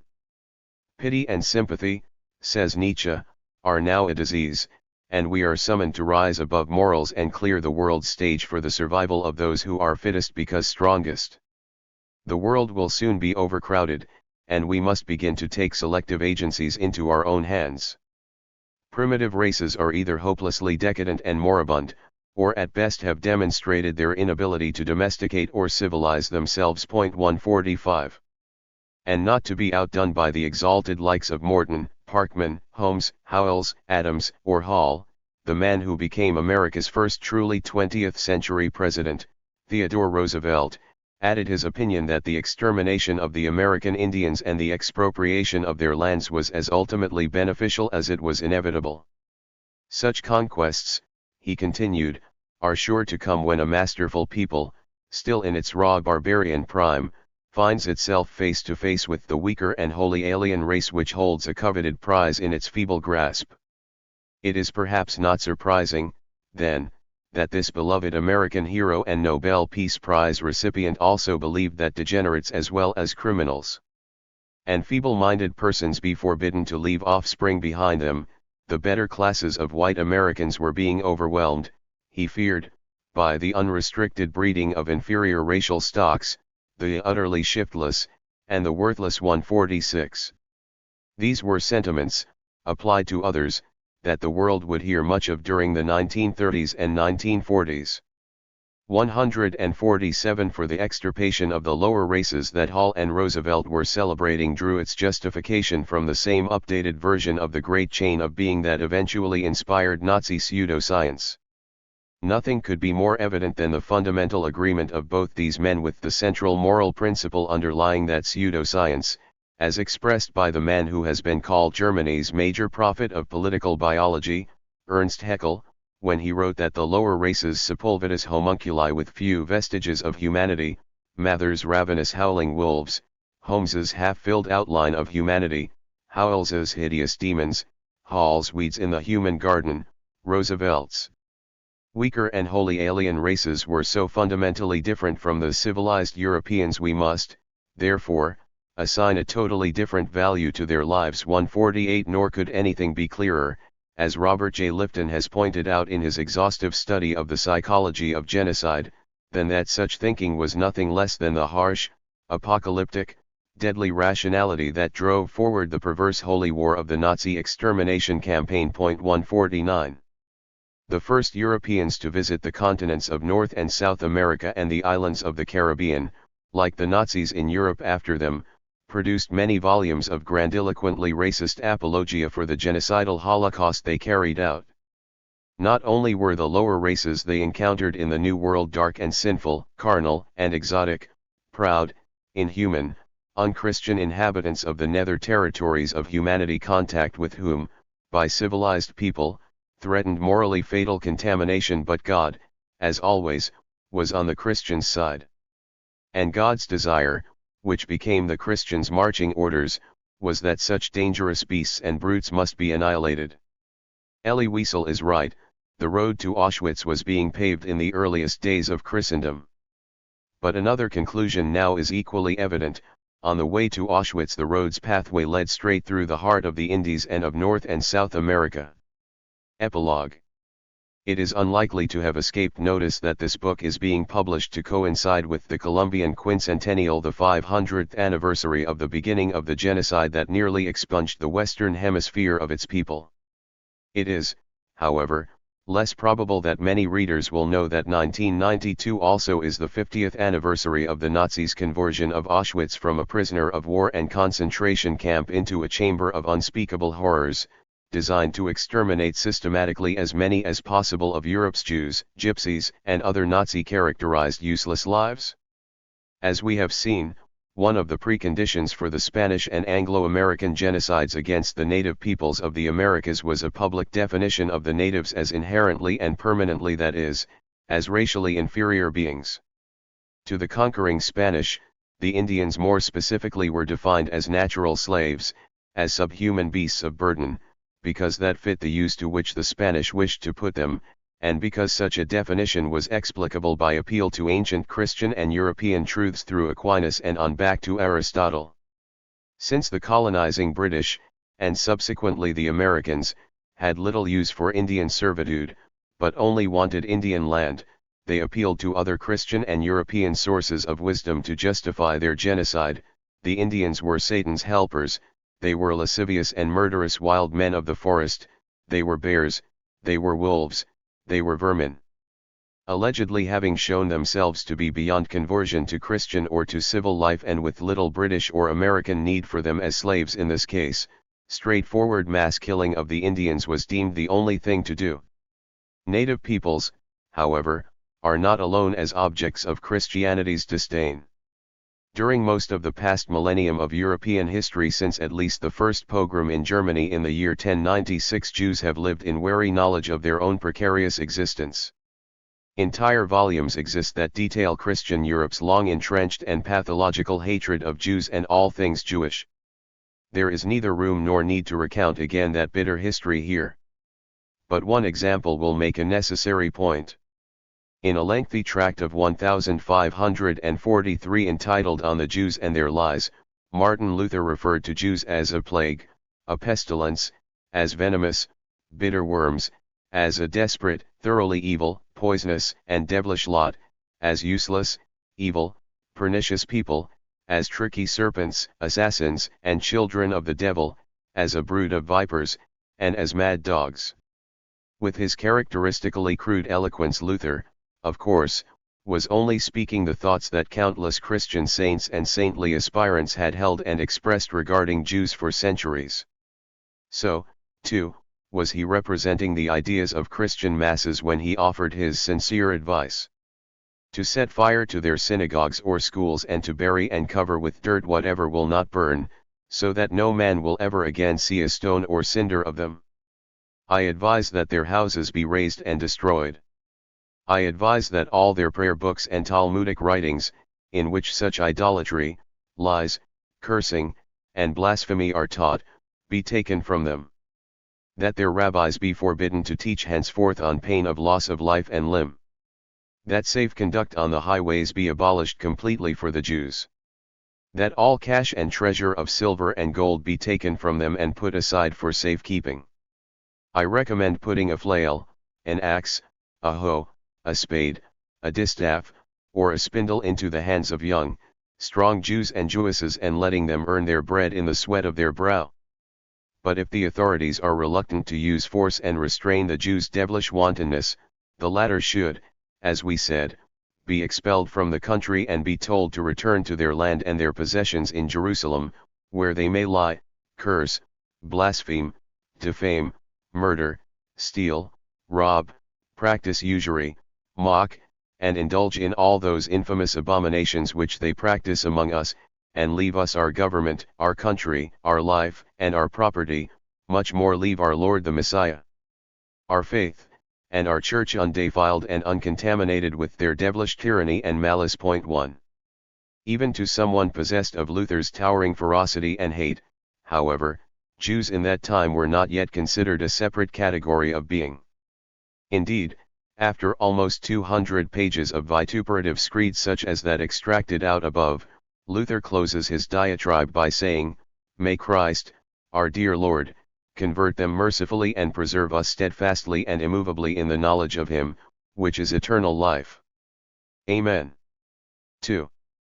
In sum, for all their allegedly despicable traits, Jews still had souls, they still were human, and it still was possible that they might be saved.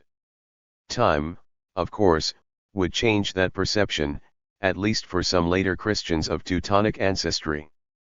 It took a long while for this shift in perception to work toward its hideously logical conclusion, although in Spain, during the time that Luther was writing, the doctrine of limpeza de sangre was doing its part in laying the essential groundwork. But 3 centuries later an otherwise insignificant German writer and Jew-hater named Wilhelm Marr publicly proposed that Jews were a separate and degenerate and dangerously polluting race. The idea was picked up by others who churned out their own variations on the theme. 3. In these works the Jews are shown not simply as evil, Norman Cohn has observed, but as irremediably evil. The source of their depravity lies no longer simply in their religion but in their very blood, for among those more influential than Marr who elaborated on his slander was a devout Christian of puritanically ascetic sexual pretension, an Englishman turned German named Houston Stewart Chamberlain.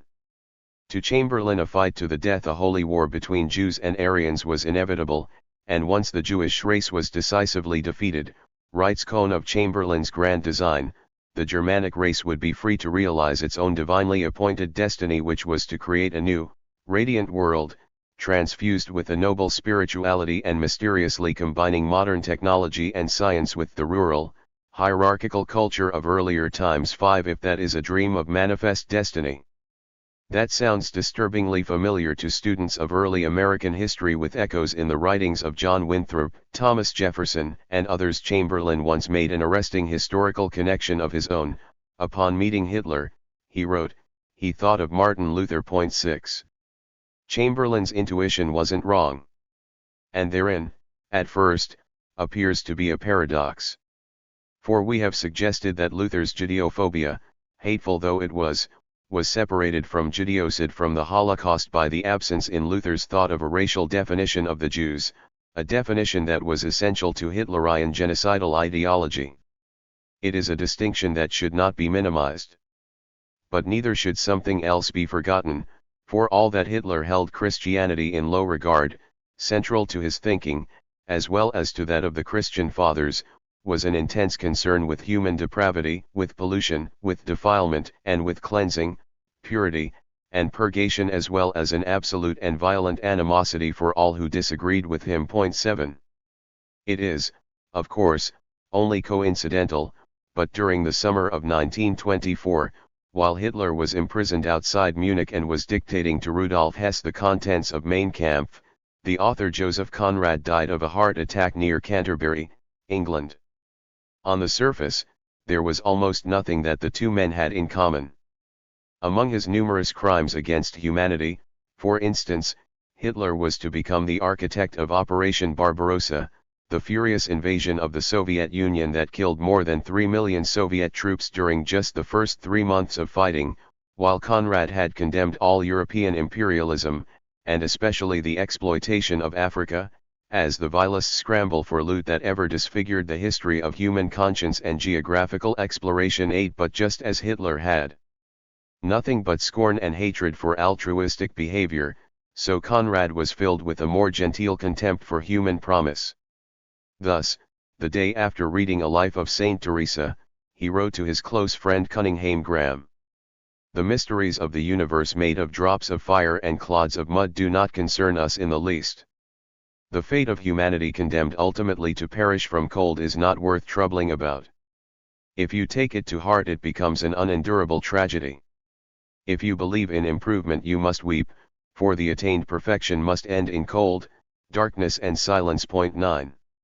It would be of small consequence what Joseph Conrad thought about such matters if he were not generally considered, in Albert J. Gerard's words, the most philosophical and, as a psychologist, the most complex of English novelists, and the author of 2 of the half-dozen greatest short novels in the English language. 10. One of those short novels, the one for which Conrad is most famous and which is today perhaps the most commonly prescribed novel in 20th century literature courses in English departments of American universities, as it is read by practically every freshman as an introduction to great fiction, is Heart of Darkness. Point 11.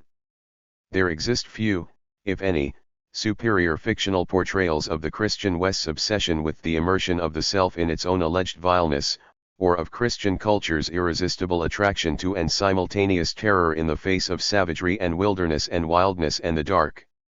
As in the didactic stories of the early Christian hermits, who wandered in the barren desert and tormented themselves with everyday reminders of the disgusting filth that lurked within their bodies and their souls, Heart of Darkness is an exploration of the bleak and ghastly horror that much of Western thought has long believed resides in the core of every person as well as in the savage wilds beyond the far horizon. What has been remarked upon too little by Western readers of this work, however, is how infused it is with the malignancy of Conrad's own racist vision. Indeed, it is telling that after what shortly will be a century of critical praise for Heart of Darkness, it took Chinua Achebe, a distinguished Nigerian novelist and man of letters, to demonstrate most clearly that while Conrad saw and condemned the evil of imperial exploitation, was strangely unaware of the racism on which it sharpened its iron tooth. And unaware because Conrad was himself a thoroughgoing racist. 12. For Conrad, as for all those many millions who have read his work without revulsion, it is African humanity that intuitively serves to symbolize the worst, the most bestial and most ugly of mankind's inner essence. Conrad knew his Western readers would understand without instruction, and he was right. No argument is necessary, description is enough. Suddenly, as we struggled round a bend, there would be a glimpse of rush walls, of peaked grass roofs, a burst of yells, a whirl of black limbs, a mass of hands clapping, of feet stamping, of bodies swaying, of eyes rolling, under the droop of heavy and motionless foliage. The steamer toiled along slowly on the edge of the black and incomprehensible frenzy. The prehistoric man was cursing us, praying to us, welcoming us. Who could tell? We were cut off from the comprehension of our surroundings, we glided past like phantoms, wondering and secretly appalled, as sane men would be before an enthusiastic outbreak in a madhouse. We are accustomed to look upon the shackled form of a conquered monster, but there you could look at a thing monstrous and free. It was unearthly, and the men were they were not inhuman. Well, you know, that was the worst of it, the suspicion of their not being inhuman. It would come slowly to one. They howled and leaped and spun and made horrid faces, but what thrilled you was just the thought of their humanity like yours, the thought of your remote kinship with this wild and passionate uproar. Ugly. Yes, it was ugly enough, but if you were man enough you would admit to yourself that there was in you just the faintest trace of a response to the terrible frankness of that noise, a dim suspicion of there being a meaning in it which you so remote from the night of first ages could comprehend. Point 13. Well, you know, that was the worst of it, the suspicion of their not being inhuman, for surely the purpose of this passage is to demonstrate as powerfully as possible just how absolutely inhuman the Africans truly seemed, and how close to the murky borderland of the animal world they really were, thus the impact of the Europeans' haunting sense that there was in you just the faintest trace of a response to and a remote kinship with such brutal, monstrous beings. As Achebe says in a different essay, in confronting the black man, the white man has a simple choice, either to accept the black man's humanity and the equality that flows from it, or to reject it and see him as a beast of burden. No middle course exists except as an intellectual quibble. 14. In fact, however, it is precisely that intellectual quibble that has poisoned Western thought, not only about Africans, but about all peoples of non-European ancestry, for centuries long past and likely for a good while yet to come. And therein lies the true heart of Western darkness. For the line that separates Martin Luther's anti-Jewish fulminations from those of Adolf Hitler is a line of great importance, but it also is a line that is frighteningly thin. And once crossed, as it was not only in Germany in the early 20th century, but in the Indies and the Americas 4 centuries before, genocide is but a step away. From time to time during the past half-century Americans have edged across that line, if only temporarily, under conditions of foreign war. Thus, as John W. Dower has demonstrated, the eruption of war in the Pacific in the 1940s caused a crucial shift in American perceptions of the Japanese from a pre-war attitude of racial disdain and dismissiveness to a wartime view of them as super-competent warriors, but morally subhuman beasts. This transformation became a license for American military men to torture and mutilate Japanese troops with impunity just as the Japanese did to Americans, but in their own ways, following the cultural reshaping of their own racial images of Americans.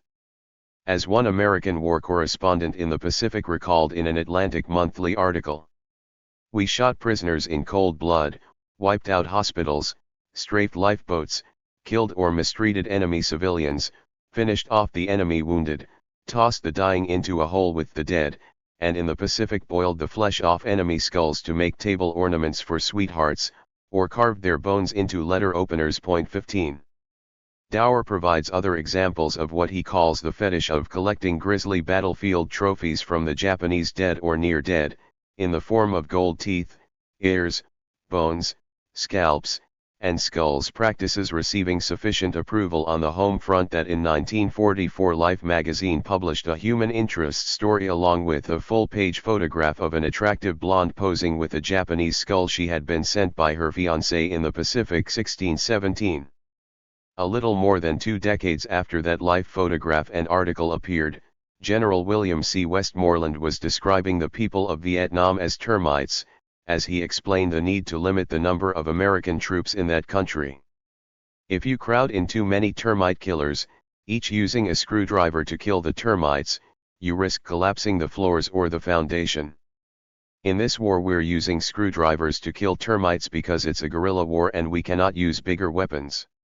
We have to get the right balance of termite killers to get rid of the termites without wrecking the house. Point 18. Taking their cue from the general's dehumanization of the Southeast Asian Gooks and Slopes and Dinks, in a war that reduced the human dead on the enemy side to body counts, American troops in Vietnam removed and saved Vietnamese body parts as keepsakes of their tours of duty, just as their fathers had done in World War II. Vietnam, the soldiers said, was Indian country, and the people who lived in Indian country infested it, according to official government language. The Vietnamese may have been human, but as the U.S. Embassy's public affairs officer, John McClellan, put it, their minds were the equivalent of the shriveled leg of a polio victim, their power of reason. Only slightly beyond the level of an American 6-year-old. 19 Gonzalo Fernández de Oviedo y Valdez could not have said it better. And then, another 2 decades later still, in another part of the world, as American tanks by the hundreds rolled over and buried alive any humans that were in their path, the approved term for dead Iraqi women and children became collateral damage. Even well before the war with Iraq broke out, the U.S. Air Force's 77th Tactical Fighter Squadron produced and distributed a songbook describing what they planned to do on their inevitable Middle East assignments. Here is the only sample that is publishable. Phantom flyers in the sky. Persian pukes prepare to die. Rolling in with snake and nape. Allah creates but we cremate. 20. The rest of the book's verses are a melange of sadism and obscenity, most of them employing personifications of entire Arabic and Islamic peoples as racially inferior, maggot-infested women whose mass destruction by the Americans is equated with brutal, violent sex. During the brief duration of the war itself, American pilots referred to the killing of unarmed, retreating enemy soldiers as a turkey shoot, and compared the Iraqi people otherwise known as ragheads to cockroaches running for cover when Allied planes appeared overhead. Graffiti on bombs slung under the wings of American aircraft labeled them as Mrs. Saddam's sex toy and a suppository for Saddam, while the American field commander subsequently admitted in a television interview that he wished he had been able to complete his job.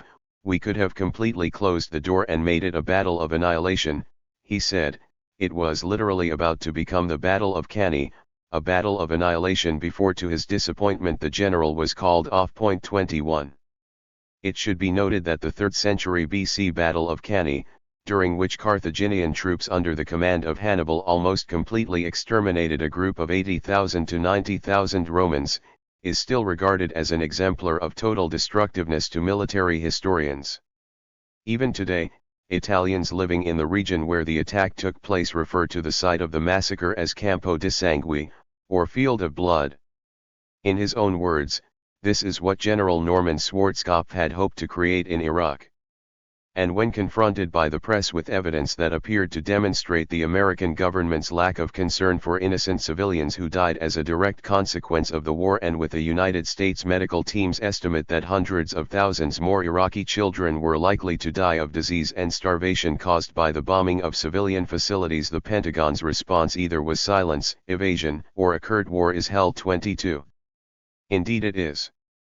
The purpose of this brief tour across several recent battlegrounds is not simply to condemn what is so easily condemnable, however, but rather to illustrate how close to the surface of everyday life is the capacity for racist dehumanization and consequently massive devastation.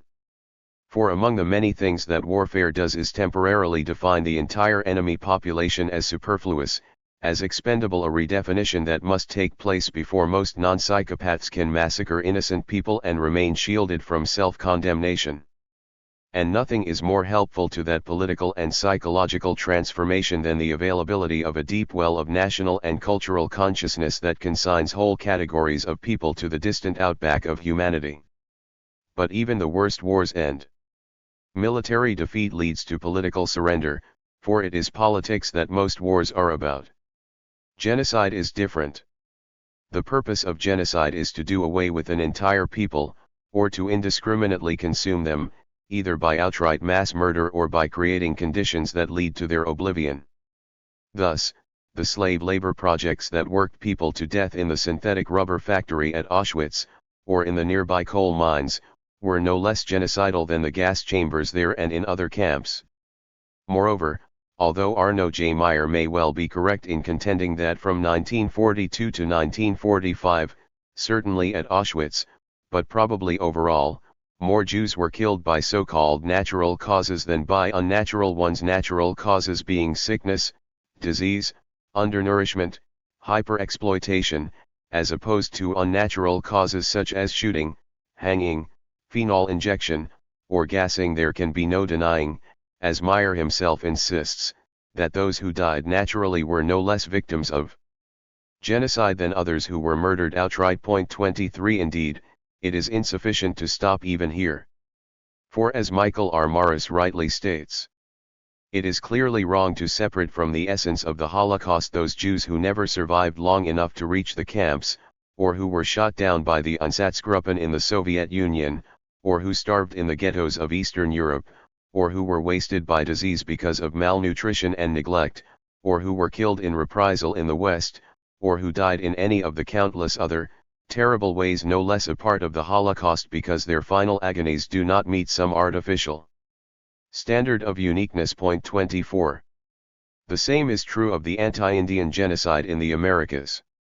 Just as those Jews and others who died of exploitation and disease and malnutrition and neglect and in countless other, terrible ways that is, than straightforward cold-blooded butchery would not have died when and where they did, but for the genocide campaign that was swirling furiously all about them, so too in the Indies and the Americas, the natives of Hispaniola and Mexico and Peru and Florida and Virginia and Massachusetts and Georgia and Colorado and California and elsewhere who died from forced labor, from introduced disease, from malnutrition, from death marches, from exposure and from despair were as much victims of the Euro-American genocidal race war as were those burned or stabbed or hacked or shot to death, or devoured by hungry dogs. To some, the question now is, can it happen again? To others, as we said in this book's opening pages, the question is, now as always, can it be stopped?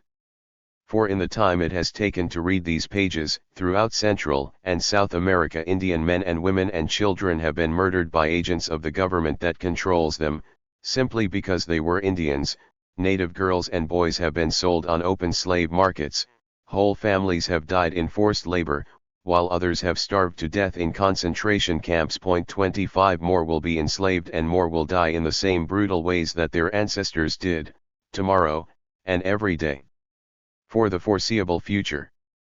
The killers, meanwhile, will continue to receive aid and comfort and support from the United States government, the same government that oversees and encourages the ongoing dissolution of Native American families within its own political purview, itself a violation of the UN Genocide Convention through its willful refusal to deal adequately with the life-destroying poverty, ill health, malnutrition, inadequate housing, and despair that is imposed upon most American Indians who survive today. Point 26.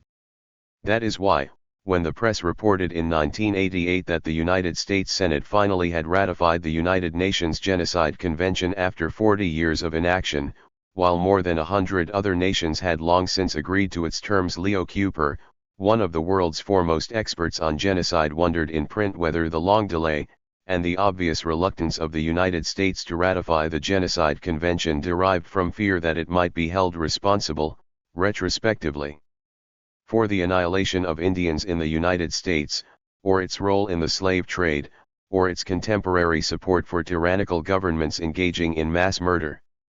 Still, Kuper said he was delighted that at last the Americans had agreed to the terms of the convention. Point 27.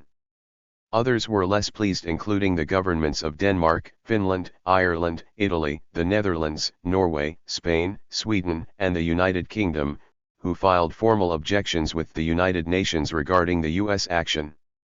For what the United States had done, unlike the other nations of the world, was approve and file with the UN a self-servingly conditional instrument of ratification. Whatever the objections of the rest of the world's nations, however, it now seems clear that the United States is unlikely ever to do what those other countries have done: ratify unconditionally the Genocide Convention. Point 28. For more than 40 years another nation with a shameful past, Poland, refused to acknowledge officially what had transpired in the death camps including Auschwitz, Sobibor, and Treblinka that had been located on Polish soil. But in the spring of 1991 Poland's president, Lech Walesa, traveled to Jerusalem and addressed the Israeli parliament, saying in part, "Here in Israel, the land of your culture and revival, I ask for your forgiveness." 29. At almost precisely that same moment, in Washington, angry members of the U.S. Senate were threatening to cut off or drastically reduce financial support for the Smithsonian Institution because a film project with which it was marginally involved had dared use the word genocide to describe the destruction of America's native peoples. In that instant contrast of ethical principles, in the chasm of moral difference that separated the Polish president and the American senators, the seamy underside of America's entire history was briefly but brightly illuminated. Illuminated as well at that moment was the persistence in American thinking of what has been termed the racist syndrome of worthy and unworthy victims 30, for at the same time that almost all Americans would properly applaud President Vales's long overdue acknowledgement of and apology for the horrors that were perpetrated against Jewish and other European worthy victims in Poland's Nazi extermination centers during 40 ghastly months in the 1940s, they by and large continue to turn their backs on the even more massive genocide that for 4 grisly centuries was perpetrated against what their apathy implicitly defines as the unworthy natives of the Americas. Moreover, the suffering has far from stopped. The poverty rate on American Indian reservations in the United States, for example, is almost 4 times the national average, and on some reservations, such as Pine Ridge in South Dakota and Tohono-O'odham in Arizona, the poverty rate is nearly 5 times greater than for the nation at large. The destitution and ill health and general squalor that are the norm on many reservations today are no different from conditions that prevail throughout much of the indigent Third World. Indeed, so desperate and demoralizing are life conditions on most reservations that the suicide rate for young Indian males and females aged 15 to 24 years is around 200% above the overall national rate for the same age group, while the rate for alcohol-caused mortality, itself a form of suicide, is more than 900% higher than the national figure among 15 to 24-year-old Indian males and nearly 1,300% higher than the comparable national figure among 15 to 24-year-old Indian females. 31. Meanwhile, the reservations themselves, the last chance for the survival of ancient and cherished cultural traditions and lifeways, however viciously deprived of resources they are by the overseeing state and federal governments, remain under relentless assault, at the same time that the United States, with much fanfare about human rights, is encouraging ethnic and national sovereignty movements in Eastern Europe and the former Soviet Union. Today, American Indian tribal lands total in size less than half of what they were in 1890, following the massacre at Wounded Knee and the supposed end of the euphemistically named Indian Wars. 32 And much of the tribal land that still exists, constituting a little more than 2% of what commonly is the most inhospitable acreage in the United States, is in perpetual jeopardy of political disentitlement. Most of the Western Shoshone people's land, for example, was long ago confiscated for underground nuclear testing, while individual states routinely drive Indians off their land by denying tribes access to traditional water supplies and other necessary resources. The states are free to carry out such policies of confiscation because the federal government, in the disingenuous guise of granting Indians self-determination, steadfastly continues to abdicate its legal responsibility for defending tribes against state encroachment. Thus, the Indians' ongoing struggle for a modicum of independence and cultural freedom is turned against them in a classic governmental maneuver of blaming the victim, while the campaign to terminate tribal sovereignty once and for all continues. Greatly varied though the specific details of individual cases may be, throughout the Americas today indigenous peoples continue to be faced with one form or another of a 5-centuries-old dilemma. At the dawn of the 15th century, Spanish conquistadors and priests presented the Indians they encountered with a choice: either give up your religion and culture and land and independence, swearing allegiance as vassals to the Catholic Church and the Spanish crown, or suffer all the mischief and damage that the European invaders choose to inflict upon you. It was called the requerimiento. The deadly predicament that now confronts native peoples is simply a modern requerimiento: surrender all hope of continued cultural integrity and effectively cease to exist as autonomous peoples, or endure as independent peoples the torment and deprivation we select as your fate. In Guatemala, where Indians constitute about 60% of the population as elsewhere in Central and South America, the modern requerimiento calls upon native peoples either to accept governmental expropriation of their lands and the consignment of their families to forced labor under Criollo and Ladino overlords, or be subjected to the violence of military death squads. 33 In South Dakota, where Indians constitute about 6% of the population as elsewhere in North America, the effort to destroy what remains of indigenous cultural life involves a greater degree of what Alexis de Tocqueville described as America's chaste affection for legal formalities. Here, The modern requerimiento pressures Indians either to leave the reservation and enter an American society where they will be bereft and cultureless people in a land where poor people of color suffer systematic oppression and an ever-worsening condition of merciless inequality. Or remain on the reservation and attempt to preserve their culture amidst the wreckage of governmentally imposed poverty, hunger, ill health, despondency, and the endless attempts of the federal and state governments at land and resource usurpation. 34. The Columbian quincentennial celebrations have encouraged scholars worldwide to pore over the admiral's life and work, to investigate every rumor about his ancestry and to analyze every jotting in the margins of his books. Perhaps the most revealing insight into the man, as into the enduring Western civilization that he represented, however, is a bland and simple sentence that rarely is noticed in his letter to the Spanish sovereigns, written on the way home from his initial voyage to the Indies. After searching the coasts of all the islands he had encountered for signs of wealth and princes and great cities, Columbus says he decided to send 2 men up country to see what they could see.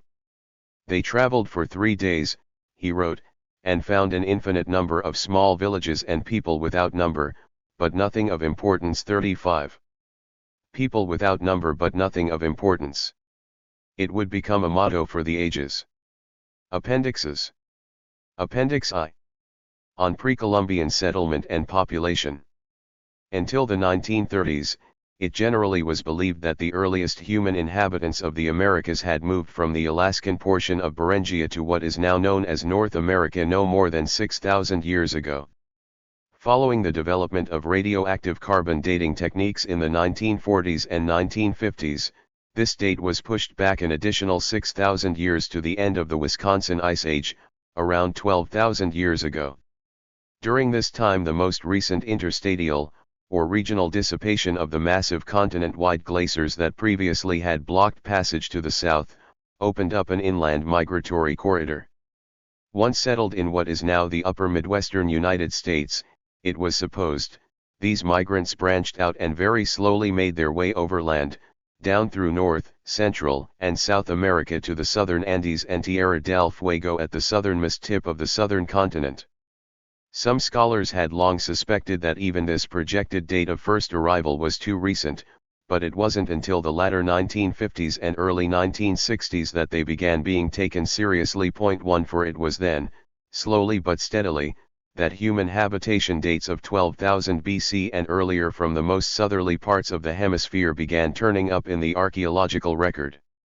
In addition, dates of 20,000 to 30,000 BC were being placed on sites to the north of these, while more problematic dates of 30,000 BC in Chile and Brazil and 40,000 to 50,000 BC for skeletal remains discovered in Southern California were being claimed. 2 By the late 1970s it was becoming clear to many archaeologists that regions throughout all of North and South America were inhabited thousands of years earlier than traditionally had been believed, with some scholars suggesting a date of 70,000 BC as the possible time of first human entry into the hemisphere. 3. Skeptics remained unconvinced, however.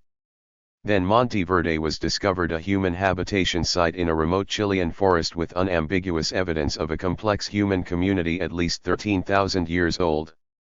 The excavated site revealed a dozen wooden structures made of planks and small tree trunks, the bones of butchered mammals, clay-lined hearths, mortars and grinding stones, and a variety of plant remains, some of which had been carried or traded from a locale 15 miles distant, that the community's inhabitants had cultivated and used for nutritional and medicinal purposes. 4 Clearly, since no scientists seriously doubt that the first human passage into the Americas was by way of Beringia, this meant that humans must have entered areas to the north of Chile thousands of years earlier, a fact that was at the same time being confirmed by reported datings of 27,000 to 37,000 BC from animal remains butchered by humans in Old Crow Basin and Bluefish Caves in the Yukon, of 17,000 to 19,000 BC for human habitation in the Meadowcroft Rock Shelter in Pennsylvania, of 13,000 to 16,000 BC for a site in Missouri, of 11,000 BC for human activity at warm mineral springs in southwestern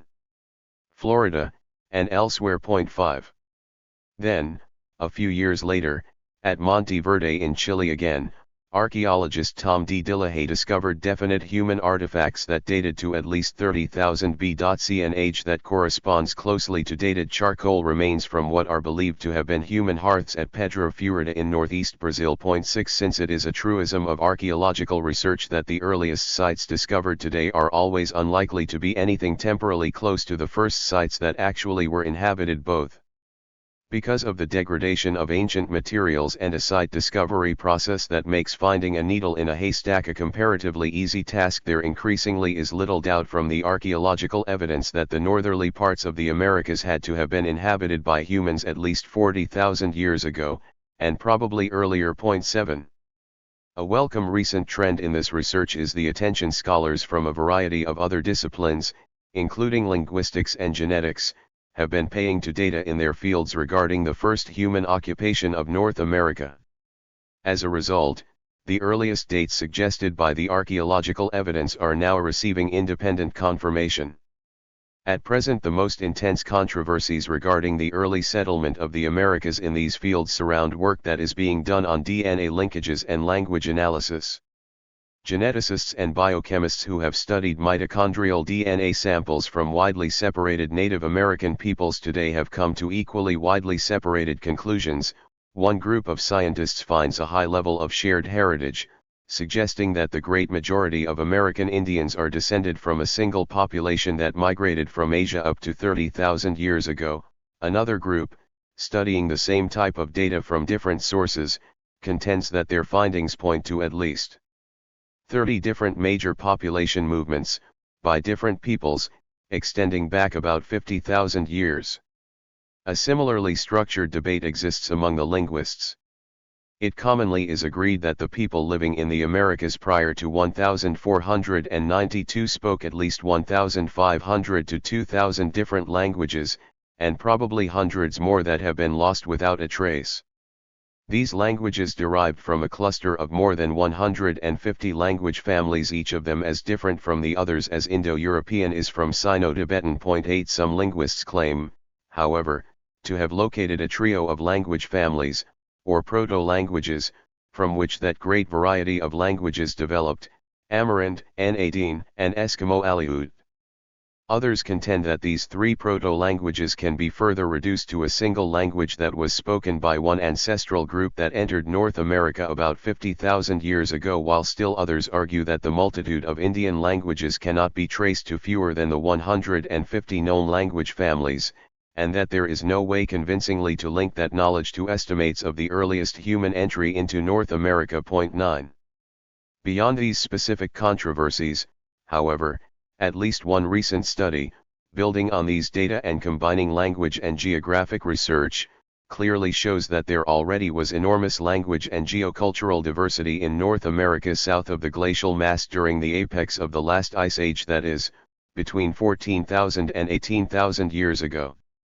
Language isolates only emerge after very long stretches of time, of course, when a once unified people have been divided and separated for a sufficient duration to erase any linguistic common denominator between them. And we now have linguistic maps of North America showing the existence of scores of independent and mutually unintelligible language groups across the entire continent even before the glaciers of the Wisconsin Ice Age began to retreat. Indeed, although the general direction of American Indian migration was from north to south and from west to east, it appears that certain long-established, language-identified peoples such as some Siouan, Caddoan, Algonquian, and Iroquoian speakers moved north following the glacier ice as it receded.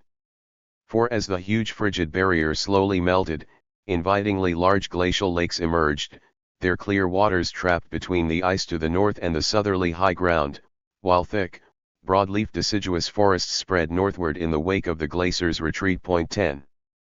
By at least 15,000 BC, then, Native American peoples on the Pacific coast, in the northern plains, and in the woodlands east of the Rocky Mountains, were living in what by then were age-old hunting and gathering societies that sustained themselves on herds of caribou, musk oxen, bison, moose, mammoths, and mastodons, as well as a large variety of fish and plant life. At the same time, more than 5,000 miles to the south, separated by deserts, jungles, and mountains, many of them seemingly impassable by foot. Even today, distant relatives of those northern coast, plains, and woodland peoples had already become well established and long settled hunters of South American elephants, horses, camelids, deer, and huge ground sloths, and there is even evidence that by this time gardening cultures had emerged as far south as Chile and Peru. Between these two extremes south of the glacial ice, innumerable other linguistically and culturally distinct peoples had fanned out over millions of square miles of North American, Central American, and South American land, and by then had been pursuing their independent lives and cultures for generations beyond memory. For such linguistic and cultural diversity to have been extant among the native peoples of the Americas at this early date, many different culturally unique Indian communities must have existed throughout both the northern and southern continents for previous untold millennia. And for that sort of widespread migration, elaborate social physionoming, and cultural and linguistic evolution to have taken place, the date of first human entry into the Western Hemisphere has to be placed tens of thousands of years before the end of the Wisconsin Ice Age. Indeed, there are only two good reasons for categorical skepticism regarding an entry date prior to 40,000 or 50,000 BC. First, the absence of archaeological evidence for human populations in far eastern Siberia at that early date, the assumption being that this was the area that fed the migration to Beringia, and second, the fact that no skeletons other than those of modern humans have ever been found in the Americas, and modern humans did not emerge and replace Neanderthals, it long has been believed, until about 40,000 or 50,000 years ago. Neither of these, however, are incontestable arguments. As for the first contention, the failure thus far to locate archaeological evidence for sites older than 40,000 BC in such a forbidding landscape as that of Siberia does not mean that they do not or did not exist.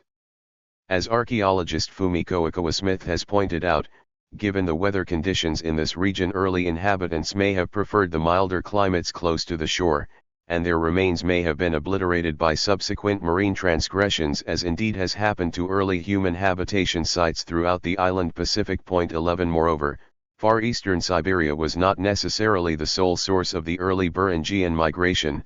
During peak glacial eras, Beringia extended well to the south and may first have been populated by emigrants from the cave-dwelling communities of Pekin. 12 The second assertion has similar problems, particularly since it is now known with certainty that modern humans did not evolve around 40,000 or 50,000 BC, but rather came into existence at least 100,000 to 130,000 years ago, while some very recent DNA research puts the date of modern humans' emergence closer to 200,000 BC and even earlier.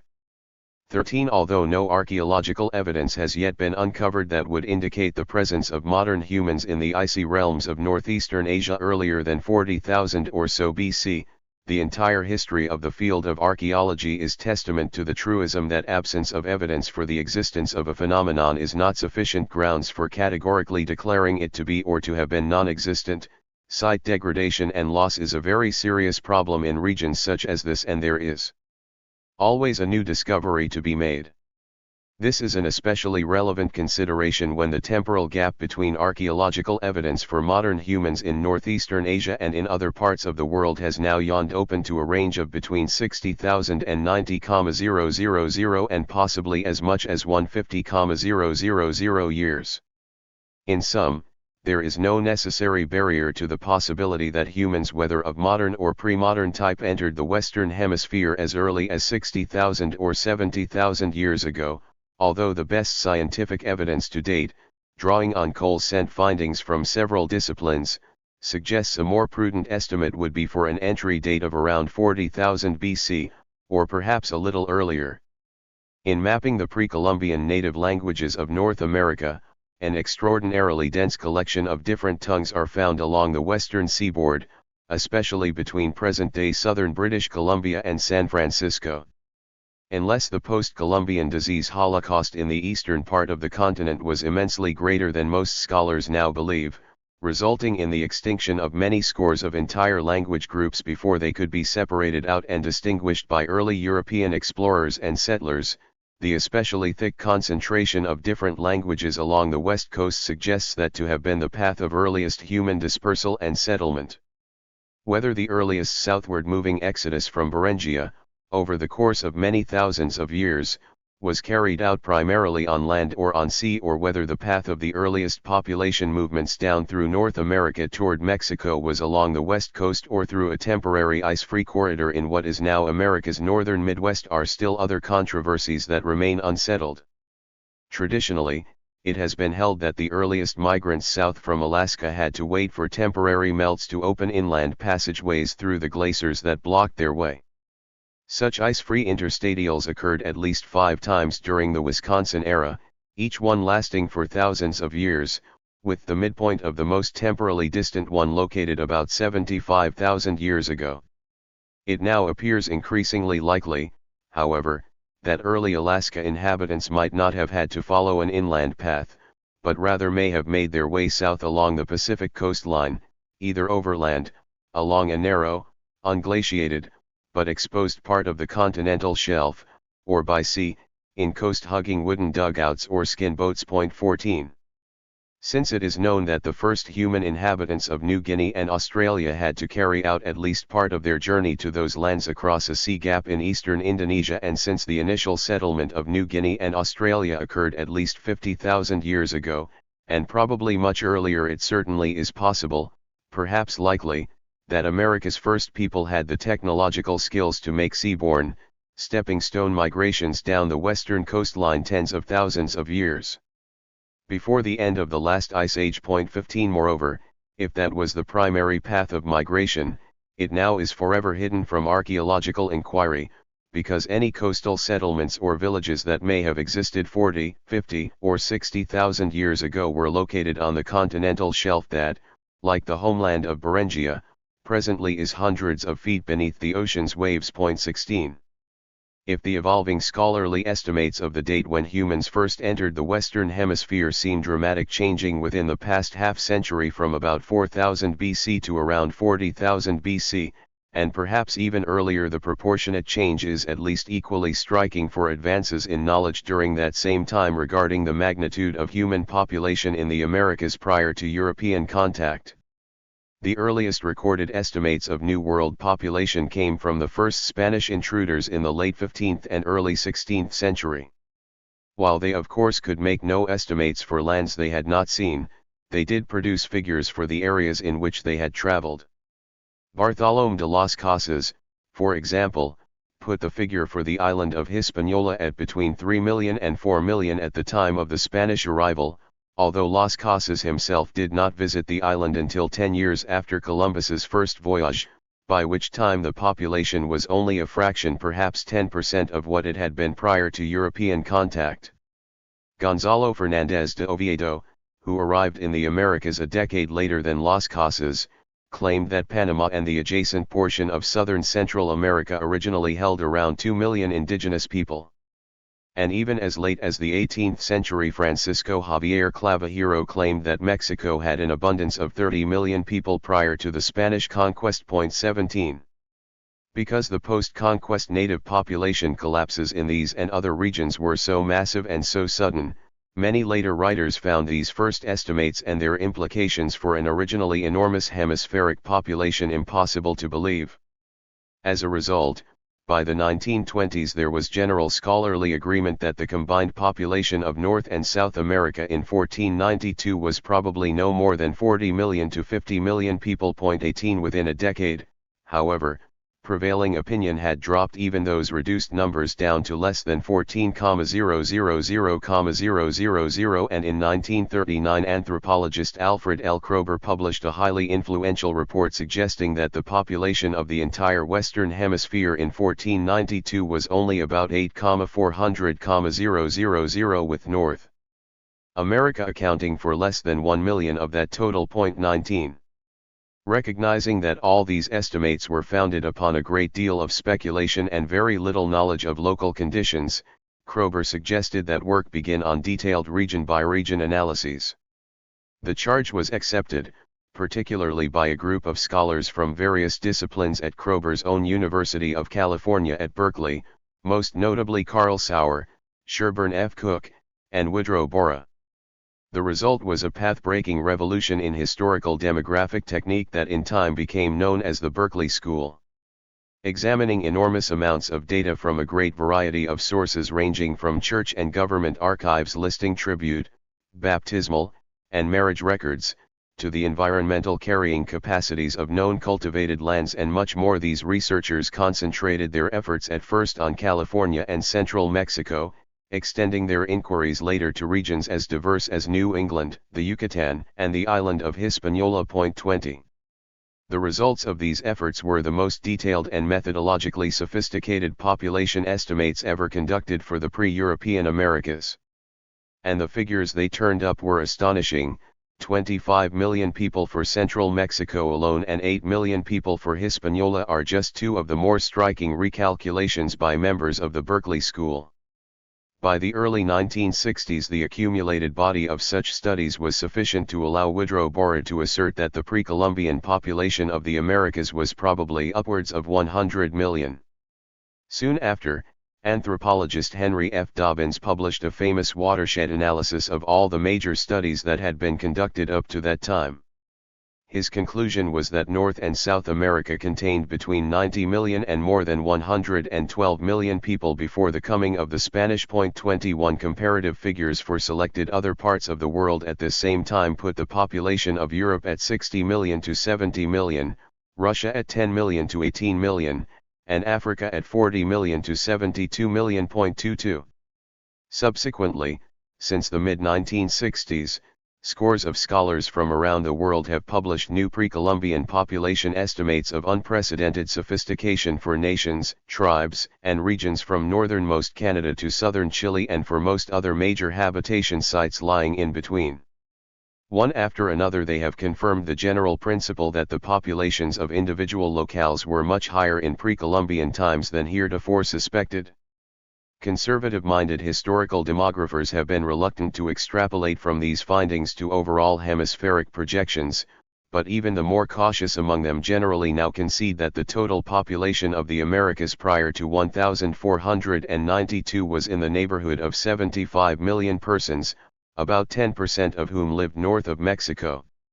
Others, including Dobbins, have begun to suspect that Dobbins's earlier maximum of more than 112 million may have been too low, and that a figure of about 145 million would be a closer approximation of the true number for the hemisphere, with 18 million or so the best estimate for the region that presently constitutes the United States and Canada. 23. Among the reasons for some researchers to have concluded recently that all estimates to date have been too low, is the increasingly acknowledged likelihood that European diseases, once introduced into the virgin soil environments of the Americas, often raced ahead of their foreign carriers and spread disastrously into native population centers long before the European explorers and settlers themselves arrived. In other instances, some Europeans may have been on the scene when the initial epidemics occurred, but these people generally were soldiers more interested in conquest than in studying those they were killing.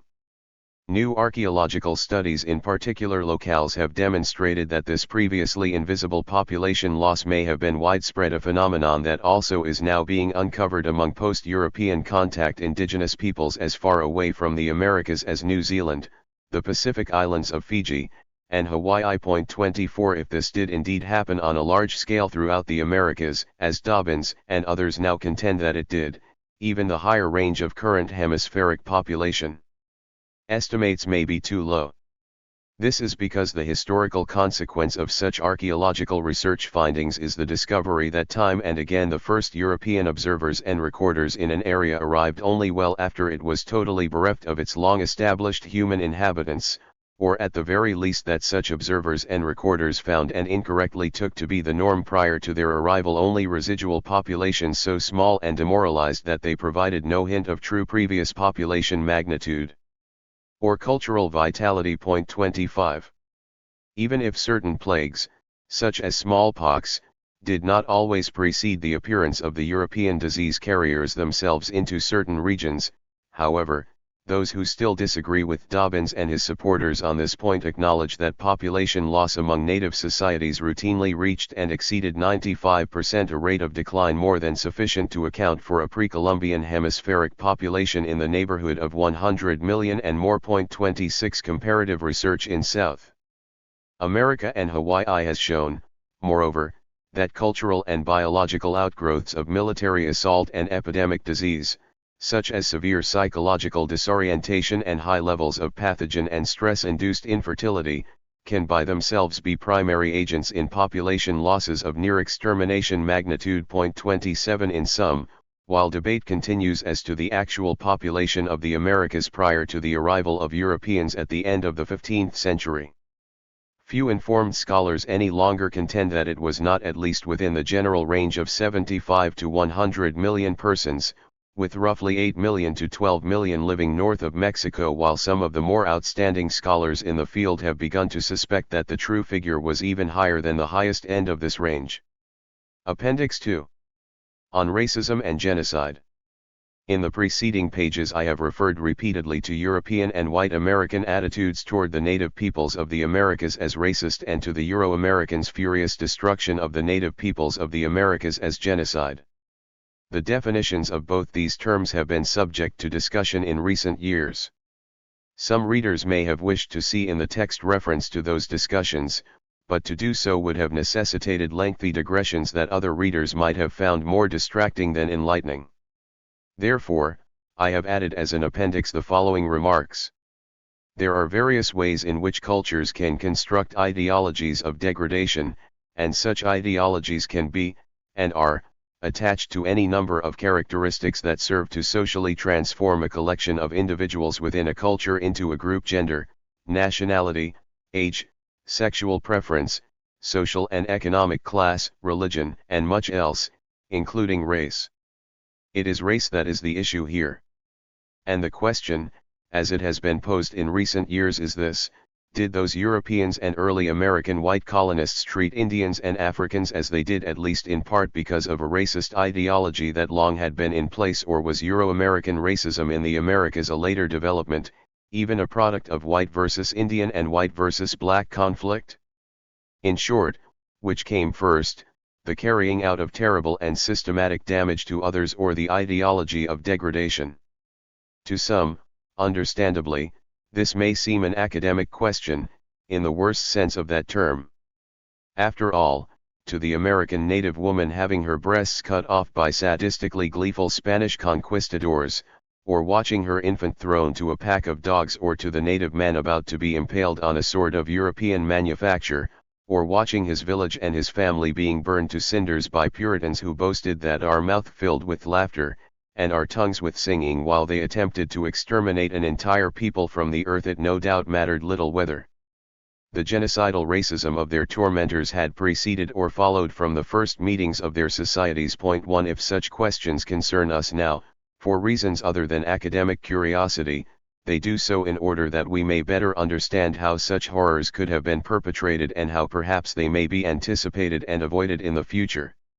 Moreover, like many other matters of ivory tower pedigree, this one carries with it an inner element of real-world political contentiousness. This is why, for many years, addressing it has caused such scholarly disagreement. That the answer to this question matters can best be seen by reviewing the ways historians have approached the issue, first as it pertains to African Americans and then to Indians.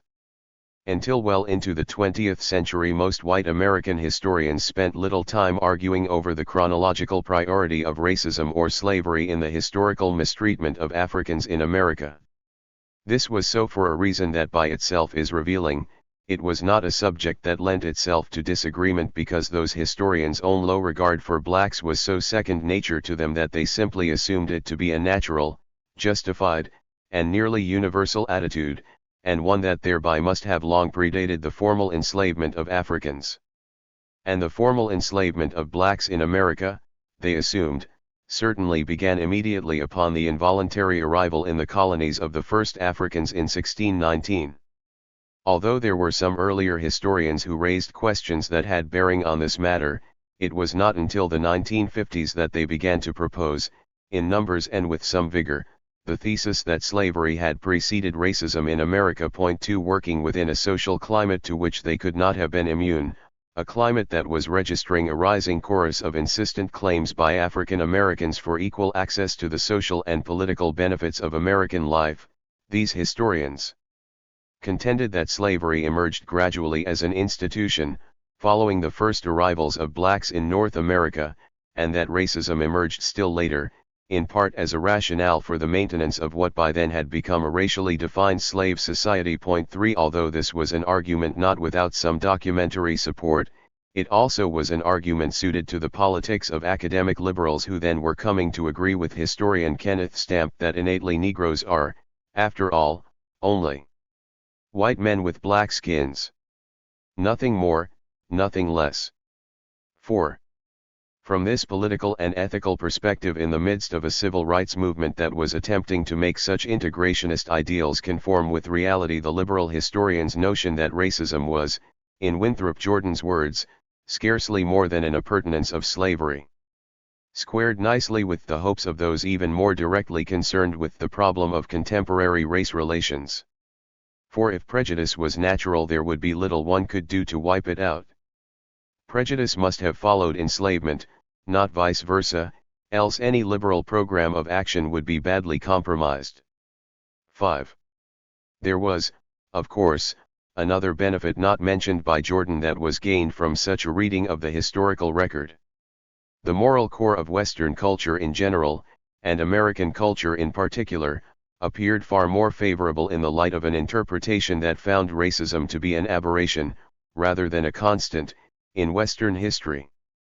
Thus, not only did the slavery-begot racism scenario encourage a more optimistic belief in the possibility of curtailing racism in the present, it also gave support to a relatively cheerful interpretation of the American and European cultural past.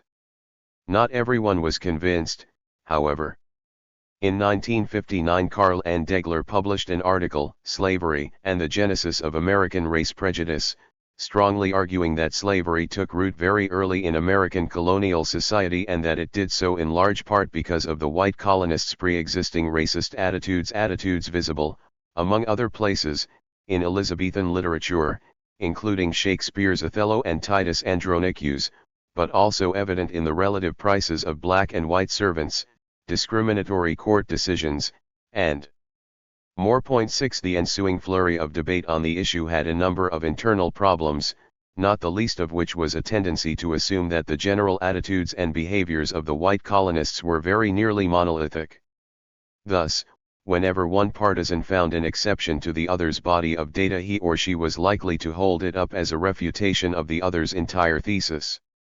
Some writers, for example, pointed to a 1640 law prohibiting blacks in Virginia from bearing arms, and cited this as evidence of racially based discrimination, while critics of this interpretation noted the presence in Virginia during this same time of a black former slave who had gained his freedom and purchased a slave himself, and they used this as evidence that blacks were not treated with special unfairness.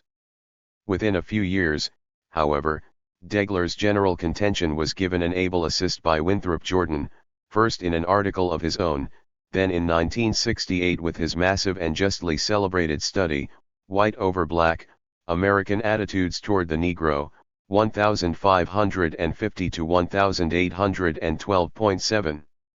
Examining materials ranging from biblical passages to 16th-century poetry, travelers' tales, and more, Jordan concluded in White Over Black that European antipathy for Africans had long predated the enslavement of blacks in America, or for that matter, the arrival of Europeans to the Western Hemisphere.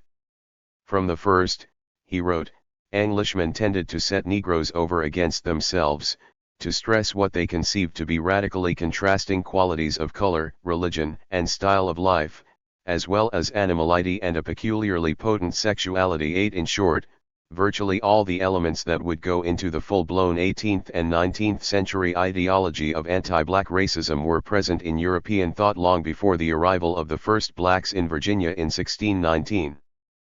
But although racial antipathy preceded enslavement, Jordan cautioned against too simplistic a cause and effect model.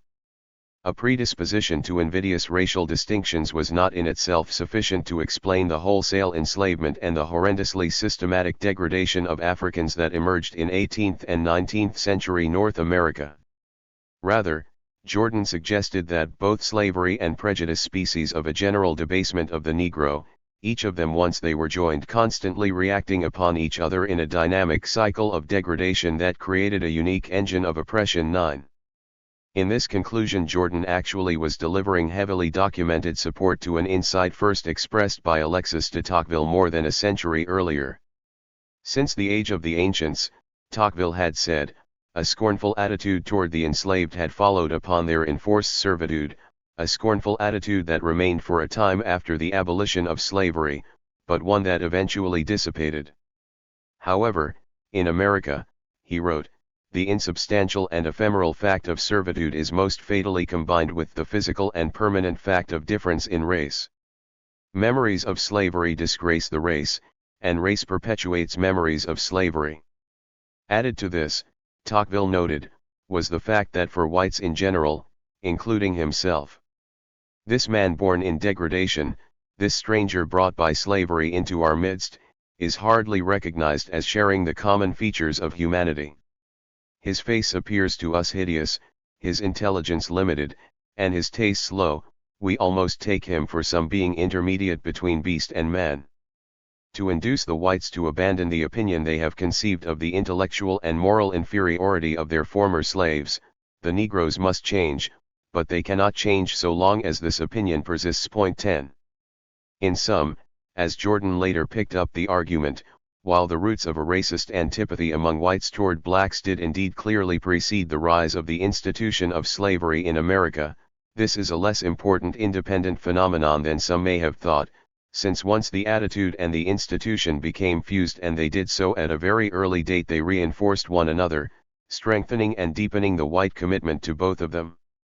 The idea of racism as deeply embedded in Western consciousness was still a very troubling notion to many, however, and resistance to it remains strong among historians, despite Jordan's rich documentation and subtlety of analysis. The form this resistance subsequently would take was established by George M. Fredrickson in a highly influential article that appeared only 3 years after White Over Black was published. It is necessary, Fredrickson contended, to distinguish between what he called ideological racism and societal racism. Ideological racism is the explicit and rationalized racism that can be discerned in 19th and 20th century thought and ideology, while societal racism can be observed in one racial group as if another were inherently inferior. Despite the fact that such a group may not have developed or preserved a conscious and consistent rationale for its behavior. This dual definition of racism, Fredrickson claimed, made it possible to identify the differences between genuinely racist societies and other inegalitarian societies where there may be manifestations of racial prejudice and discrimination but which nevertheless cannot be described as racist in their basic character. In a given society, according to this logic, as long as some reason other than race can be found to justify and rationalize the degradation and, presumably, even the enslavement and mass murder of people who are of a different race from that of their oppressors, that society is not racist in the full sense of the word, Fredrickson claimed. Moreover, if the discrimination for reasons of color is not consistently and universally applied to individual members of what is, in a statistical sense, the socially inferior group, if some members of this group can, despite their physical characteristics, achieve high status because of such attributes as wealth, education, and aristocratic culture, there is evidence of the overriding importance of non-racial status criteria. In such a situation, race becomes only one factor in determining status, an attribute which can be outweighed or neutralized by other factors. 11. By joining this definitional statement with the same sort of historical data produced by those historians who, 20 years earlier, had argued that American racism was essentially a product of slavery, for example, that along with slaves there were free blacks in 17th century Virginia, some of whom enjoyed legal and economic rights, Fredrickson concluded that America was not born racist, It became so gradually as the result of a series of crimes against black humanity that stemmed primarily from selfishness, greed, and the pursuit of privilege. 12. This judgment served to undergird Fredrickson's subsequent work and clearly influenced most of the other prominent discussions of the subject that would appear in the later 1970s and 1980s. 13. There are, however, some problems with Fredrickson's analysis. The first of these is his use of the word ideological when biological would have been more precise in describing the nature of the formal structures of racist thought that emerged in the 19th century.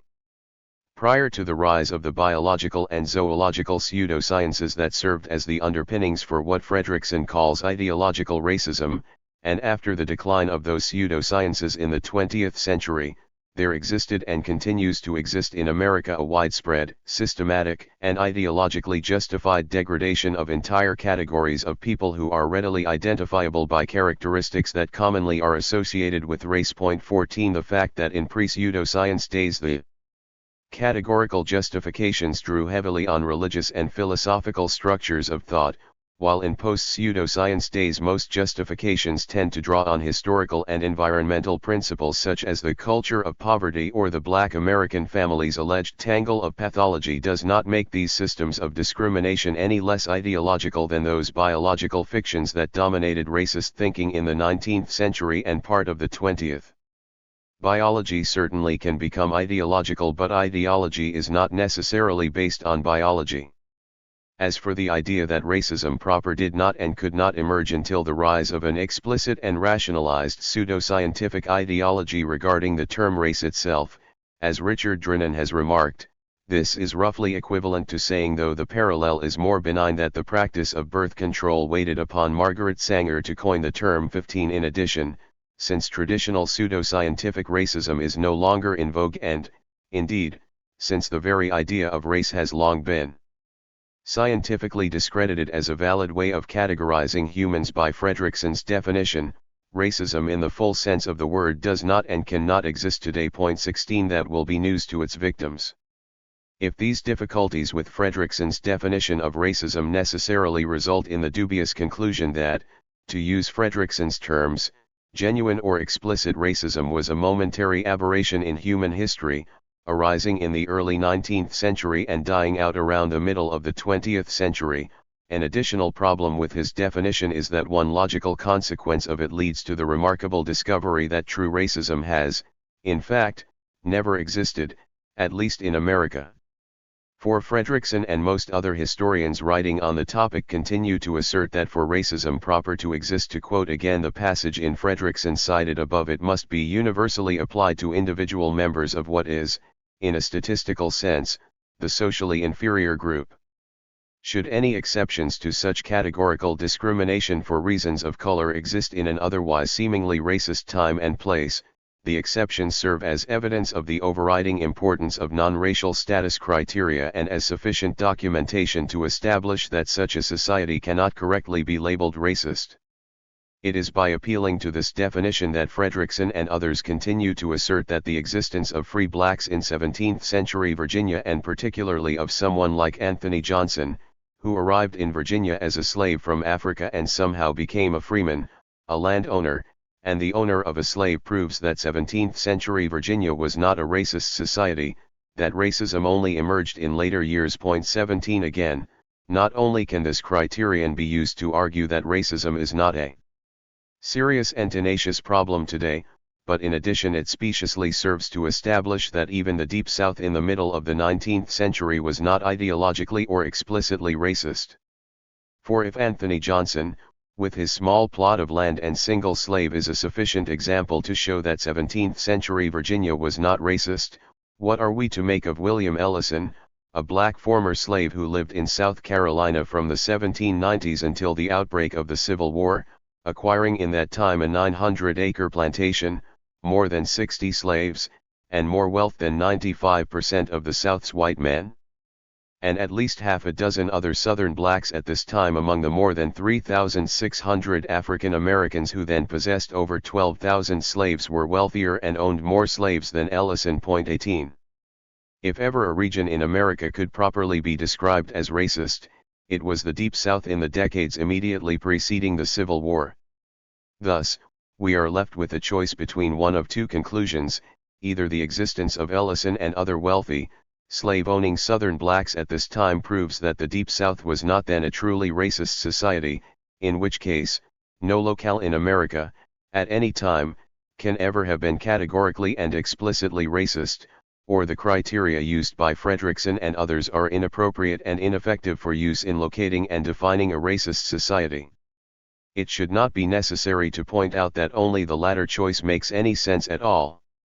It might also be noted that the same criteria used to demonstrate that the 17th century slave-holding colonies were not genuinely racist can be used with equal veracity to show that the German Nazi Party in the 1930s was not genuinely anti-Semitic, since a large proportion of its membership, when surveyed, expressed no anti-Semitic attitudes. 19 None of this should be taken to mean, however, that a formalized and widely believed pseudo-scientific theory of racial inequality is not different from lower-level and more diffuse racist thinking. They are different, but they both are thoroughly racist. There is a certain paradoxical quality to the fact that while the rest of informed society has come to recognize the existence of subtler and more complex forms of racism such as institutional racism as forms of oppression that clearly are racist but do not depend for their existence on an openly articulated and formal racial theory, many of the historians who have in recent years devoted their professional lives to studying the phenomenon have seemed determined to define racism almost out of existence. 20 Indeed, confusion on racism as a historical phenomenon has grown to the point that Jane Tompkins, the author of an article in a journal of avant-garde scholarly repute, has gone so far as to make the fanciful assertion directly contra Fredrickson, but equally illogical, that racism could not have existed in early American colonial society because white people at that time were unanimous in their racist opinions. In short, according to Tompkins, unanimity of opinion is indication of a cultural norm, of people simply look at other cultures in the way their own culture had taught them to see one another. 21 Thus, on the one hand we have Fredrickson arguing that only if every member of an oppressed racial group in a society is oppressed for explicitly racial reasons can that society be characterized as racist, and on the other hand there is Tompkins contending that if there is unanimity of racist opinion among the oppressor group in a society, that society, by definition, is non-racist. This is the sort of thing that gives professors a bad name. And, although thus far we have been looking largely at writings on early white American attitudes toward African Americans, the very same lines of argument have been and continue to be played out regarding 16th and 17th century Euro-American attitudes toward Indians.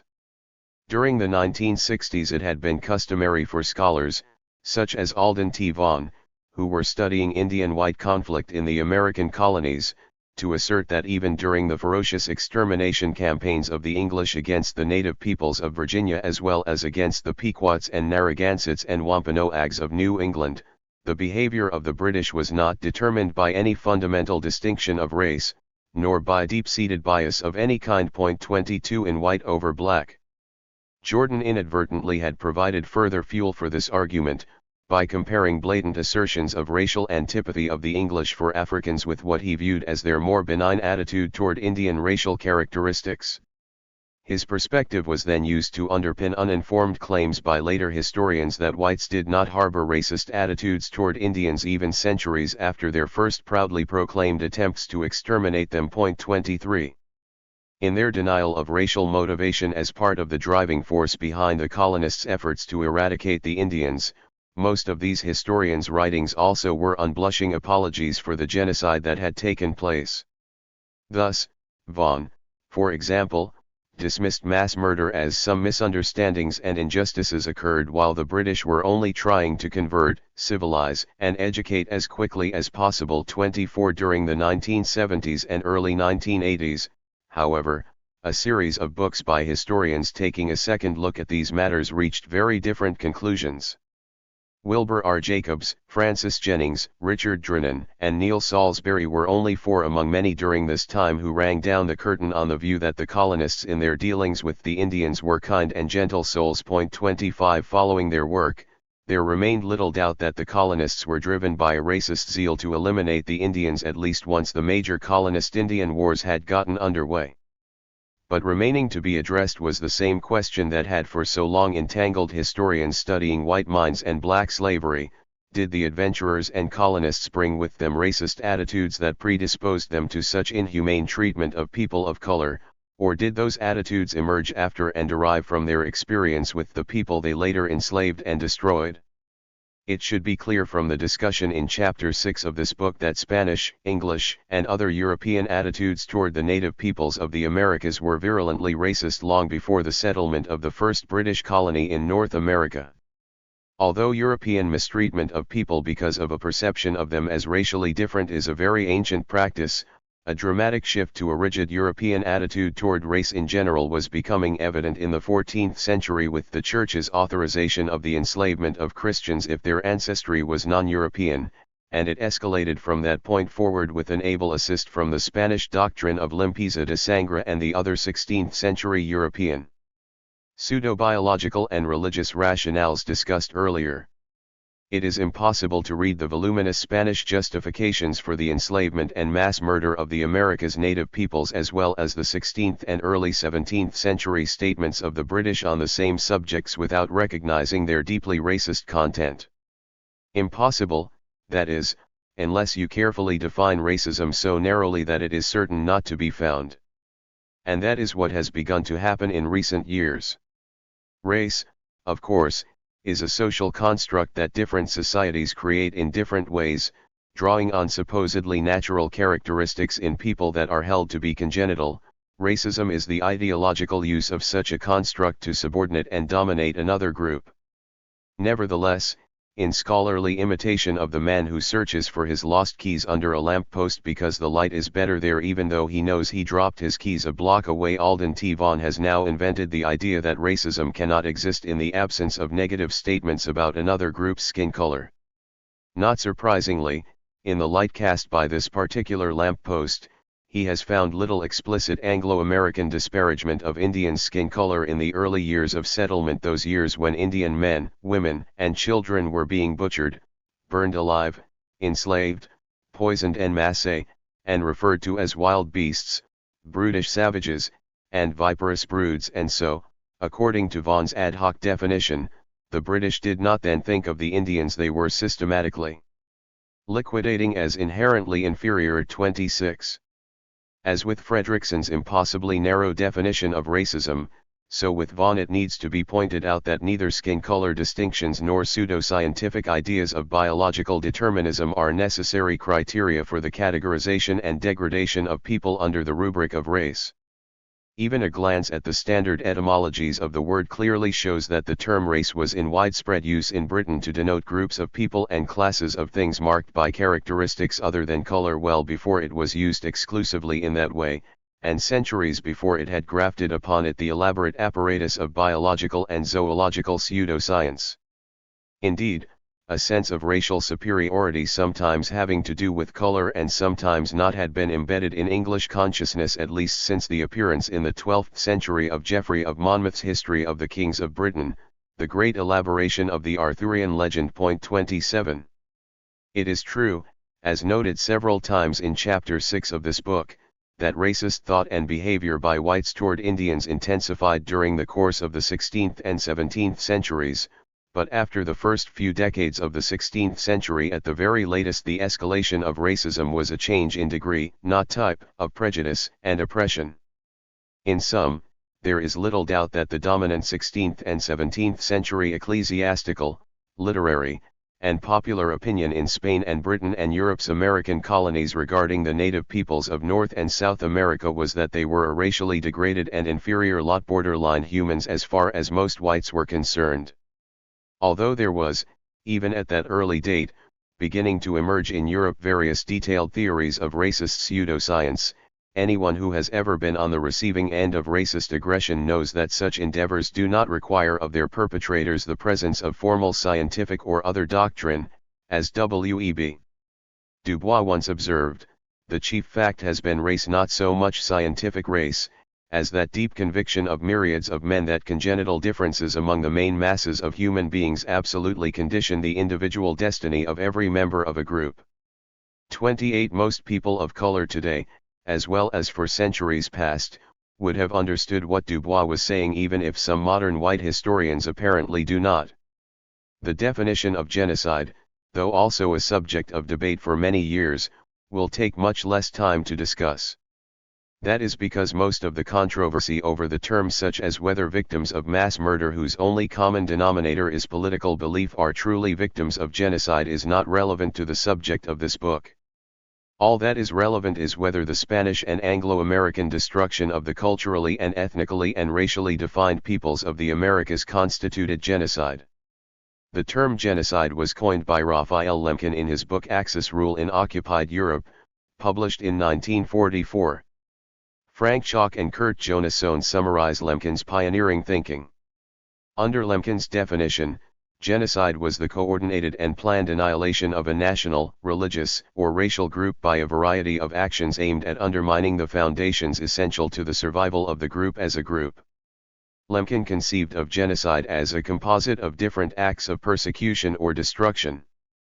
His definition included attacks on political and social institutions, culture, language, national feelings, religion, and the economic existence of the group. Even non-lethal acts that undermine the liberty, dignity, and personal security of members of a group constituted genocide if they contributed to weakening the viability of the group. Under Lemkin's definition, acts of ethnocide, a term coined by the French after the war to cover the destruction of a culture without the killing of its bearers, also qualified as genocide. 29. 2 years after the publication of Lemkin's book and thanks to his constant lobbying efforts, the United Nations General Assembly passed the following resolution. Genocide is the denial of the right of existence to entire human groups, as homicide is the denial of the right to live of individual human beings. Such denial of the right of existence shocks the conscience of mankind, results in great losses to humanity in the form of cultural and other contributions represented by these groups, and is contrary to moral law and to the spirit and aims of the United Nations. Many instances of such crimes of genocide have occurred, when racial, religious, political and other groups have been destroyed, entirely or in part.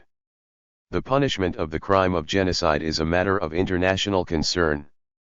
The General Assembly, therefore, affirms that genocide is a crime under international law which the civilized world condemns, and for the commission of which principals and accomplices, whether private individuals, public officials, or statesmen, and whether the crime is committed on religious, racial, political, or any other grounds, are punishable. Finally, in 1948, the Genocide Convention of the United Nations was adopted unanimously and without abstentions. United Nations Convention on the Prevention and Punishment of the Crime of Genocide. Text of the Convention. The contracting parties. Having considered the declaration made by the General Assembly of the United Nations in its Resolution 96 dated December 11, 1946, that genocide is a crime under international law, contrary to the spirit and aims of the United Nations and condemned by the civilized world. Recognizing that at all periods of history genocide has inflicted great losses on humanity, and being convinced that, in order to liberate mankind from such an odious scourge, international cooperation is required, hereby agree as hereinafter provided. Article I. The contracting parties confirm that genocide, whether committed in time of peace or in time of war, is a crime under international law which they undertake to prevent and to punish. Article 2. In the present convention, genocide means any of the following acts committed with intent to destroy, in whole or in part, a national, ethnical, racial, or religious group, as such. Killing members of the group. Causing serious bodily or mental harm to members of the group. Deliberately inflicting on the group conditions of life calculated to bring about its physical destruction in whole or in part. Imposing measures intended to prevent births within the group. Forcibly transferring children of the group to another group. Article 3. The following acts shall be punishable. Genocide. Conspiracy to commit genocide. direct and public incitement to commit genocide, attempt to commit genocide, complicity in genocide. Article 4. Persons committing genocide or any of the acts enumerated in Article 3 shall be punished, whether they are constitutionally responsible rulers, public officials, or private individuals. Point 30. It is almost half a century since the Genocide Convention was passed, and in that time countless numbers of individuals have argued that the Convention's definition is too narrow or too broad, among other criticisms. However, the Convention's definition remains the most widely used definition of genocide throughout the world and, indeed, in all the world there probably is no other word, in any language, whose definition has been more carefully discussed or more universally accepted. In light of the UN language, even putting aside some of its looser constructions, it is impossible to know what transpired in the Americas during the 16th, 17th, 18th, and 19th centuries and not conclude that it was genocide.